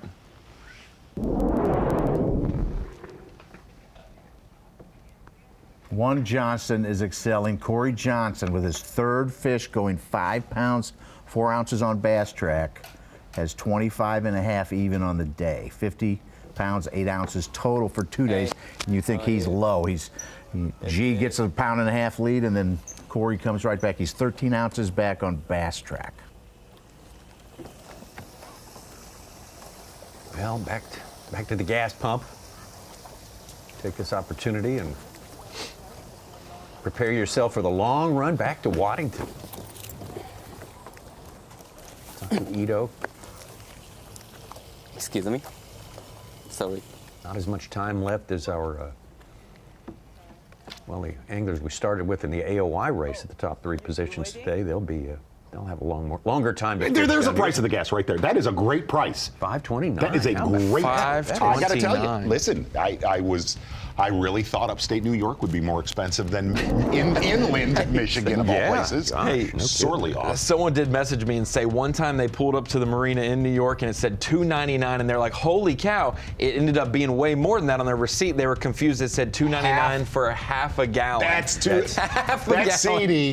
That's seedy. You've seen that at Lake Greason. See, that's the way the pump works at Lake Greason. Yes, absolutely. Yeah. You only need half a gallon. Back in the day, it did. You only need half a gallon to get around Greason, though. But yes, that ain't cool.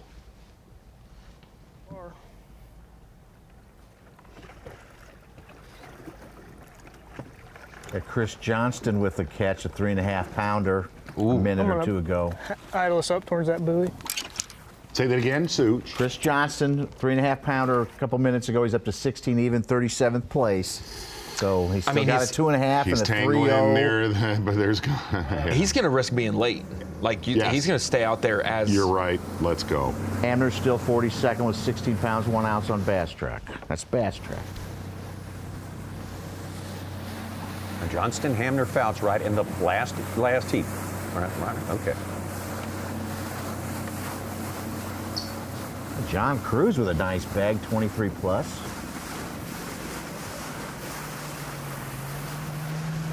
Chris Saldane, what a pretty good season. 13th in AOI. Absolutely. 25.5 pounds today, tied with Brian Smith for the Big Bass at 6 pounds. Look at that mess in Foutz's boat.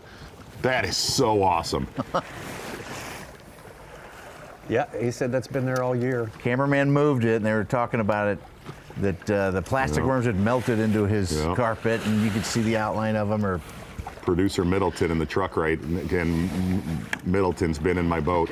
That is what it looks like whenever you fish with Dave Mercer. If we could show that shot one more time. There you go.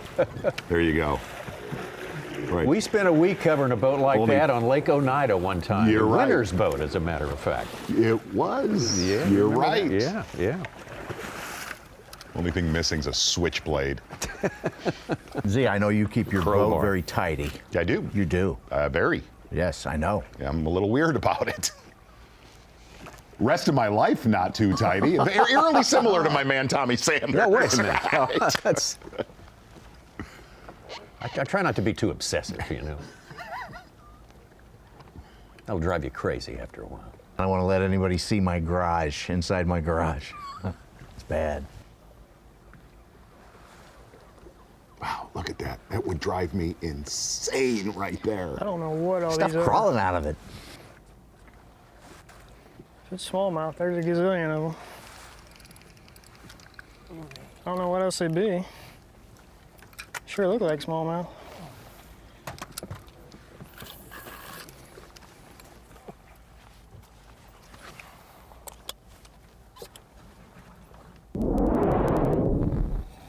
Hello, Taku.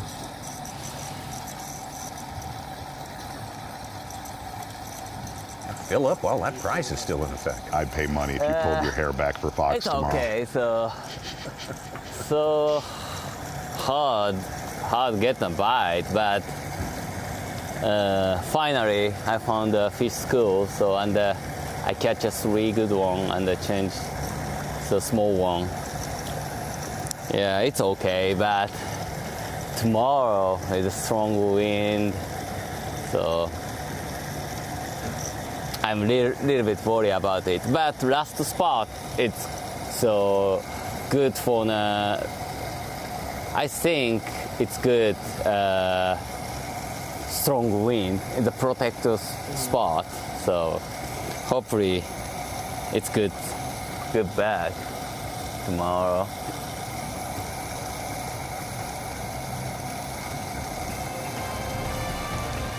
Taku Ito. Taku concerned with tomorrow. You're concerned about tomorrow? That's a concern, Taku. Had a great day one. Took the lead into this morning. And fell out of the top 10, almost out of the top 20 at one point. Worked his way back into 9th place, as you can see right there. But still, Robert G. and Corey Johnston, we think they are very, very close at the top of that leaderboard there. Jacob Foutz, day, pretty good day if you take the lead in Progressive Bassmaster Angler of the Year points. Shane LeHue and the rest, and we're not done yet. Back with more. St. Lawrence River in New York. We love New York. This is the Humminbird Bassmaster Elite, the final stop of the year. It's at the end of the year for a reason, because the fishing is always fantastic here. So good. So many races to settle here. This backdrop is perfect for what we are doing out there today. Take a look at our leaderboard. Our top 10 as it stands right now includes last year's champion, Patrick Walters, yesterday's leader, Taku Ito, Chris Zaldain, having another good tournament. Exactly. We just heard Robert G. caught a 5-4, which actually called up one. No, I'm joking. I'm sorry. I needed to do that to our Bassmaster Live viewers. Trey McKinney, what a season for him. Up and down a little bit, but boy, finishing on an up level. He's not done yet. He'll be here, I expect, for 2 more days.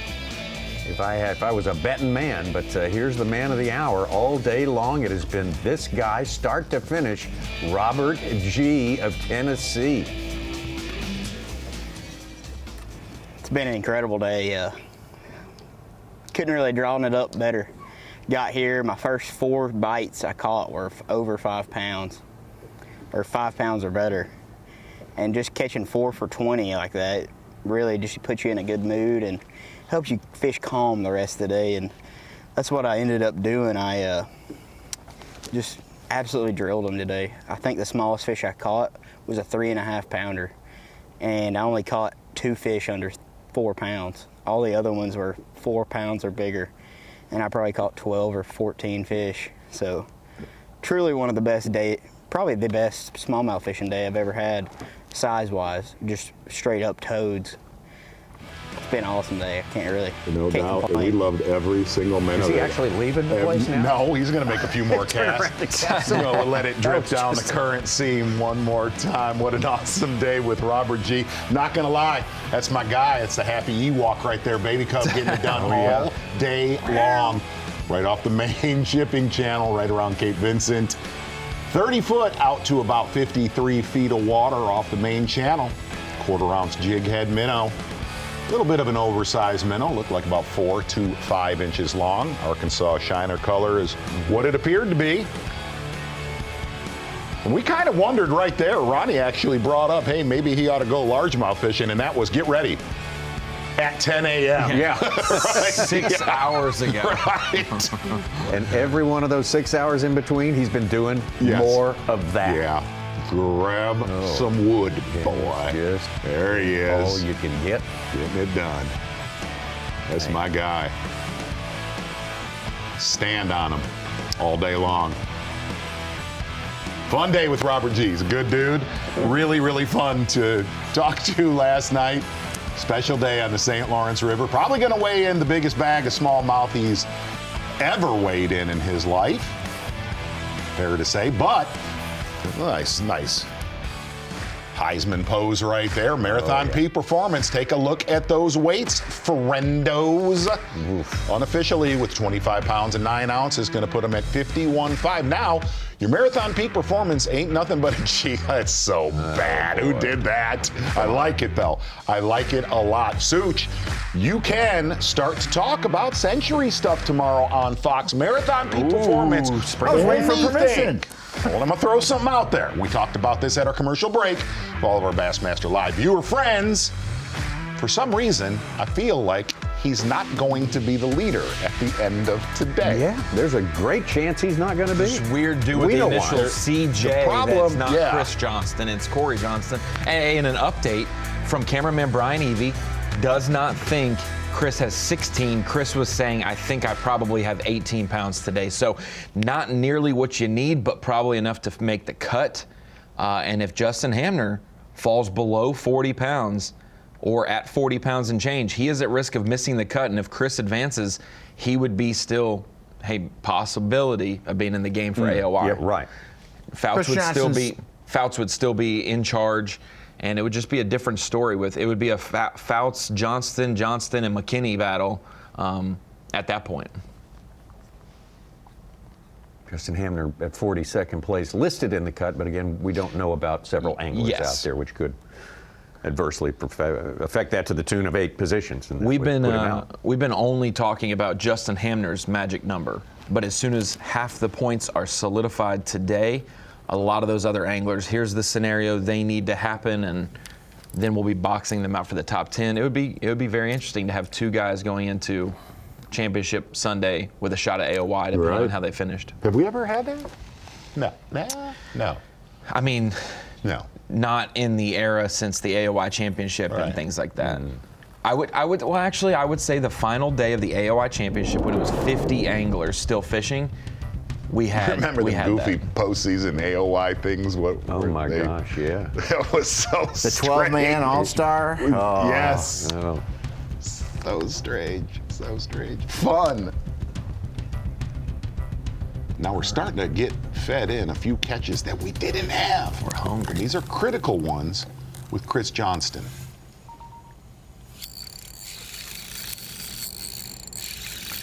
Doesn't feel big.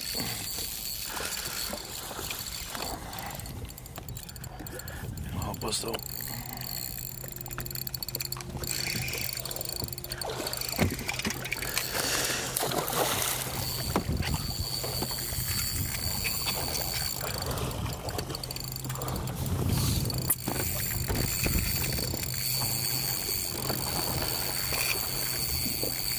Come on.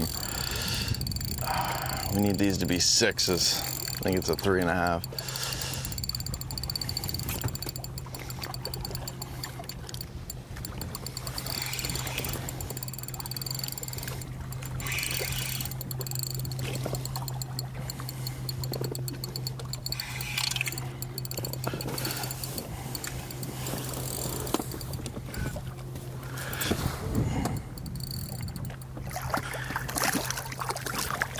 Yeah, you're not that big 3-pounder.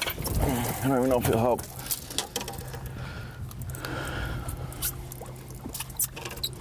It might be his 2 hardest days he's ever had on the St. Lawrence River. Absolutely, It has to be.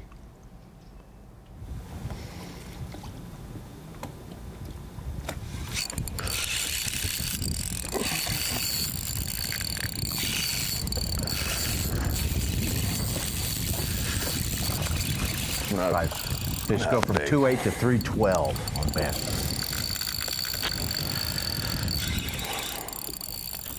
He might help us, but he's not that big.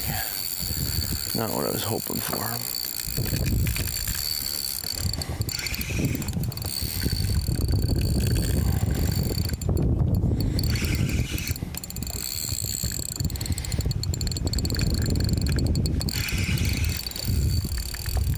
Still think it's going to be a little bit different story when things are rocking and rolling out there tomorrow. We're about to. He is a guy who can preview that. I mean, he goes toward that kind of stuff. Yes. He doesn't go away from it. He even talked about it. He goes, I know my advantage is going to be Saturday. Yeah. So he just needs to make it to Saturday. Yeah.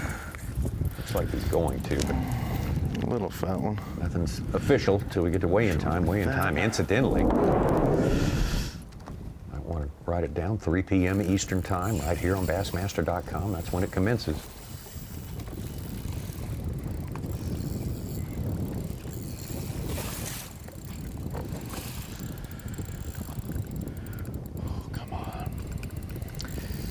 My last screen of knowledge for the day, Tommy, is going to let's go, be a little bit of a preview of the wind tomorrow based on Wind Finder and showing some maps of where a couple contenders for AOY and this tournament will be fishing, and it might be reminiscent to 2020 when we saw cameramen throwing up on the backs of boats because it was rocking.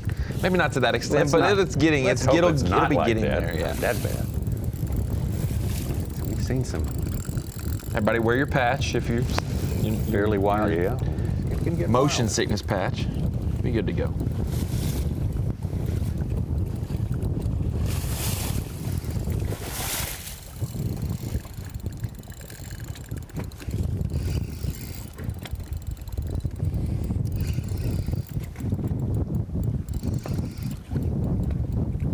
Come on, we need a big one.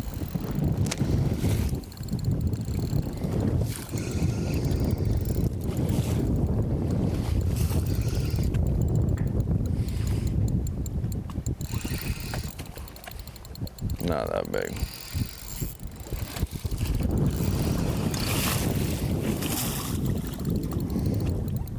Oh, football. Okay, we're going after this, Brian. I'm not casting again.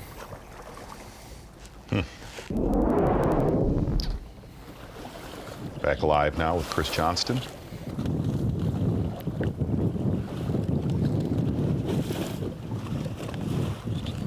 Still got some fishing time left in this day.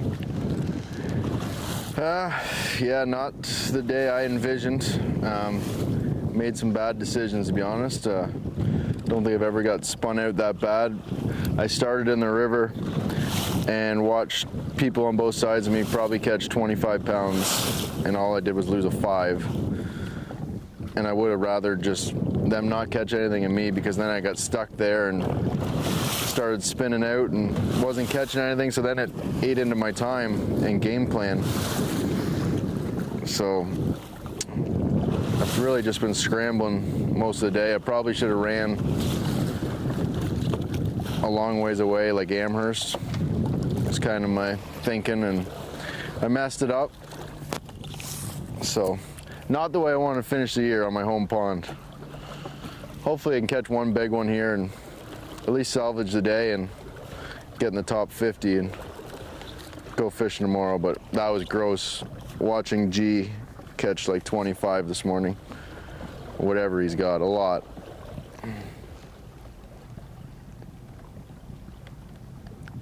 Tommy, that says today's weight 16 pounds. It gives him 39 pounds below the projected cut, but we heard from cameraman Brian Evie, he thinks it's 18. Closer to 18. Put him at 41 and a few ounces, which that's at the projected cut line. That's going to be top 50, but massive amount of work. Yeah, if Foutz is in the top 5 or 6 of this tournament, he only has a 6-point lead over Jacob Foutz when they were coming into this tournament. So if Foutz is going to be here on Sunday, he's got to get a top 15. He's got to do it. Yeah. And so if he comes in sneaking in 45th, 46th, you know, something like that, he's got to get close to that top 10 with a huge day 3 if he does make it.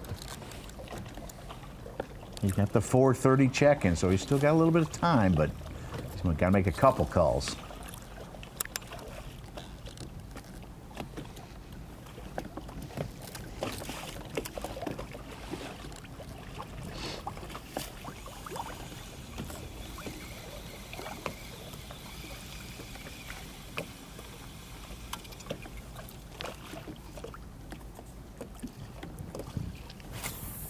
Jay Shakira just got to 24 pounds even. He's in 11th place and started 56th. Come on. Wow.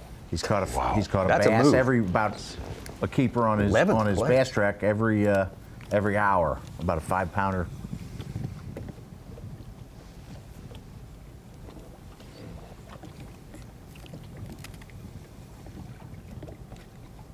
A lot of fantasy players pick Shakira. Mm-hmm.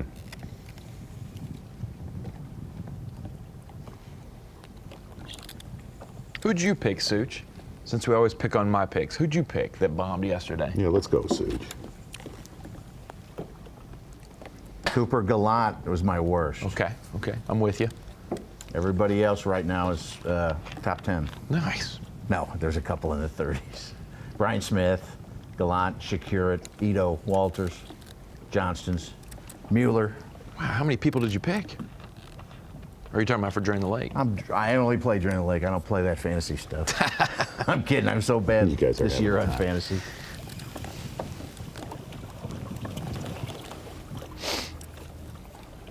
Trying to make up ground. I've been picking the 0.2% guys, trying them.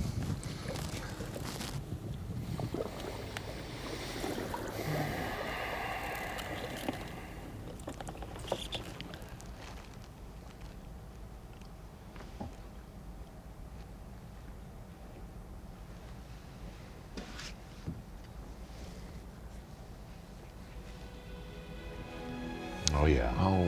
There's no doubt about it. Pipe it in. That's right.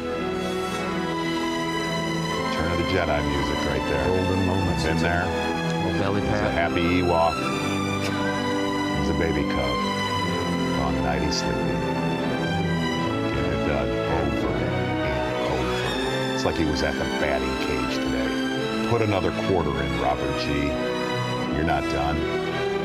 It's so great. I'm sorry. That's it. He is a good dude that has provided an immense. And that's his reward. You know what? you know you're endeared by the studio. Actually, that is a tribute. That's what counts as a tribute in our world here. There's no doubt about that. Robert G., the man on top. That is so awesome. Oh, my God. Love you, Rob G. Making it happen. I had an unbelievable conversation with him last night. Just an unbelievable young man who, I'm not kidding, I'll say it again. He went to the arcade with a pile of quarters and just didn't. He was feeding the dollar machine, getting more quarters. He was like you on that machine at the Classic that was downstairs under the arena. Galactica. He set the record, though. Robert G. on top, big time today. Running out of time on the St. Lawrence. Bassmaster Live.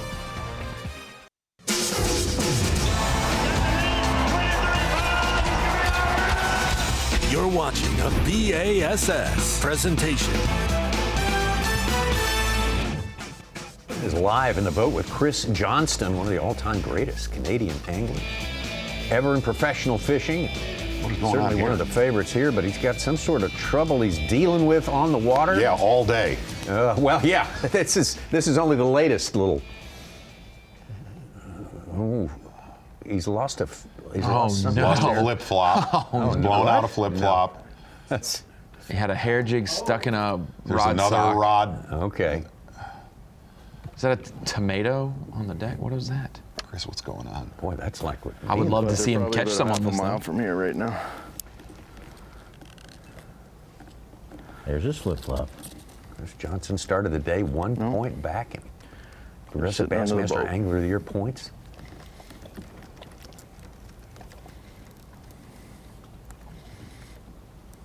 That's one flip-flop by intentionally, we assume now.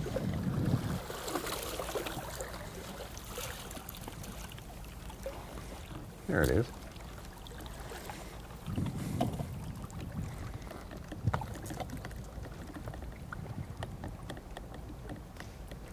He's had a struggle today.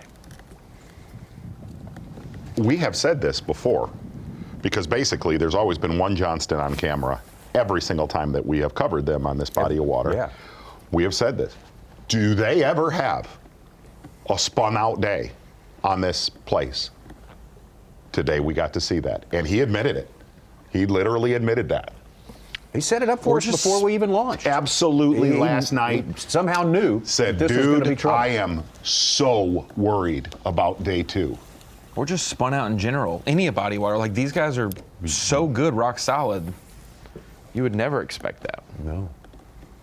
But it's the conditions you're talking about. It's not the stress of the situation. No, and look, man, this morning, dude, there's, Such, there's nothing worse than, you know, because Chris is always the harvester of sorrow here, is pulling next to two dudes that are crushing them. That makes you trench in, you burn time, and dude, he is just like his brother. They have a ticking hourglass clock of the rotation they're going to go through, and that first stop, watching what Robert G did, jacked up Chris Johnston's rotation. There is no doubt. He said he's doing it. It's going to happen for me any second here. He just sat in. He stayed too. You know, he made the comment. He said, "I'd rather they caught nothing." Right. And you know, them catching them this morning held him there. Oh, he's all over it. Eat it.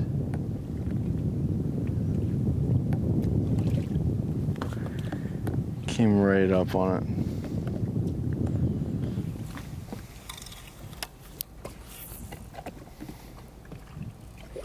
You were right around there in 2019, weren't you, Z? When, With his brother. Corey was Listen, that was borrowed boat, wrong time. Missed his check-in. That wasn't a spin out. He was catching them. He was catching them at will with things literally falling off of his backup Trolling boat. motor. I got the pictures to show. I got a message from the friend who said, me and my buddy were the ones who loaned him the boat, and we feel so bad that it turned out the way it did, that the loaner boat was a help and then the ultimate hurt of being late that day. Yes, it was.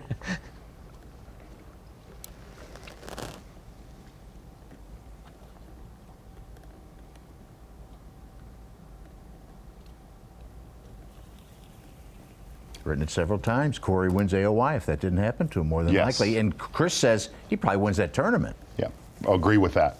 I saw with my own eyes what he was on. There was big ones crawling everywhere in that event for him.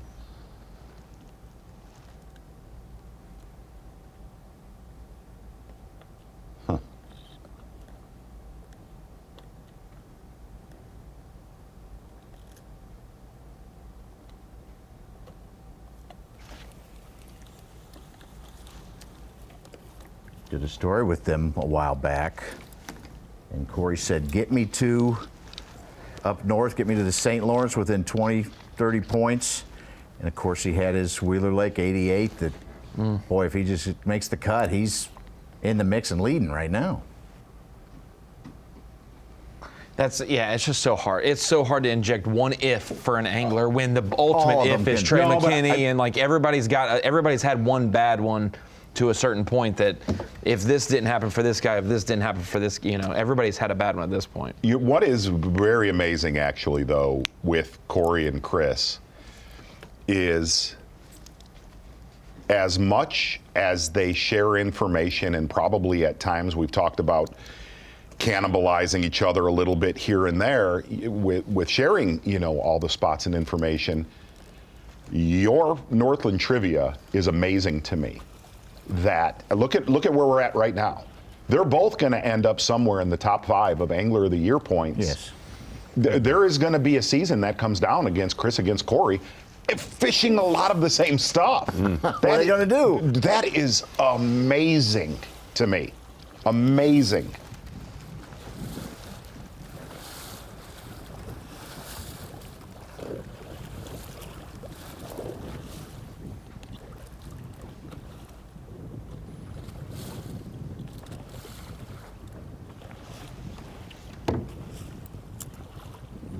Probably a different level of teamwork maybe, but could we see the start of a run with Walters and Hamner in that same thread of now that Hamner is... I think you're seeing that. Yeah, well, I know, but this is year 1 of that sample, or 2 years if you count last year. Like, we could see that continue for a couple of years. Absolutely. Mm-hmm.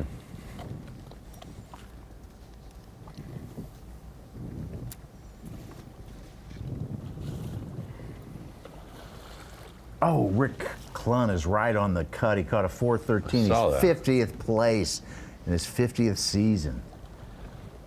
505th event. What's his 2-day weight right now? Oh, it's only 36.4. Yeah, that's... He's got a couple 2-pounders he needs to for sure get rid of.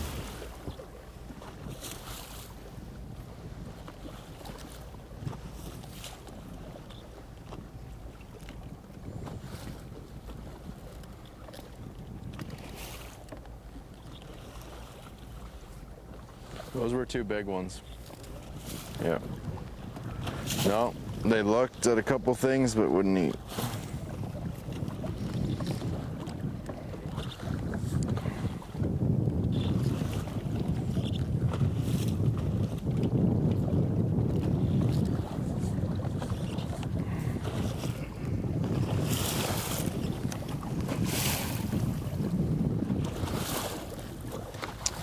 Tommy, have you make your pick. We're almost halfway through the tournament. Who's your Angler of the Year? Angler of the Year? Do you think Foutz ends up carrying it through? I do. Over it. Yeah. I do. Even with the wind in his area tomorrow? I do. Okay. Yep.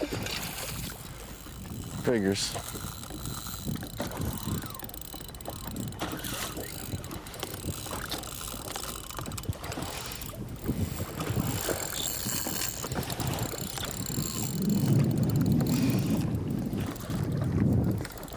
Wes Logan having a 20-pound day jumping up from 80th. You would lose money. Weight classic contention. Almost falling out. Well, getting a look at that in the last few minutes of fishing with Chris Johnston is not what it usually looks like. No, not what we've seen for 6 years. And be dead serious, it has been an honor and amazement to cover him on the St. Lawrence River, making the comment earlier today. I'm not sure that we've ever seen that sort of dominance on the local playing field for an angler, and he got to prove that early, just fishing in the river back in 2019. That's when we kind of knew, wow, he is definitely for real, and not even able to get out to the lake that he knows so well. And to think this is a body of water. This isn't a local advantage of a lake that we've gone to once or twice. This is a place that plenty of shots on goal for the rest of the elite field to have knowledge of this place, and that this is days 21 and days 22 on this body of water, and these are the first 2 days he hasn't been in the top 10 ever in the Elite Series. That is incredible. 20 out of 20 before this week. Even when shut off from his own country by the regulations in place because of COVID, he was still able to be just the #1 threat out here. Absolutely. Getting it done. First Canadian to win a Bassmaster Elite Series event in 2020. Only 3 anglers on that final day went out in the lake to battle the waves. Mueller, Windlet, and himself, and he was able to pull through on that final day. He wasn't leading. I think Mueller was leading going in the final day. Hey, and there's a little bit in here also. There's a back in 2019, 2020, and I know you said we have been here before, but here's what we did not know. We did not know the exploits that Chris and Corey, you know, the areas that they really concentrated in back then.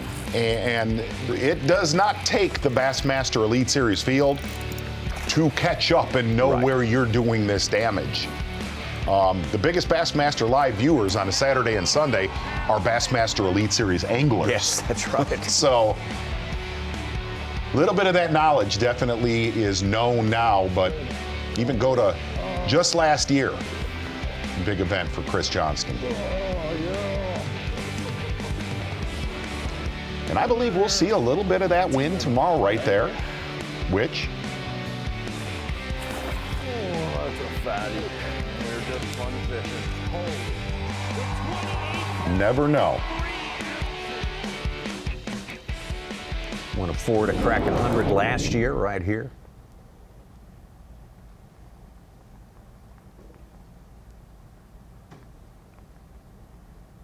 Sue's talking about cracking 100. I know you've been looking at some of the figures. Yeah, this could be our 3rd year in a row here at St. Lawrence. It would take over 2nd place in the most century belts to Lake Fork, of course, and we need 1 to tie Clear Lake at 7, 2 to tie Santee with 8, and then they get 3. They're 3rd behind Fork and Falcon. St. Lawrence would be. It's pretty strong considering it never happened until 22. Yeah, I know. That's make it 3. It could make it 3 in a row here at St. Lawrence.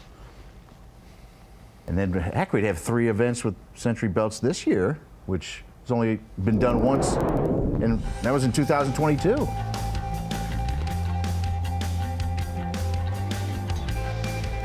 Well, let's take a look at our Humminbird Unlock the Lake from right around our takeoff in Waddington, as we are going to go upstream on the St. Lawrence River as we get towards the bridge right there, taking a look at it, taking a look at Ogdensburg, all the way towards Chippewa Bay, and there was a lot of work done. I believe that's Morristown right there, right around Morristown.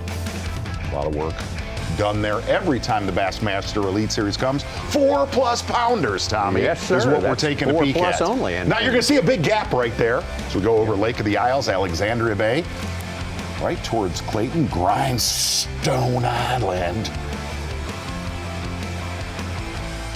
A little bit of work done, but taking a look at we swooped right over it, taking a look at Amherst, the Canadian side. Gonna look back. I'm getting confused. I'm getting vortex or with vertigo. A lot of fish caught around Amherst and a load of fish caught out at the Duck Islands. See some bass caught all the way down in Oswego. This time around, Humminbird unlocked the lake. There it was right there. Seeing what we can do. Got a lot of anglers on the run right now as weigh-in time looms ahead, reminding you that 3 o'clock p.m. Eastern Time is when the weigh-in commences here on Bassmaster.com.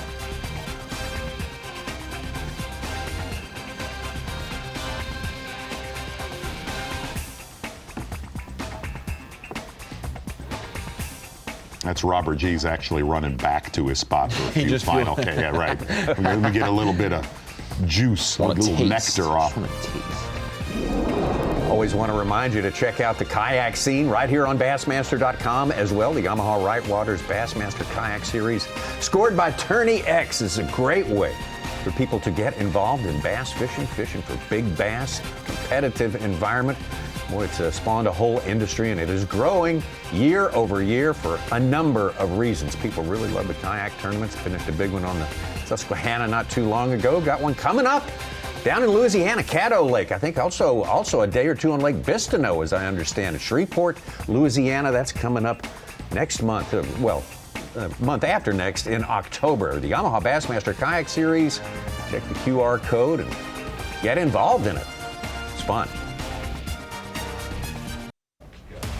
The Humminbird Bassmaster Elite at the St. Lawrence River is sponsored by Toyota, by Nitro Boats, by Dakota Lithium, and by Humminbird.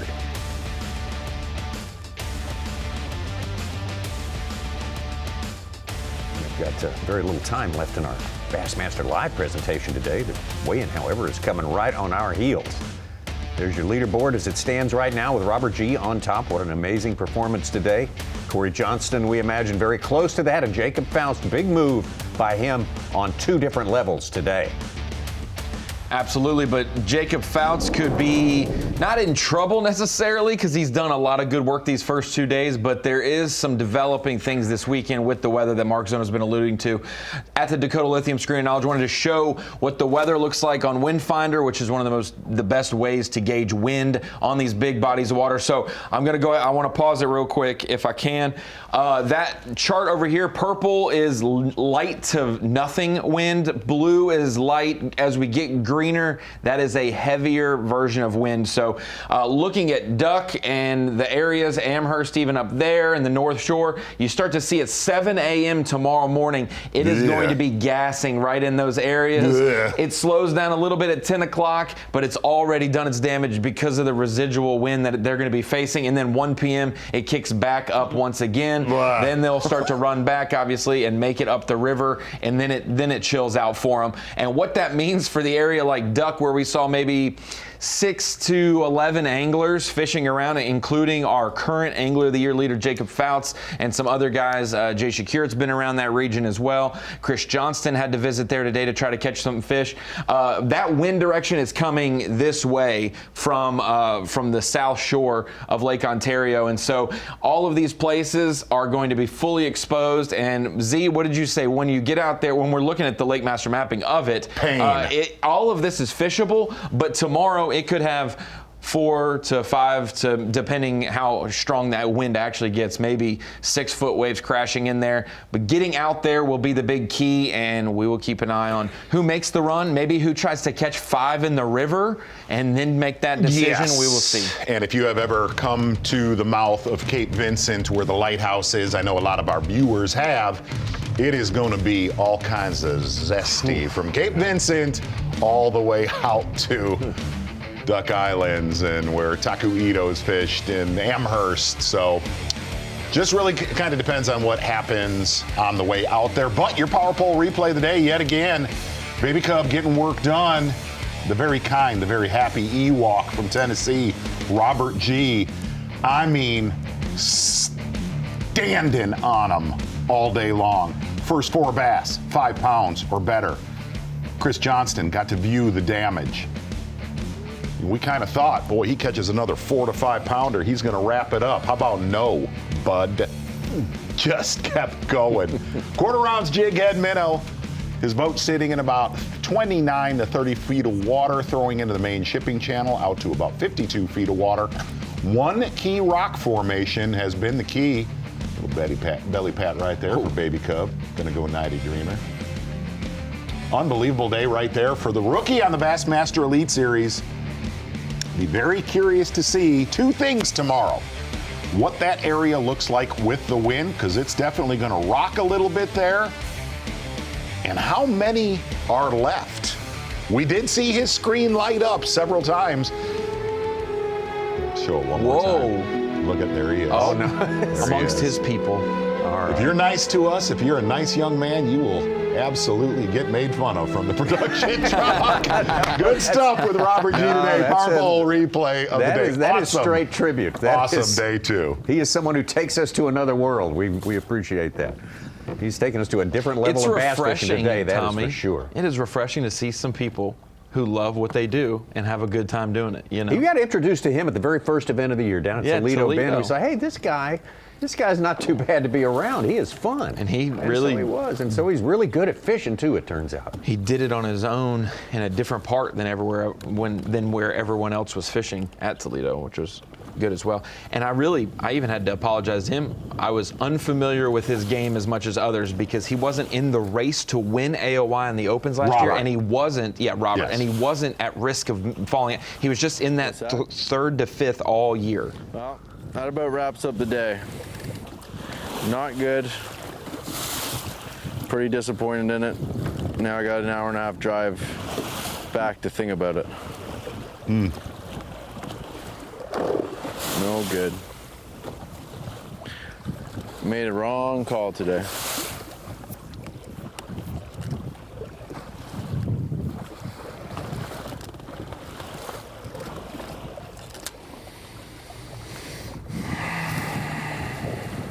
Boy, that is the tale of two stories on your screen right there, that. man. Holy cow. Robert You G. would not have thought one or the other of what was said. I don't know what I'm saying right now, but what we have seen with Chris Johnston really the last 2 days, that was a rough 23 pounds yesterday. But a brutal day today for Chris Johnston. Easy riding right here for Robert G. Oh, Take a load off, boy. He was like, grab some he is wood, chilling and boy. enjoying every thought of his day to day. Slick will make as him happy glass. years to come now. Be looking different out there tomorrow. Chris Johnston, who started out badly early this week on Championship Monday at Lake Champlain, losing by 1 ounce to Ed Loughran. If he called yesterday catching 23 pounds an embarrassment, I'm curious what he says about it tonight. I don't know if I'll be able to use that on the Fox broadcast. He may turn it around tomorrow. Just got to make it through today, make it qualify for tomorrow. Hey, man, that's the biggest thing is, will Chris make it to tomorrow? That is not a gimme. No, sir, not at this point. Not yet. Nothing's official till the weigh-in. We remind you the weigh-in coming up here. Just 2 or 3 minutes. It begins on Bassmaster.com. That's right here. Oh, yeah.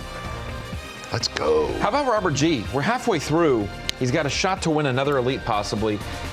First, second, third, and with the margin of victories and the tightness of Smith, Champlain, and this one, that's pretty impressive. Yeah. If he doesn't have a heart attack at the end of this event, I'll be impressed. No kidding. It's been fun being with him today. Absolute. Awesome day. Good dude, too. The joy of fishing. That guy is the embodiment of it. Yes. We'll have a big day on FS1 tomorrow. We'll have 10 cameras as well, and we'll have some of them with the leaders and some with our AOY races. We still put a button on that.